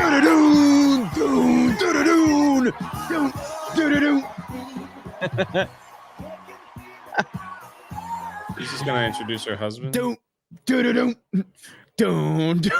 want to hear the Brock Lesnar music so bad. I want to hear it so bad.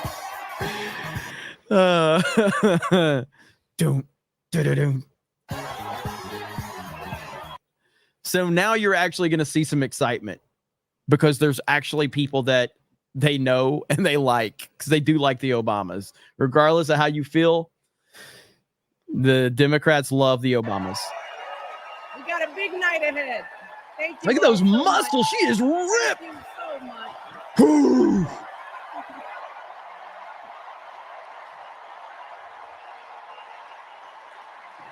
She's more popular than Kamala is. Okay. Yeah. Hey. Hello, Chicago. Yeah. Legit, by far more popular than Kamala. Something wonderfully magical is in the air, isn't it? Yeah. You know, we're feeling it here in this arena, but it's spreading all across this country we love.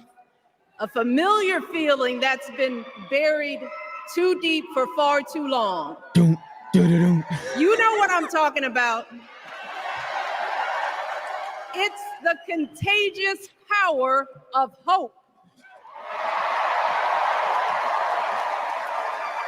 The anticipation, the energy, the exhilaration of once again being on the cusp of a brighter day. The chance to vanquish the demons of fear, division, and hate that have consumed us and continue pursuing the unfinished promise of this great nation, the dream that our parents and grandparents fought and died and sacrificed for. America, hope is making a comeback. You guys are in office You're already. in power. What the fuck? It's like they're running against themselves. But to be honest, I am realizing that until recently, I have mourned the dimming of that hope. And maybe you've experienced the same feelings, that deep pit in my stomach, a palpable sense of dread about the future. And for me, that mourning has also been mixed with my own personal grief. The last time I was here in my hometown was to memorialize my mother. Oh boy, here comes the sob story. The woman who showed me the meaning of And hard Kamala work and called me. humility Kamala and called me? decency. No way. The woman No, who set no. my moral compass high and No. showed me the power of my own voice. There's no way. Folks, There's no way she's pulling that card, dude. I still feel her loss so profoundly. I wasn't even sure if I'd be steady enough to stand before you tonight, but my heart compelled me to be here because of the sense of duty that I feel to honor her memory and to remind us all not to squander the sacrifices our elders made to give us a better future. You see, my mom, in her steady, quiet way, lived out that striving sense of hope every single day of her life. She believed that all children, all people have value, that anyone can succeed if given the opportunity. She and my father didn't aspire to be wealthy. In fact, they were suspicious of folks who took more than they needed. They understood that it wasn't enough for their kids to thrive if everyone else around us was drowning. So my mother volunteered at the local school. She always looked out for the other kids on the block. She was glad to do the thankless, unglamorous work that for generations has strengthened the fabric of this nation. The belief that if you do unto others, if you love thy neighbor, if you work and scrape and sacrifice, it will pay off. If not for you, then maybe for your children or your grandchildren. If you work hard enough in America, you can become a chef for the Obamas. We all know how that story turned out. Family farms and factory towns, through tree-lined streets and crowded tenements, through prayer groups and National Guard units and social studies classrooms. Those were the values my mother poured into me until her very last breath. Kamala Harris and I built our lives on those same foundational values. Even though our mothers grew up an ocean apart, they shared the same belief in the promise of this country. That's why her mother moved here from India at 19. It's why she taught Kamala about justice, about the obligation to lift others up, about our responsibility to give more than we take. She'd often tell her daughter, don't sit around and complain about things, do something. So, with that voice in her head, Kamala went out and she worked hard in school, graduating from an HBCU, earning her law degree at a state school. And then she went on to work for the people, fighting to hold lawbreakers accountable, strengthening the rule of law, fighting to get folks better wages, cheaper prescription drugs, a good education, decent health care, child care, elder care. From a middle-class household, Kamala worked her way up to become Vice President of the United States of America. My girl, Kamala Harris, is more than ready for this moment. She is one of the most qualified people ever to seek the office of the presidency. What? And she is one of the most dignified. A tribute to her mother, to my mother, and to your mother too. The embodiment of the stories we tell ourselves about this country. Her story is your story. It's my story. It's the story of the vast majority of Americans trying to build a better life. Look, Kamala knows, like we do, that regardless of where you come from, what you look like, who you love, how you worship, or what's in your bank account, we all deserve the opportunity to build a decent life. All of our contributions deserve to be accepted and valued. Because no one has a monopoly on what it means to be an American. No one.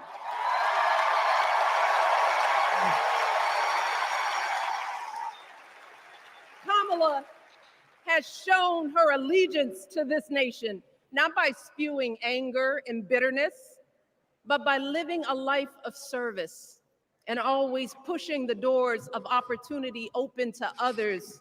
She understands that most of us will never be afforded the grace of failing forward.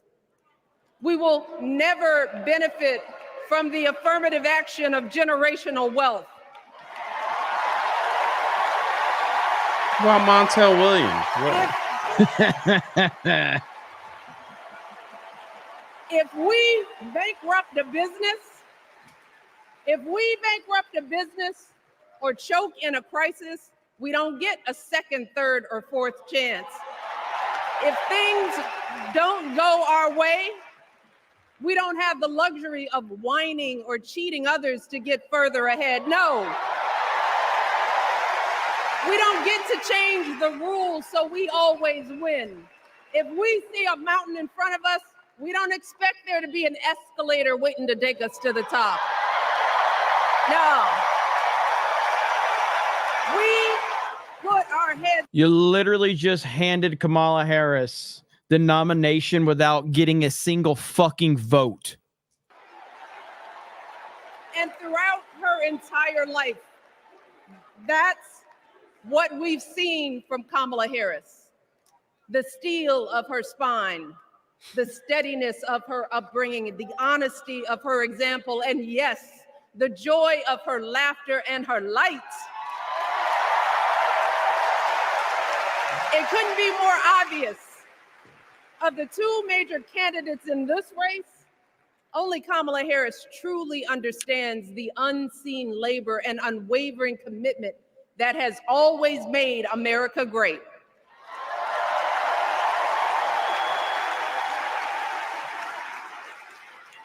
Now, unfortunately, we know what comes next. We know folks are going to do everything they can to distort her truth. Her truth. My husband and I sadly know a little something about this.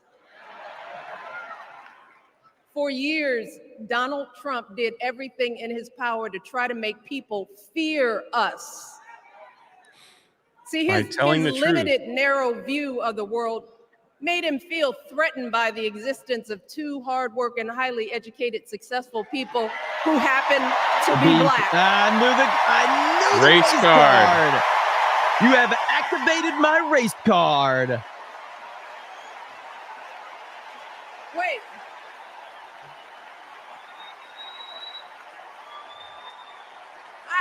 I want to know. I want to know. Who's going to tell him that the job he's currently seeking might just be one of those black jobs?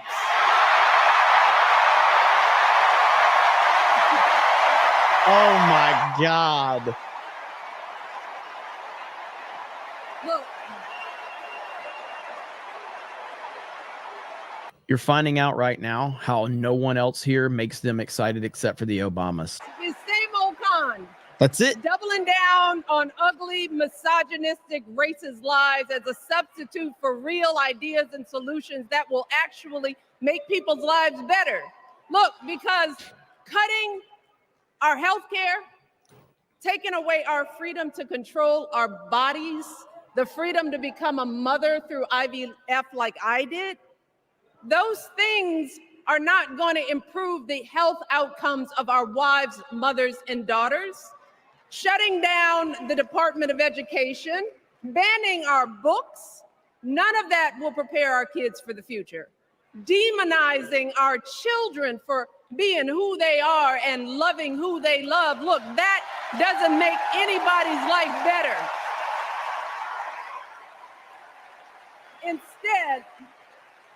Instead, it only makes us small. And let me tell you this, going small is never the answer. Going small is the opposite of what we teach our kids. Going small is petty, it's unhealthy, and quite frankly, it's unpresidential.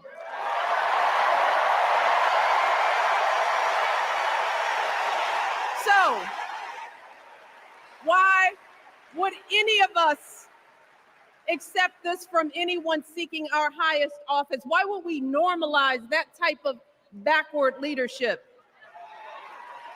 Doing so only demeans and cheapens our politics. It only serves to further discourage good, big-hearted people from wanting to get involved at all.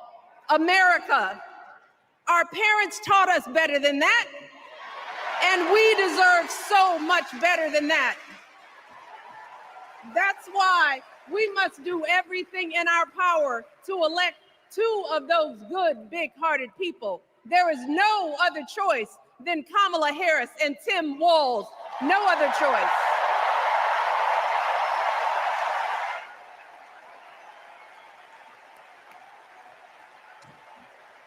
But as we embrace this renewed sense of hope, let us not forget the despair we have felt. Let us not forget what we are up against. Yes, Kamala and Tim are doing great now. We're loving it. They're packing arenas across the country. Folks are energized. We are feeling good. No, they're not. But remember, there are still so many people who are desperate for a different outcome, who are ready to question and criticize every move Kamala makes, who are eager to spread those lies, who don't want to vote for a woman, Projection. who will continue to prioritize building their wealth over ensuring that everyone has enough. So no matter how good we feel tonight or tomorrow or the next day, this is going to be an uphill battle. So folks, we cannot be our own worst enemies. No. See, because the minute something goes wrong, The minute a lie takes hold, folks, we cannot start wringing our hands. We cannot get a Goldilocks complex about whether everything is just right. And we cannot indulge our anxieties about whether this country will elect someone like Kamala instead of doing everything we can to get someone like Kamala elected.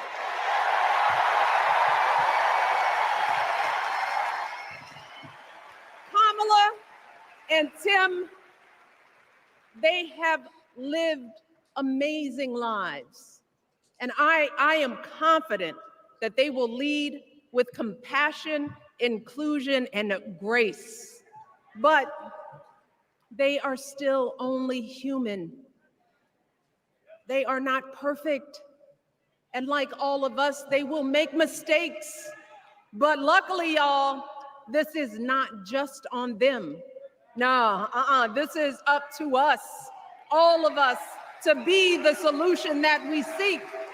It's up to all of us to be the antidote to the darkness and division.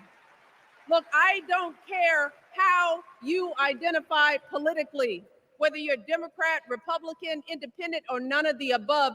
This is our time to stand up for what we know in our hearts is right.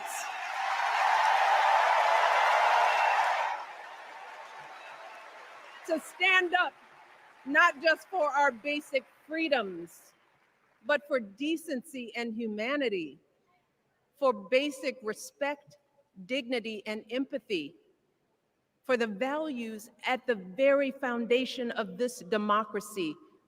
It's up to us to remember what Kamala's mother told her. Don't just sit around and complain, do something. So if they lie about her, and they will, we've got to do something. If we see a bad poll, and we will, we got to put down that phone and do something. If we start feeling tired, if we start feeling that dread creeping back in, we got to pick ourselves up, throw water on our face, and what? We only have 2.5 months, y'all, to get this done. Only 11 weeks to make sure every single person we know is registered and has a voting plan. So we cannot afford for anyone. It is amazing how much, and listen, you can say whatever you want about her and Barack. They are popular and they command their fucking room. Everybody else has been such a dud.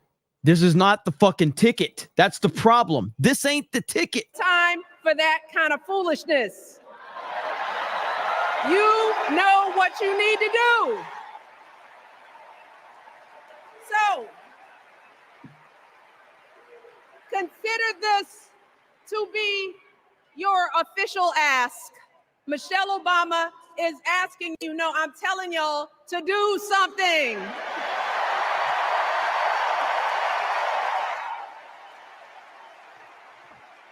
Because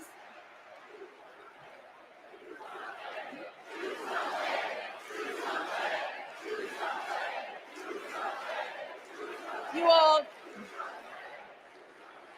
this election is going to be close. In some states, just a handful, listen to me, a handful of votes in every precinct could decide the winner. So we need to vote in numbers that erase any doubt. We need to overwhelm any effort to suppress us. Our fate is in our hands.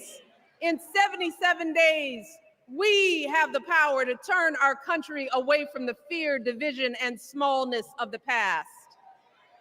We have the power to marry our hope with our action. We have the power to pay forward the love, sweat, and sacrifice of our mothers and fathers and all those who came before us. We did it before, y'all, and we sure can do it again. Let us work like our lives depend on it. And let us keep moving our country forward and go higher. Yes, always higher than we've ever gone before as we elect the next president and vice president of the United States, Kamala Harris and Tim Walz. Thank you all. God bless. Look, credit where credit's due. It's a good speech for this crowd. Tons of energy. 100% bullshit on most things that were said, but it showed you how dead the energy has been tonight, man. Holy crap. Before I go, And now she's about to introduce I have Little one Barry. more job tonight.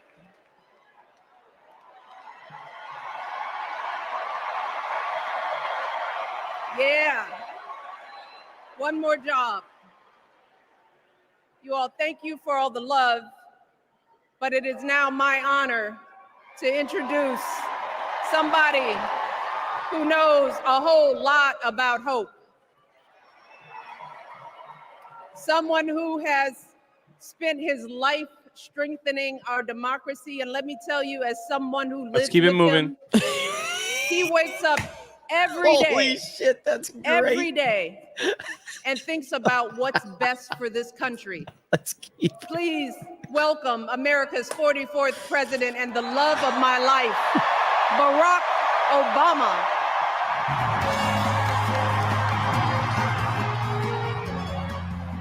All right, there's Little Barry. So, well, he's about to crush it. He's gonna crush it with this speech. He's probably gonna give the same speech he did when he was running about hope and the problem is this ain't the ticket. Neither one of these people are on the ticket. So yeah, you could be cheering and Barack Obama's gonna command the room. This ain't the guy. He's not running. He's not running. That's what's so funny about this. Come on, hurry up, hurry up. Stupid music. All right, give him your standing ovation. Thank you, thank you. Well, is he gonna speak for an hour? Probably. Thank You don't have to stay, Jay. I want to hear it. I want to hear it. Subscribe to Drunk 3PO. Thank you.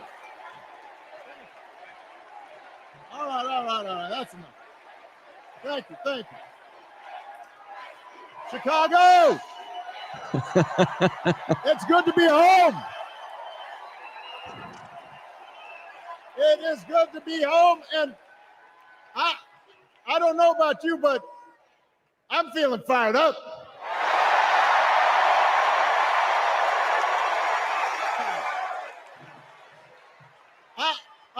I am feeling ready to go.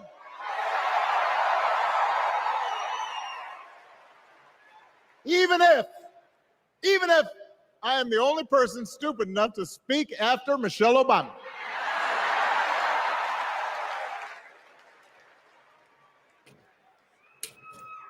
I am feeling hopeful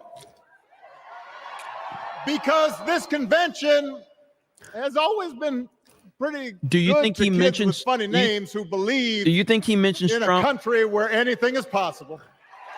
Do you think he mentions Yes, Trump? without his name. Okay. I don't think he will say the name Donald Trump. No, I won't say to his name, elect but he'll someone mention who him has without spent saying. her entire life trying to give people the same chances America gave her. Someone who sees you and hears you and will get up every single day and fight for you. The next president of the United States of America, Kamala Harris.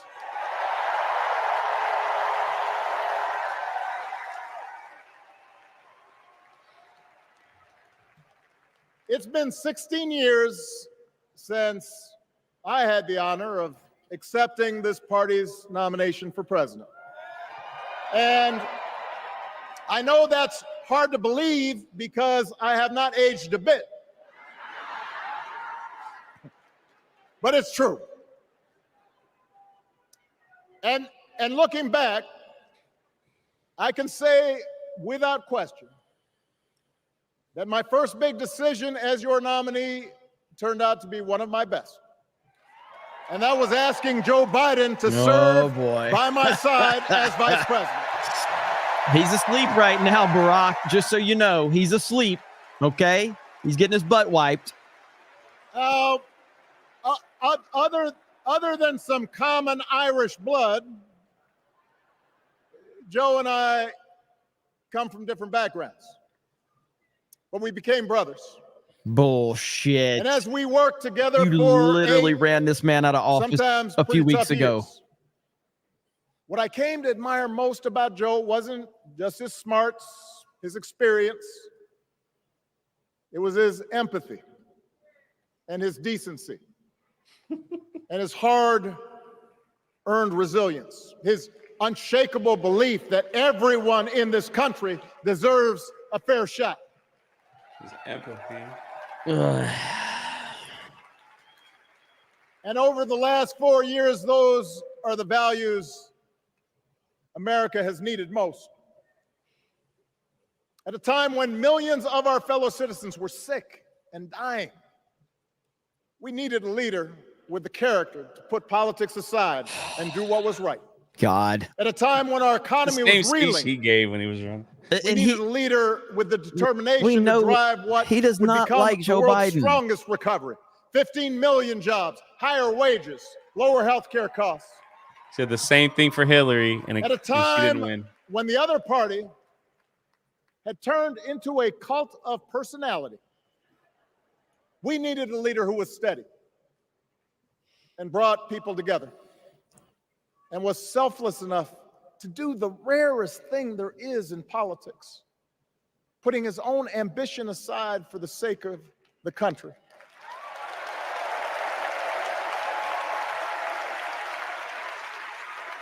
History will remember Joe Biden as an outstanding president Oh, who no, it won't. defended democracy at a moment of great danger. And I am proud to call By him stepping my aside? president, but I am even prouder He's to going call to him be my friend. remembered as a coward who quit, who was too old to know he was even president. That's what his legacy will be.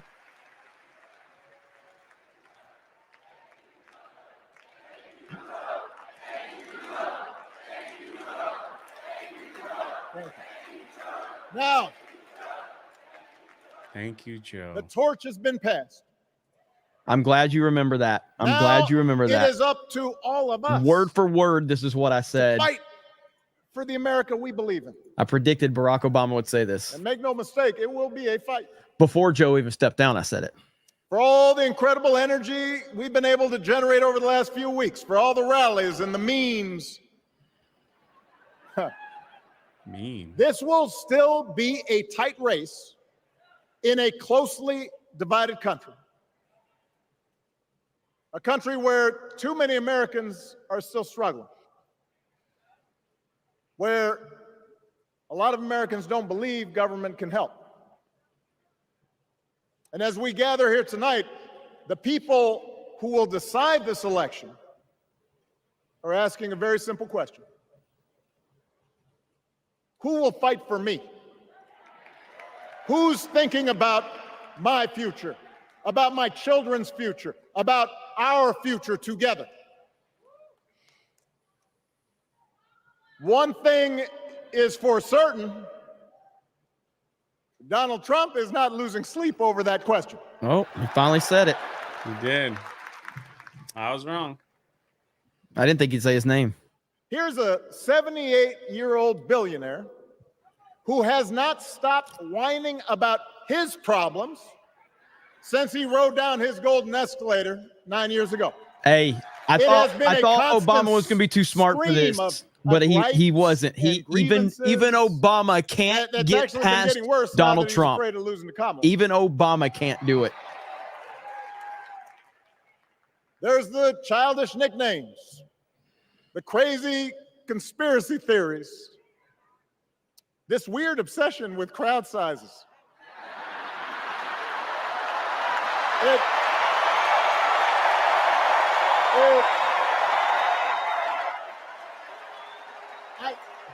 It just goes on and on and on. I'm so glad he's doing this. The other day, I heard someone compare Trump to the neighbor who keeps running his leaf blower outside your window every minute of every day. Keep going, Barry. Keep going. Now, from a neighbor, that's exhausting. From a president, it's just dangerous. The truth is, Donald Trump sees power as nothing more than it means to his ends. He wants the middle class to pay the price for another huge tax cut that would mostly help him and his rich friends. He killed a bipartisan immigration deal written in part by one of the most conservative Republicans in Congress that would have helped secure our southern border, because he thought trying to actually solve the problem would hurt his campaign. He doesn't. Do not boo. Vote.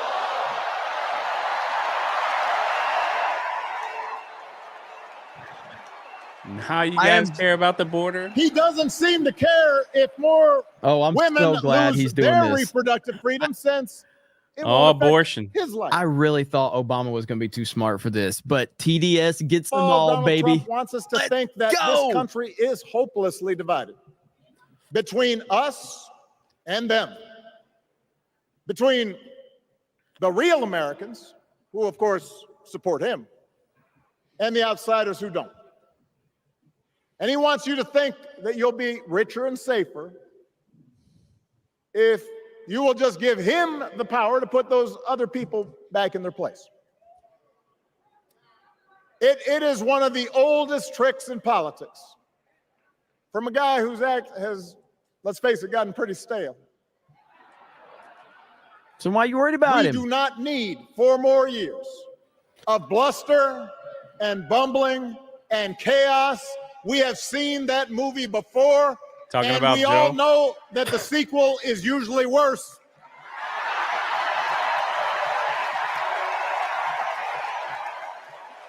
America's ready for a new chapter. America's ready for a better story. We are ready for a President Kamala Harris. 1,000%. That's it right there. Barry mentioning Trump shows how scared they are of him. Terrified. And Kamala Harris is ready for the job. This is a person who has spent her life fighting on behalf of people who need a voice and a champion. As you heard from Michelle, Kamala was not born into privilege. She had to work for what she's got. And she actually cares about what other people are going through. She's not the neighbor running the leaf blower. She's the neighbor rushing over to help when you need a hand. As a prosecutor, Kamala stood up for children who had been victims of sexual abuse. As an attorney general of the most populous state in the country, she fought big banks and for-profit colleges, securing billions of dollars for the people they had scammed. After the home mortgage crisis, she pushed me and my administration hard to make sure homeowners got a fair settlement. Didn't matter that I was a Democrat. Didn't matter that she had knocked on doors for my campaign in Iowa. She was going to fight to get as much relief as possible for the families who deserved it.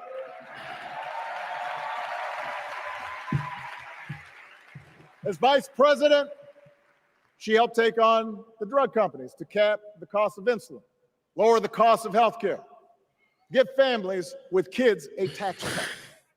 That's really fun. And she is running for president with real plans to lower costs even more and protect Medicare and Medicaid and sign a law to guarantee every woman's right to make her own health care decisions.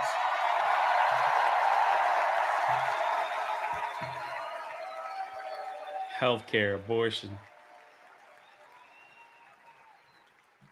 In other words, Kamala Harris won't be focused on her problems. She'll be focused on yours. As president, she won't just cater to her own supporters and punish those who refuse to kiss the ring or bend the knee. She'll work on behalf of every American. That's who Kamala is. And in the White House, she will have an outstanding partner in Governor Tim Walz. The guy who let his city burn to the let me tell ground you and didn't something. want police. Yeah, that's what I want. Let me tell you something. I love this guy. I'm sure you do. I bet you do, Barry. Tim is the kind of person who should be in politics. Born in a small town, served his country, taught kids, coached football. Taught kids that Took they can care of have his neighbors. tampons if they're a boy. He knows who he is, and he knows what's important. You can tell those flannel shirts he wears don't come from some political consultant. They come from his closet, and they have been through some stuff. Yeah, some horses. They have been through some stuff. That's right.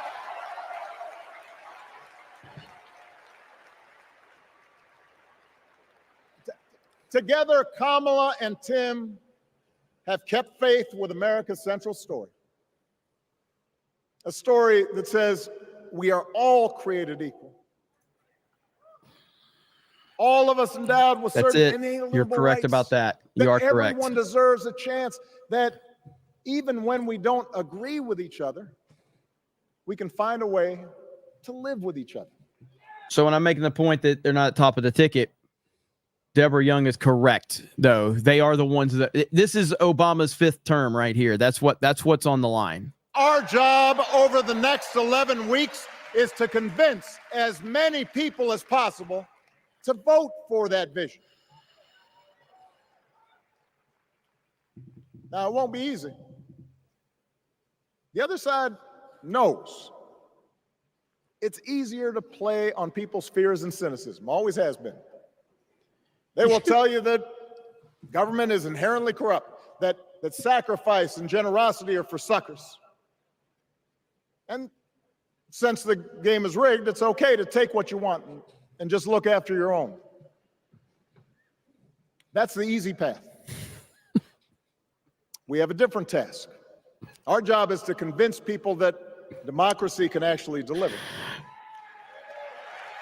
And in doing that, we can't just point to what we've already accomplished. We can't just rely on the ideas of the past. We need to chart a new way forward to meet the challenges of today. And Kamala understands this.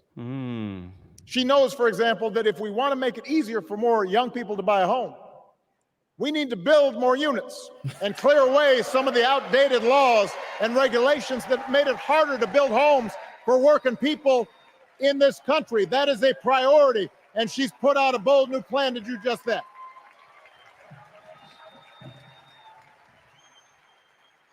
Build On more healthcare, homes. we should all be proud of the enormous progress that we've made through the Affordable Care Act, providing millions of people access to affordable coverage, protecting millions more from unscrupulous insurance practices. I noticed, by the way, that since it's become popular, they don't call it Obamacare no more.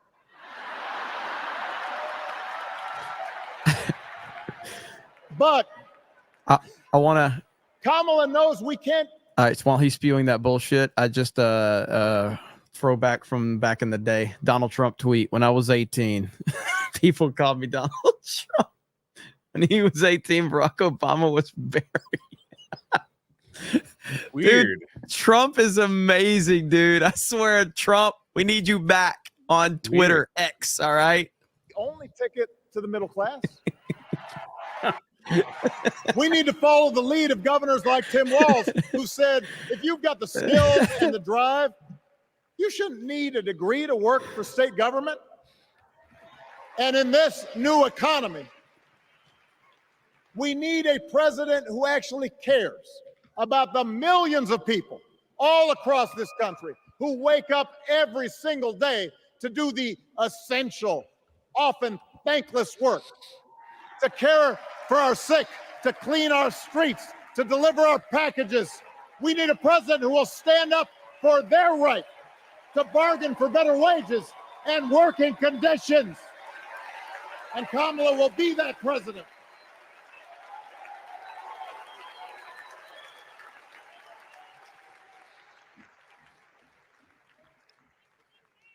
Yes, she can. The old catchphrase.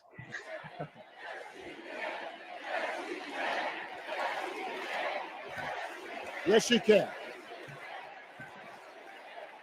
A Harris-Walz administration can help us move past some of the tired old debates that keep stifling progress. Because at their core, Kamala and Tim understand that when everybody gets a fair shot, we are all better off. They understand that when every child gets a good education, the whole economy gets stronger. When women are paid the same as men for doing the same job, all families benefit.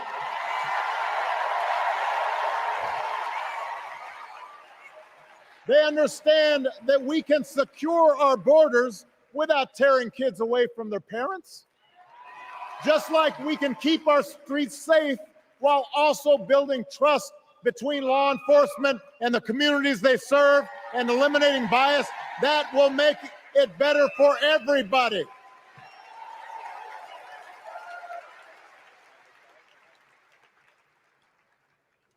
Donald Trump and his well-heeled donors, they don't see the world that way.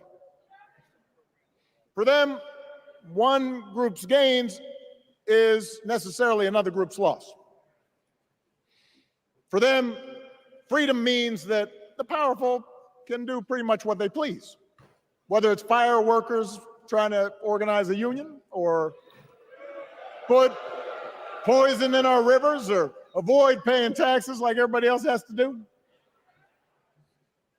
Well, we have a broader idea of freedom.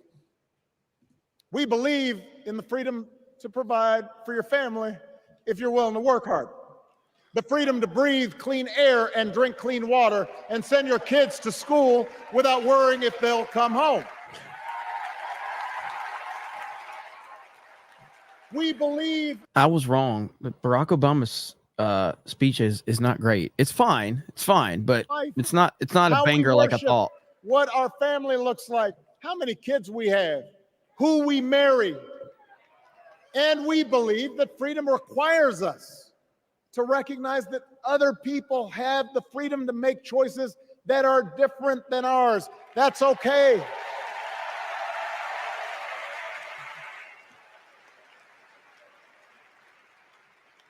That's the America Kamala Harris and Tim Walz believe in. An America where we, the people, includes everyone. Because that's the only way this American experiment works. And despite what our politics might suggest, I think most Americans understand that. Democracy isn't just a bunch of abstract principles and dusty laws in some book somewhere. It's the values we live by.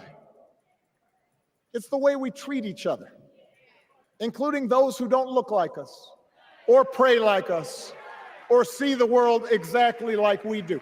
Except for those MAGA people, those 75 million of them, right? Except for those MAGA people, right? Yeah, look at ALX's tweet.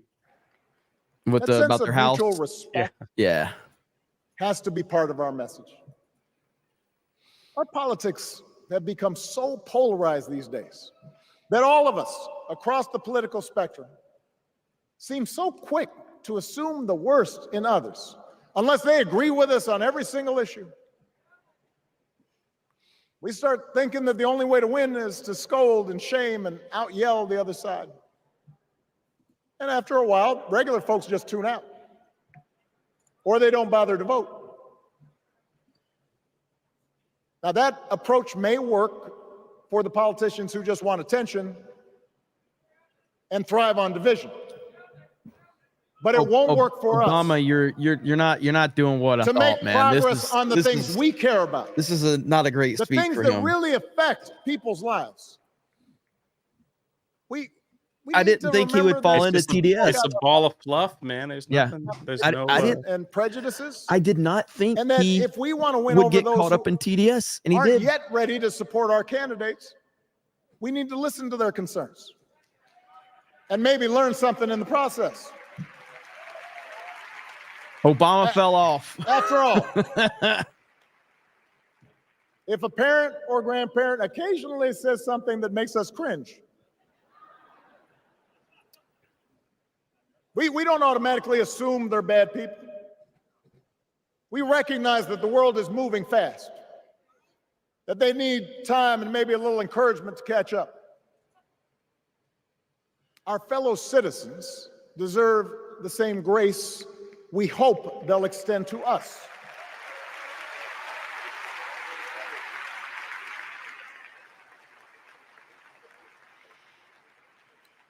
That's how we can build a true Democratic majority, one that can get things done.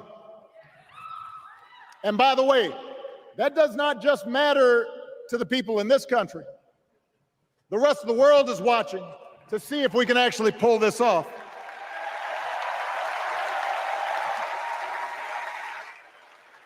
No nation,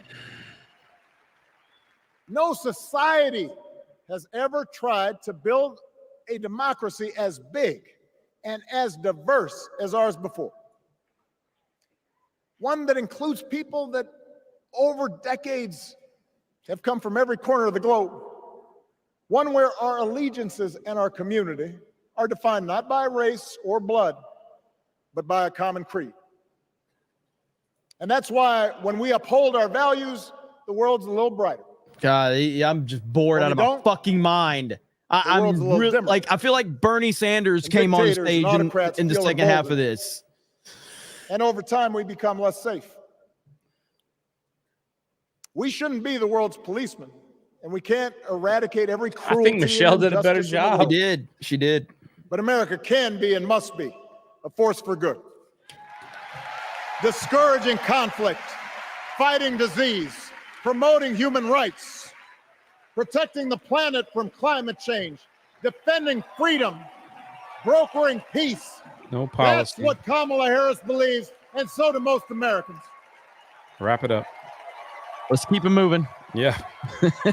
When you said that when Michelle was up there, I about died. That was so great.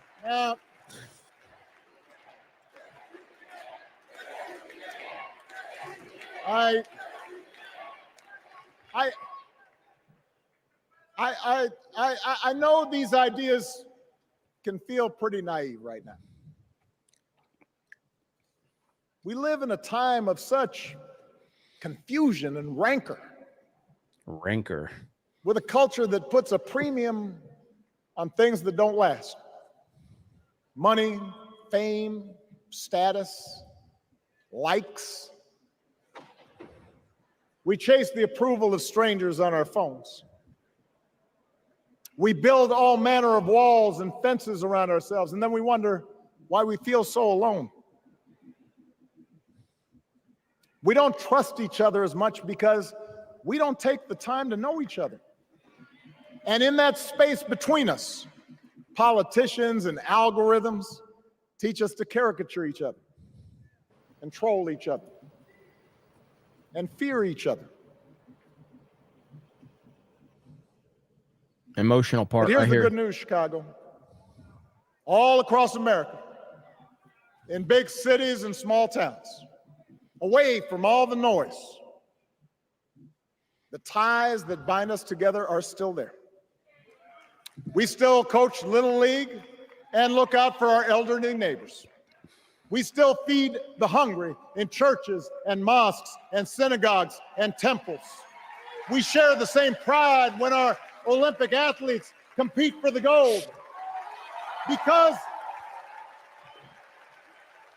the vast majority of us do not want to live in a country that's bitter and divided. Bullshit. You are We want the something division. better. You created the division. Be better. It was you. You're the race The baiter. joy You're the person that attacked and the all the excitement police that we're seeing officers. around this It campaign was you. tells us You we're did not this. alone. You introduced this to the country. You know, I've spent a lot of time thinking about this these past few months because, as Michelle mentioned, this summer we lost her mom, Ms. Marion Robinson. And I don't know that anybody has ever loved their mother-in-law any more than I love mine. Mostly it's because she was funny and wise and the least pretentious person I knew. That, and she always defended me with Michelle when I messed up. Translation, he really hated her guts, but he's trying to get some political hide points behind out her. of this.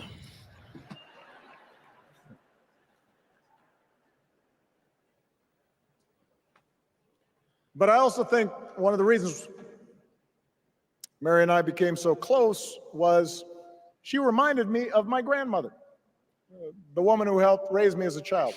I wonder if he's also going to be like, and you know, this on the past surface, year we also the lost two of our them chef, did not have a and lot in common. Jay's One asleep. was a black Obama, woman you put Jay right here, to south side of sleep. Chicago. He's dead. Right down the way. Jay, Went to Englewood High School. Jay's gone. The other was a little old white lady born in a tiny town called Peru, Kansas. Now, I know there aren't that many people from Peru.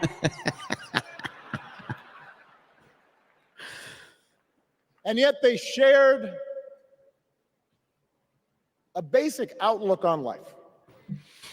They were strong, smart, resourceful women, full of common sense, who, regardless of the barriers they encountered, and women growing up in the 40s, What the freak is this speech? This is a massive swing and a miss. They still went about their What is business. this about? I gave Obama too much credit. I thought he was actually going to come out and bring. I don't even anger, think he and wants didn't. Kamala to win. Sorry, I'm talking over No, you. no, dude. Like, this is a bad speech. This is a bad speech. He In just that wanted to hear sense, they himself both talk. This is represented narcissistic, man. entire It means generation nothing. This is of nothing working to people. this. It's fluff. It's puffy through stuff. war and That's all it depression, is. I was wrong. I was wrong. discrimination and limited opportunity. They're like, you helped gotta build this stretch it country. out to 12 o'clock. A lot of them toiled every day at jobs What the? that were often too small for them and didn't pay a lot.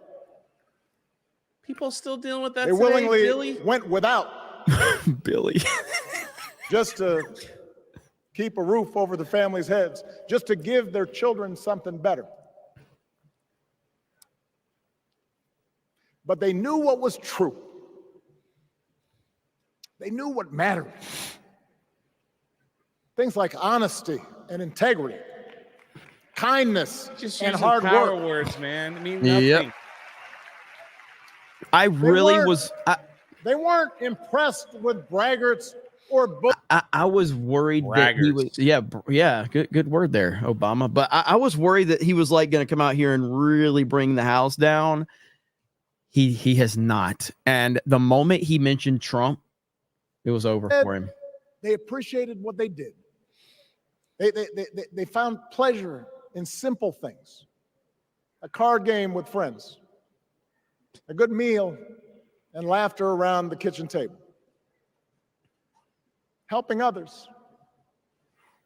And most of all, seeing their children do things and go places that they would have never imagined for themselves.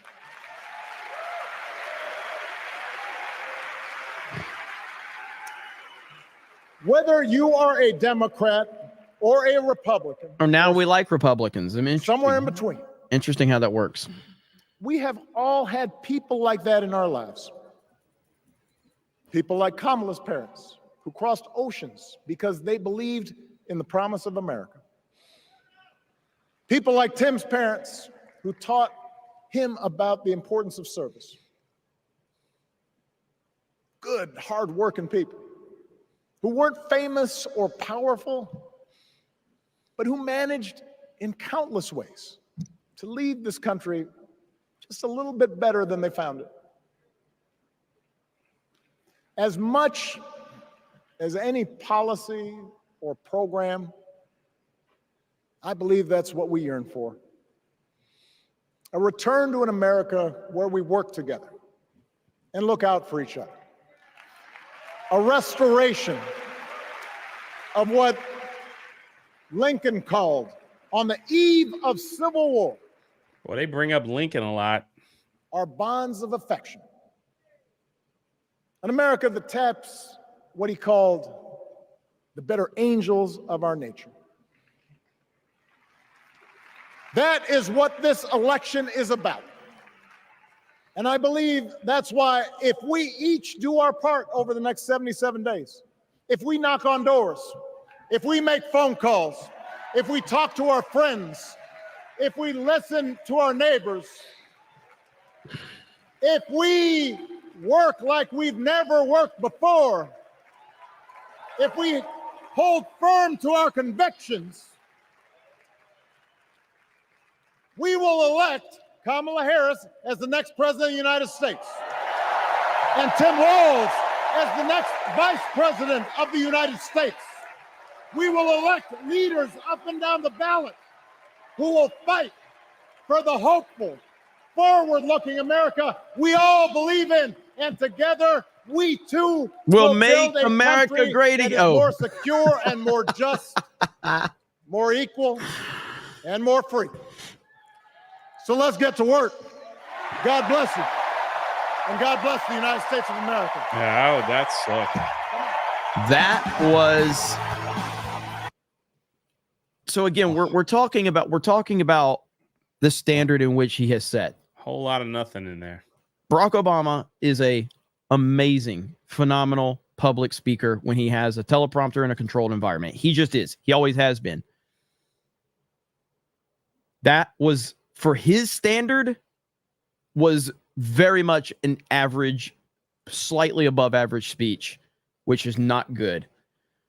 I expected so much more from him. And because when you are the man, and he is the man in the Democratic Party, and he's basically the man from anybody that's not, MAGA, he's the man. He's the symbol. He's the standard. He's the big celebrity. You don't mention the big bad wolf when you are supposed to be the big bad wolf. And the moment he mentioned Trump and started crying about Trump, it's over. You're just like every other fucking weirdo that got on that stage and had to bring up Trump 100,000 times. Trump is the bigger deal. He lives free in your heads. He lives free in all of your heads. They can't get away from him. They can't stop thinking about him. They are obsessed with him. That is the truth. I saw this tweet right here, if I can find it. By the way, did you see what Trump did earlier today at the rally? Man, it was when he ripped that reporter. Yeah. All right, what is this right here? I haven't heard this yet, so we're going to play this really quick. Right here. Back-to-back speakers at the DNC is like they don't actually believe anything. We need an economy that works for all of us, not just the billionaire class. A few moments later. Thinks that we should trust him on the economy because he claims to be very rich. But take it from an actual billionaire.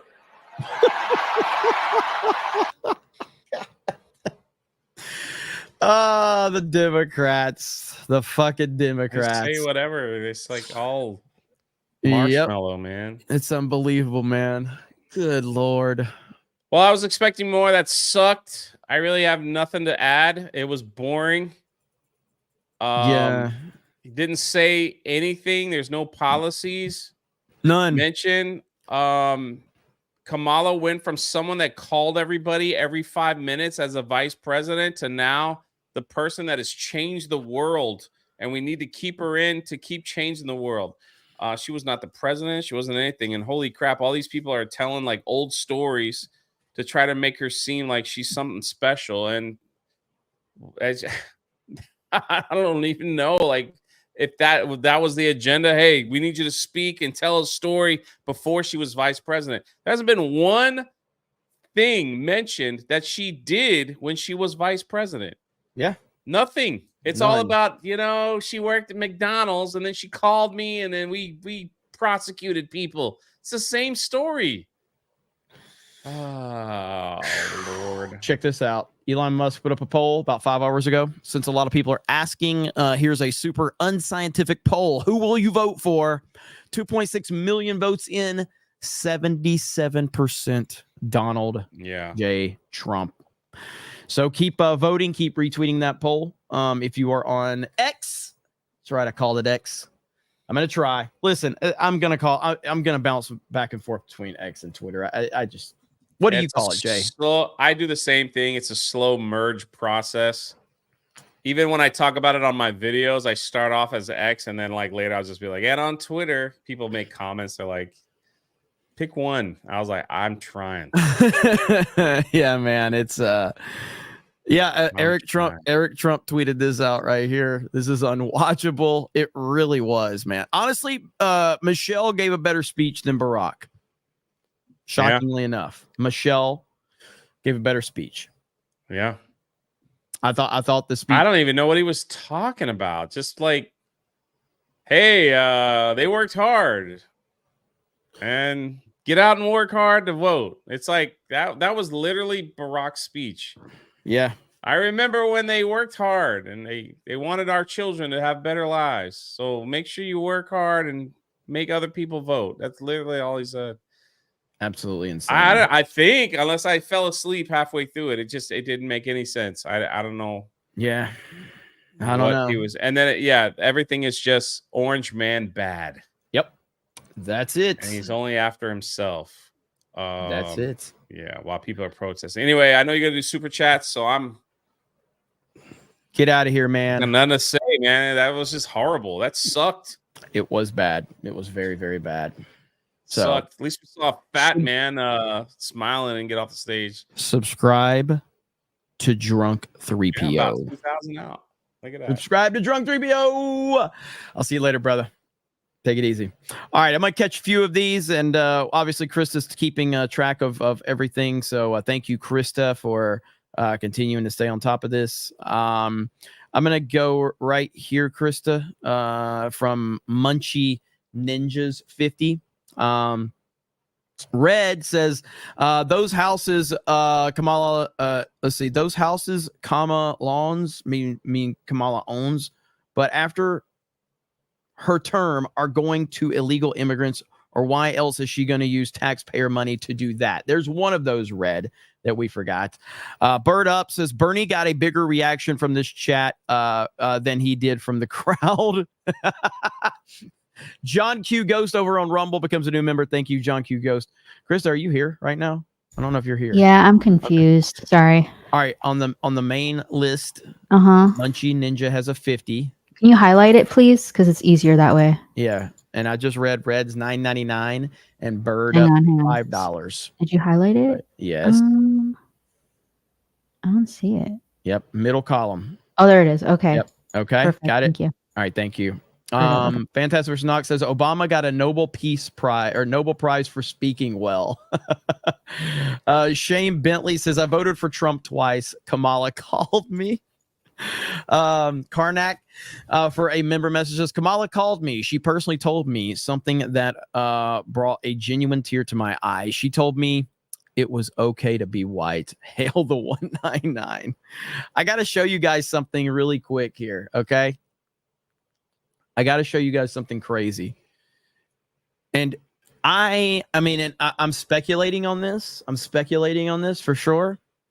But if you look at, you guys know who iShowSpeed is, right? You guys know who iShowSpeed is? Chat, he is, I would say he's probably the single biggest streamer in the world right now. Speed usually has about 150,000 people watching him live concurrently.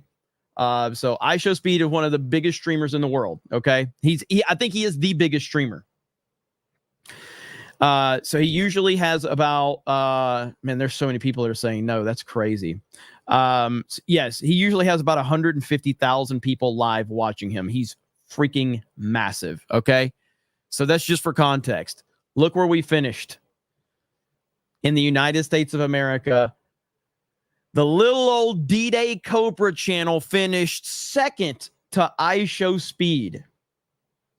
Are you kidding me? We finished second in the entire United States of America. That is insane. And guess who's number 8? Geeks and Gamers. That's right. Geeks and Gamers number 8. Nerdrotic at 11th. Tim the Tap Man at 12. Tim Cast at 13. Being second to iShowSpeed is a crazy accomplishment for a channel, this little channel. Being second to iShowSpeed at all is a crazy accomplishment. So that's a testament to all of you. Now, I have a hard time believing iShowSpeed reads all of his super chats, but we do. That's why Krista's here. I want you guys to all tell Krista how much you appreciate her for keeping up for all these super chats. So Krista, you're getting a bunch of thank yous in the chat right now. Thank you. But Fantastic vs. Knox says, Kamala, I'm speaking now. Kamala's signature laugh. Yes. Nandy says, Kamala called and said Jeremy is gay. Thank you. Yave Gameland says, Kamala called me. Somehow she knew I farted too hard. She said, boy, never trust a fart. Believe me, especially Merlot. I cried. She comforted me. Holy crap. Oh, man. Coalise says, Jeremy, a homosexual. Please, my liver isn't winning this drinking game. I'm sorry. Really now says, same speech suggested categories. Email went out to all. Noah Pinder says, Kamala phone call emoji. Please, we need it. We want her to disappear after November from the political landscape. So let's just make sure she's no longer in the political landscape. She can go back to being a private citizen, and that would be perfectly fine with me. Vote Trump, and then you won't have to hear about Kamala Harris anymore. She will go and be some crazy rich person that we never have to hear about. That's what we want. VJ the Vigilant says, I went to McDonald's the other day and the ice cream machine was broken. I was devastated. Then I got a call from Kamala. She told me I wasn't alone. It's a very inspirational story. 8 o'clock says, that's it. I want discovery. What are Kamala's phone minutes look like? We need these phone records. Flag Ninja says, no wonder why Kamala didn't get anything done. She was too busy making phone calls that never happened. Christmas loving engineer says, I got brutally attacked by an illegal immigrant, but then Kamala called me. But she then taxed me 40%. AI sees the Bible. Every Eye Ministry says Antifa has a new front on a new front of their anarchy. CJ says, when my Uncle Ben died. CJ, this is a good one, all right? CJ says, when my Uncle Ben died, Kamala called me. She said, with great power comes great responsibility. I am now unburdened by what has been. CJ, that is huge right there. That is huge. Let's see.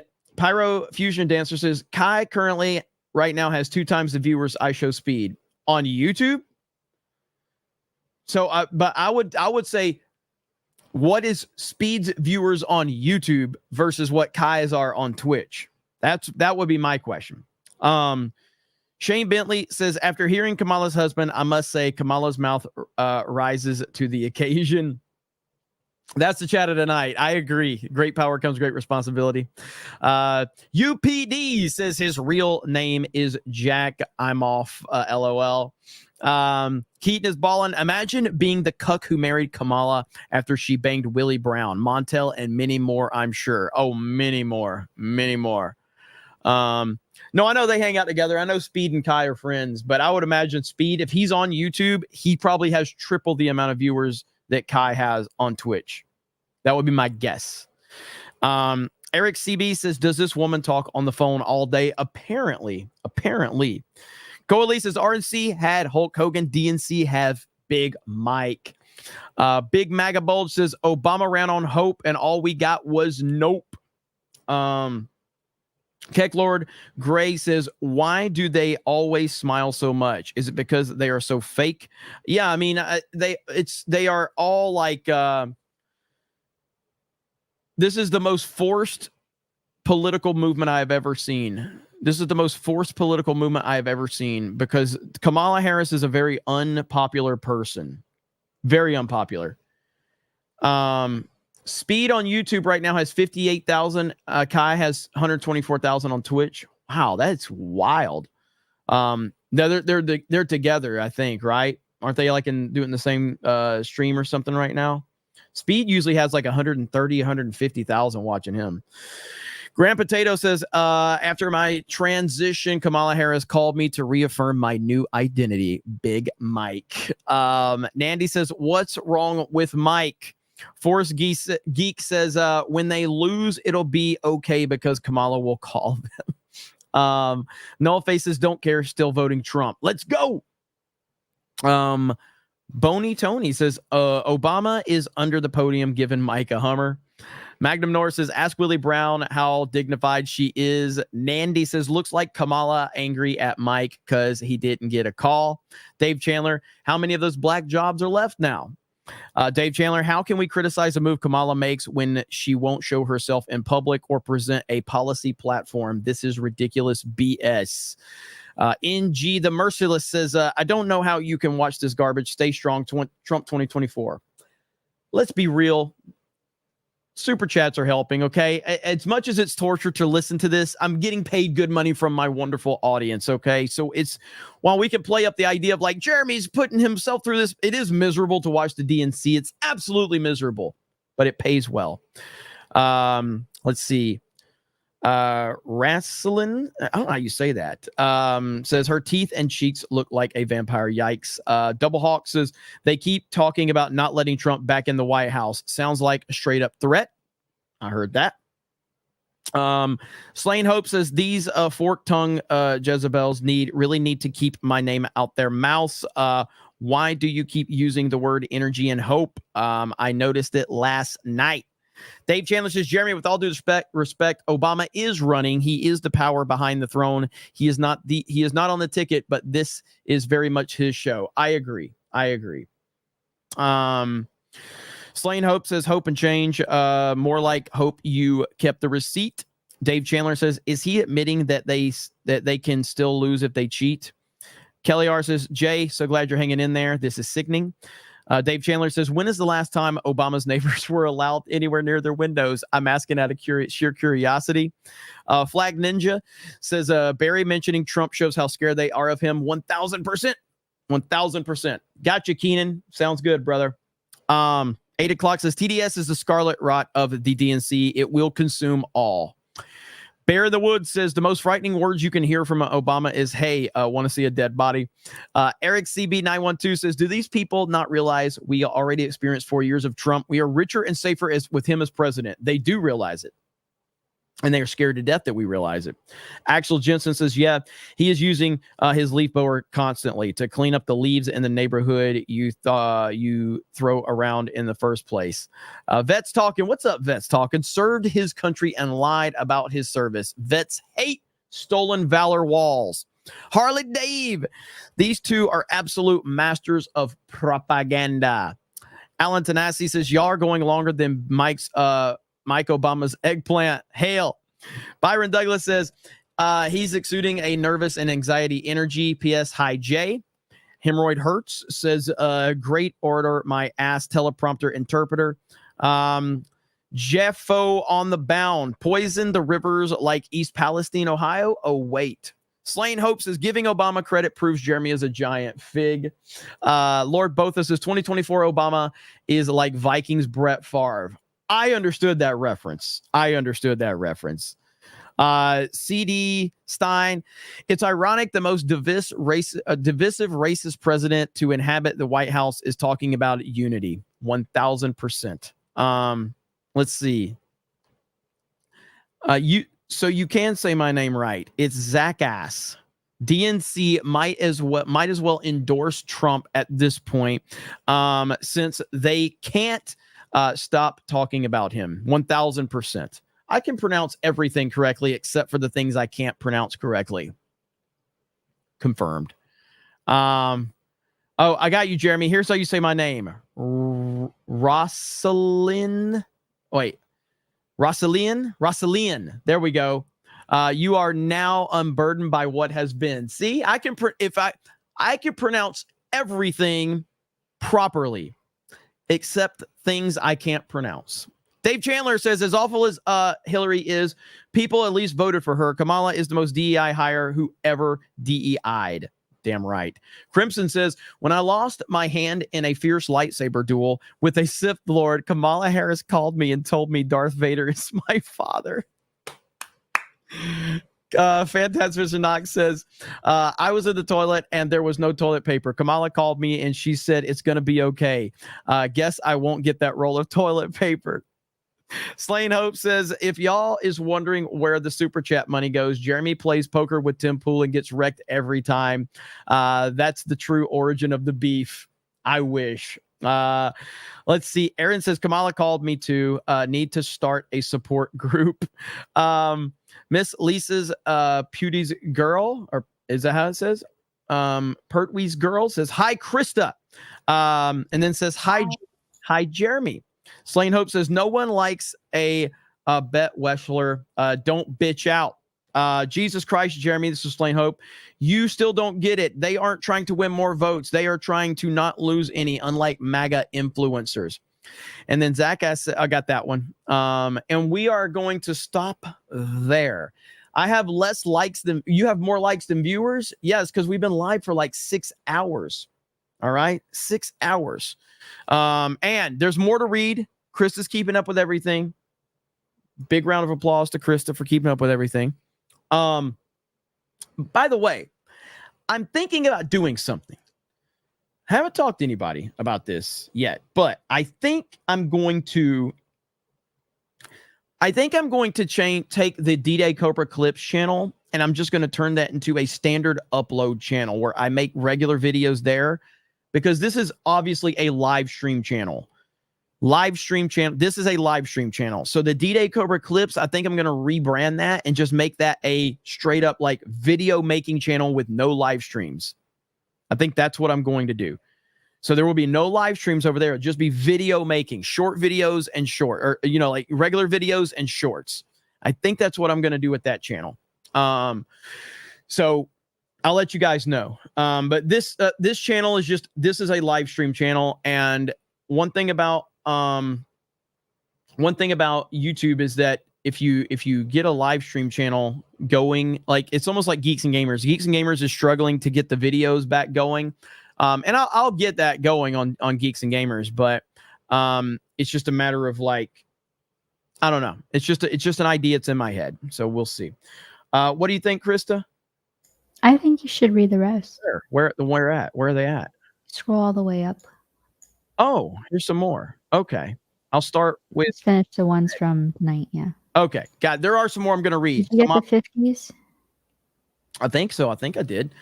Red says, do you know how Kamala promises to have all those homes built after her first term? Those houses aren't going to Americans. They're probably going to, and that's where he's talking about the illegal immigrants. Where? Red. It's right above Munchie. The 50 that we started. Oh, okay. No, Jeremy, I don't know why you don't go down the sheet. Like you go left, right. I never know where you are. Okay, I literally went down that whole way. I'm just going back up and I'm stopping to where I see the first one that's not red. I think you should go all the way up. Okay. And we're still learning. There's a ton of super chats to get to. Holy crap. I think you can knock this out. No. I'm letting the chat know. So where do you want me to start? So just go all the way up. I know there's a lot of red because you've read them all, but you see where it says the 50 column? Have you read these two? Yeah, go all the way up. Scroll. Okay. All right. Oh, here we go. Okay. John Underwood, if the sequel is worse than voting, Kamala is better. Yeah, I highlighted that one earlier. And then Deborah Young, yes, I highlighted that one. This is who is running. He will be the puppet, he will be the puppet of Obama, just like he did with Biden. We needed to be afraid, very afraid. 100% agreed on that one. Perfect. Now go to the Rumble side And Okay. scroll down until you see some Rumble rants. Okay. There you go. All right. Vault 95 says Project 2025. I got all these, I think. Have Didn't you? I? You No, I sure? didn't. No, I didn't. Project 2025 was a DC think tank wish list. Trump never embraced it, and the DNC uses it to terrorize mentally damaged people. Also, the Bernie speech was just long enough, a long list of free stuff to be given to lazy POS. T Funk says, but did she sing to you? Evident Hair says, I went to a podiatrist, foot specialist, and he fixed it to where I no longer have a grown in toenails and the sides of my bug toenails. Have you tried going to one of those to see if they can fix your toenail? No, I just rip out my toenail every few months. It's a painful process, but that's all I do. So backstory is, again, for those that don't know, when I was working retail, and if you know how it works with a standard pallet jack, you can pull the pallet jack or you can push the pallet jack. I was pulling the pallet jack. I think it had like sodas on it or some shit. I don't know. And I rolled over my toe and crushed my toe. So I rolled over my toe. I crushed my toe. I didn't report it because at that point in time, I was still a company man. So it was all like, I don't want to bring any money to the company because I was brainwashed at a young age to think that the company actually cared for me. Obviously, I learned very quickly that wasn't the case, but this was still earlier on in my career where I actually believed the company cared about me. So we had one of those lists that intimidate you as an employee to report any injuries, like, oh, it's been 17 days since the last injury, and if you go this amount of times without an injury, we're going to have a pizza party at the end of the month. It's all meant to intimidate you, because if you report a injury, the whole store is going to be like, fuck, we missed out on the pizza party, you stupid bastard. So it's incentivizing you to not report injuries because fuck them. So anyway, so I didn't report it. I get home after working the rest of the day on my toe that's bleeding, and it was awful.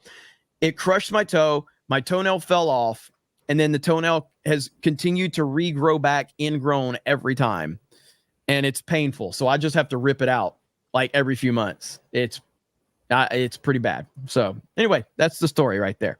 The moral of the story is fuck corporate America. Corporate America is terrible. Corporate America hates you. They don't care about you. Basically, what corporate America is basically something you should just use it, get what you need out of it, and move on. That's it right there. Okay. Basically, the line from Norman, from Norman, right? From was it in Spider-Man 1 or was it Spider-Man 2? I can't remember. Was it Spider-Man 2? Anyway, he basically said he told him to with MJ. He was like, get what you need from her and move on. And she heard it outside of the room there. It's been I can't remember the exact line, but you know what I'm talking about. Either way, we need Jeremy's ingrown toenail account. Was it Spider-Man 1 or was it 2? It was 1, wasn't it? Yeah, it was 1 because they were together in Spider-Man 2. MJ and Peter were together in Spider-Man 2. That's right. John Q Ghost. Why am I getting all these monthly supporter notifications from him over on Rumble? That's weird. But thank you for becoming a member on Rumble. Vault 95 says, Kamala called me when I was throwing up kidney stones. What a nice person. Lord of the Ree says, this F word, dude, is what you would get if they were a hello fellow kids. This was a person. Dildo Swiggins becomes a member of the Snake Pit. Dway says Obama has a bruise in the back of his throat the size of Big Mike. Buster Nutsmash says Jeremy sounds burdened by what has been. Where do I go now, Krista? All right, now go to the left. Okay. And make sure you read from the top. Deborah Young. Yep. The debate will be critical for both. It's Trump's to lose. He needs to be smart. He needs to be presidential, but still able to swat her away. Agreed. Bubba Dank for 20 says, late one evening, I was laying in bed, tossing one off, and then Kamala called me. Yay, the Game Land says, Kamala called. Kamala called. Was a booty call. Again, asking for Donald. I said, ho, you wish. Stop calling me. You are drunk. Cackling followed. I hung up very upset. Heather Reed says, please, everyone, check out Rich Barris, a.k.a. People's Pundit, also Charlie Kirk, to understand what we need to do to beat the Dems. Volunteer to be a poll watcher in your area if you can. And I did follow him on Twitter or X. I followed him on X after I saw your super chat come in. So I have followed. I'm familiar with him, but I haven't really followed him closely. So I will now. Magnum Norris says, clearly, we know who wears the pantsuit in this relationship. He probably folds her laundry and makes her a sandwich every day. Dr. Kuckstein, 100%. Janon K for 20 says, wow, this entire speech sounds like a Republican. Then it veers hard left. Dave Chandler, anyone else find it odd that they've spent 2 nights in a row hiding the evening's keynote speakers until late in the evening when people tune out? How scared are they of what their surrogates say? It is a little strange, isn't it? Dave Chandler says, the most frustrating thing about all of this is everyone in the DNC is acting as though their party had nothing to do with the last 4 years. The delusion is strong in that arena. Janon K, did you see Michelle dodge Barack's kiss? Harry Sisson, probably. Yes, we did. Yes, we did. John Underwood for 1999. I like the part where Obama said to pass the torch instead of a baton because Biden burned this country to the ground and he's passing it to Kamala so she can finish the job. Zevin Cross says, even Obama can't beat TDS. Troy News says, Trump sequel, The Trumpinator 2, Judgment Day. Dave Chandler, anyone else feel like Obama is trying to convince himself this is going to work? He's always been a good speaker, but this feels so forced. Harris Walls is a desperate move on their part to keep power. I pretty much agree with that. Obama seemed a little rattled tonight. Dave Chandler says, read David Garrow's book, Rising Star, about Obama. Garrow wrote some of the definitive accounts of MLK Jr. Garrow low-key despises Obama. He considers him an elaborate phony. It's a brutal book. Thank you, Dave Chandler, for all the super chats, too. Cypher Chaos says, sounds like it was written for Biden. Barry was just way more articulate. Still not a good thing. Agreed. Zevin Cross says, no policies, no story time. Oh, and a lot of feminist girl boss BS. Grant for a member message says, the DNC looks like the casting couch for the next Star Wars show. Shadow Knight says, I believe Trump will win, but not if you do a drunk stream with 3PO so we can all drown in our sorrows together before the CW starts. The Civil War starts. No drunk stream in terms of me drinking, but if I'm hanging out with drunk 3PO, that can be my drunk stream. Dan A says, I once thought Kamala was AI, but she is all A with 0 I. Carla Vegas says, watch the documentary Beneath Sheep's Clothing, a movie to teach you how the communists subverted our nation. It's a must watch. That actually sounds pretty interesting. Charlie Thompson says, Kamala actually called me the other day to congratulate me on my Fortnite win. That's really nice. Shong the Great says, catching up right now. Jimmy, remember, Twitter banned Trump. X brought him back. Twitter is dead to me. That's not a bad way to look at it. Not a bad way to look at it. Mr. Zeeb says, like a lot of people, I have family who aren't political and have never voted. They're voting for Trump because even they know how dire it is. Good to hear. Son of Gallifrey says, she's thumbing the Vibe remote while he's speaking. Double Hawk says, as an independent, I can't stand when Dibs and Republicans try and make any politician relatable to the regular folk. Dave Chandler says, if no one has a monopoly on what it means to be an American, why do liberals always act like they're the ones who get to define Americans? Projection. Yo Pops says, Big Mike's looking handsome as usual. B. Carswell says, in 2 nights, I have not seen one attractive woman or manly man other than y'all. Jeremy's fig ass and Jay's are most manly men. Kika is definitely, and it got cut off right there. Slain Hope. Go ahead, Krista. Nothing. Oh, thought you unmuted. Sorry. Slain Hope says the Dems all keep using hope and energy. It's weird.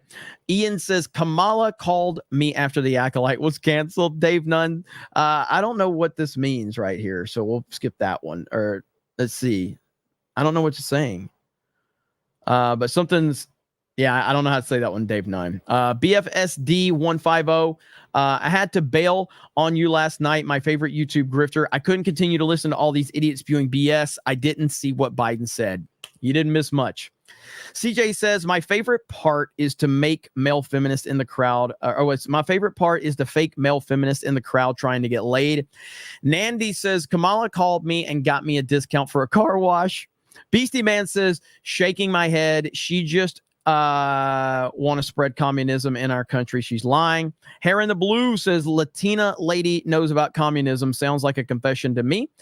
Marsh Cario 89 says, I swear I'm watching a South Park episode. That fake Latina is so paid off trying to get the Hispanic vote. I'm not convinced in Trump 2024, baby. The Sean 2 says, Krista, can you tell us your Kamala you story? Yes, Kamala called me and told me that Jeremy has to read every super chat tonight. Damn, that was a good one. I was wondering like, where she's going with this one. Bird Up says, who let this bozo on stage? Black Tiger says, okay, we can put to bed the myth that Anna Navarro is a Republican, not even a rhino. She is a brainlet and a perfect match for The View. Surprise Joe Rogan. This jackass is reading from a script and still messes up. Christmas loving engineer. They have no enthusiasm because they are sick from Schumer's cookout burgers at the DNC tailgate. Tech wizard Kamala Harris is doing a rally right now. If you are interested, there's some optics involved with that, I'm pretty sure. Force Geek says Matt Walsh is wearing his fake man bun. Bird Up says everything Bernie just listed off happened because of the Democrats. I know. Dead Fly. I swear. Sounds like they are pushing communist propaganda like no other. Coalesce says, hello, Mr. Bernie. I'm living paycheck to paycheck. Is this Trumpster's? Is the Trumpster in office? Exactly. Bird Up says, Bernie, just say you want communism and get the hell off stage. Deadfly says, Jeremy, are you cosplaying a Star Wars theory during the Acolyte watch-along parties? Caroline Rowland becomes a new member. Bird Up says, anyone remember how many houses Bernie owns? Isn't it like 6? I think. Zeltroid says, this dude is 400 pounds purely on soy diet, LOL. What's up, Zeltroid? Brockatron says, they say MAGA is a cult of personality, yet all they talk about is personal BS about Kamala and no policy. Also, fake conservative on X for Harris. Mark of Reality says, these nuts live in an alternate reality. They are weird. CJ says, so this is where John Goodman's weight went. Shane Bentley says, I agree with Jay. 1-800-DANKY. I added you on Twitter. What the heck do you have going on? I'm kind of scared to look at it, to be honest. A Money Wilson says, how do you say his name? Is it Pritzker? Is a Putz? Let's see. He is a billionaire following Trump's coattails. Raising taxes is his only solution. Eric Helfelfinger says 44% of unrealized gains was announced a few hours ago. Giving your home to your kids may cause them to lose money. Jeez. Dave Chandler says, just a reminder, Obama once ate a dog. And John Underwood 450 says, this is for Krista. She's been doing an excellent job tonight. Doing it for the snake pit. This is for Krista. She's doing it doubled it for some reason. But thank you, John. Stone Cold John Underwood. Wow. And we are at the end. You did it. We See? did it. You did it, Joe. You answered every question. Good job, Jeremy. You read every super chat. You knew all the words. You knew all the words. You did a good job. Thank you guys so much. I do have more to catch up on from the last stream, and Krista is compiling all of that. So that's why I kicked his butt to freaking read these. that's ones right. tonight. That's right. That is Yeah. right. So we'll be live tomorrow night. All right, we're gonna do it again, and then Thursday we're gonna do it again. So it's gonna happen. All right. So we are committed to it. I really appreciate it. Yeah, I'll make a decision on what I'm gonna do with. I really think the best move is to just focus in on making this a live stream channel, and that's it. And making D-Day Cobra clips, turn that into, I don't know. Do I turn that into Jeremy Prime, D-Day Cobra, Jeremy Prime, whatever. We'll figure that out. But, and that way I can just upload regular videos over there because this channel is 100% just a live streaming channel. So that's what we're going to do. All right. Will it be able to grow it though? Yeah, 100%. If I just make videos and focus on videos, absolutely. Cobra Prime Live. That's not a bad name, actually. Cobra Prime Live is a good fucking name. But thank you guys so much for all the support, as always. Thank you to Krista. Thank you to Jay. Thank you to all the mods and the chat, the Snake Pit, always the MVPs. Can I say something? You can. Shout out to Fear the Beardo. It is his birthday. I know we're on the East Coast, to some people on the West Coast, so it's still not, midnight yet. But it is Beardo's birthday, the 21st of August, Wednesday. I know he's doing a stream tomorrow on Bro Science, and I believe like a 24-hour stream or something to celebrate his birthday. So if you guys want to go spam him in the chat, happy birthdays, you can go do that tomorrow when he streams. Absolutely. Absolutely. And Jay's birthday is Saturday. That's the 24th. And please subscribe to him because he deserves 100K. So 100K for Jay before his birthday. And Kamala's going to call him to tell him happy birthday and congratulate him for 100K. So let's get him there. Let's do it. All right, guys. Thank you so much. Really do appreciate it. Awesome stream tonight. Have a great evening. Grand Potato says transform and roll out Jeremy Prime. Let's go. Thank you, guys. I'll see you for Geeks and Gamers Daily tomorrow on the main Geeks and Gamers channel. Have a good night. We'll talk to all of you later. Bye, everyone. Bye.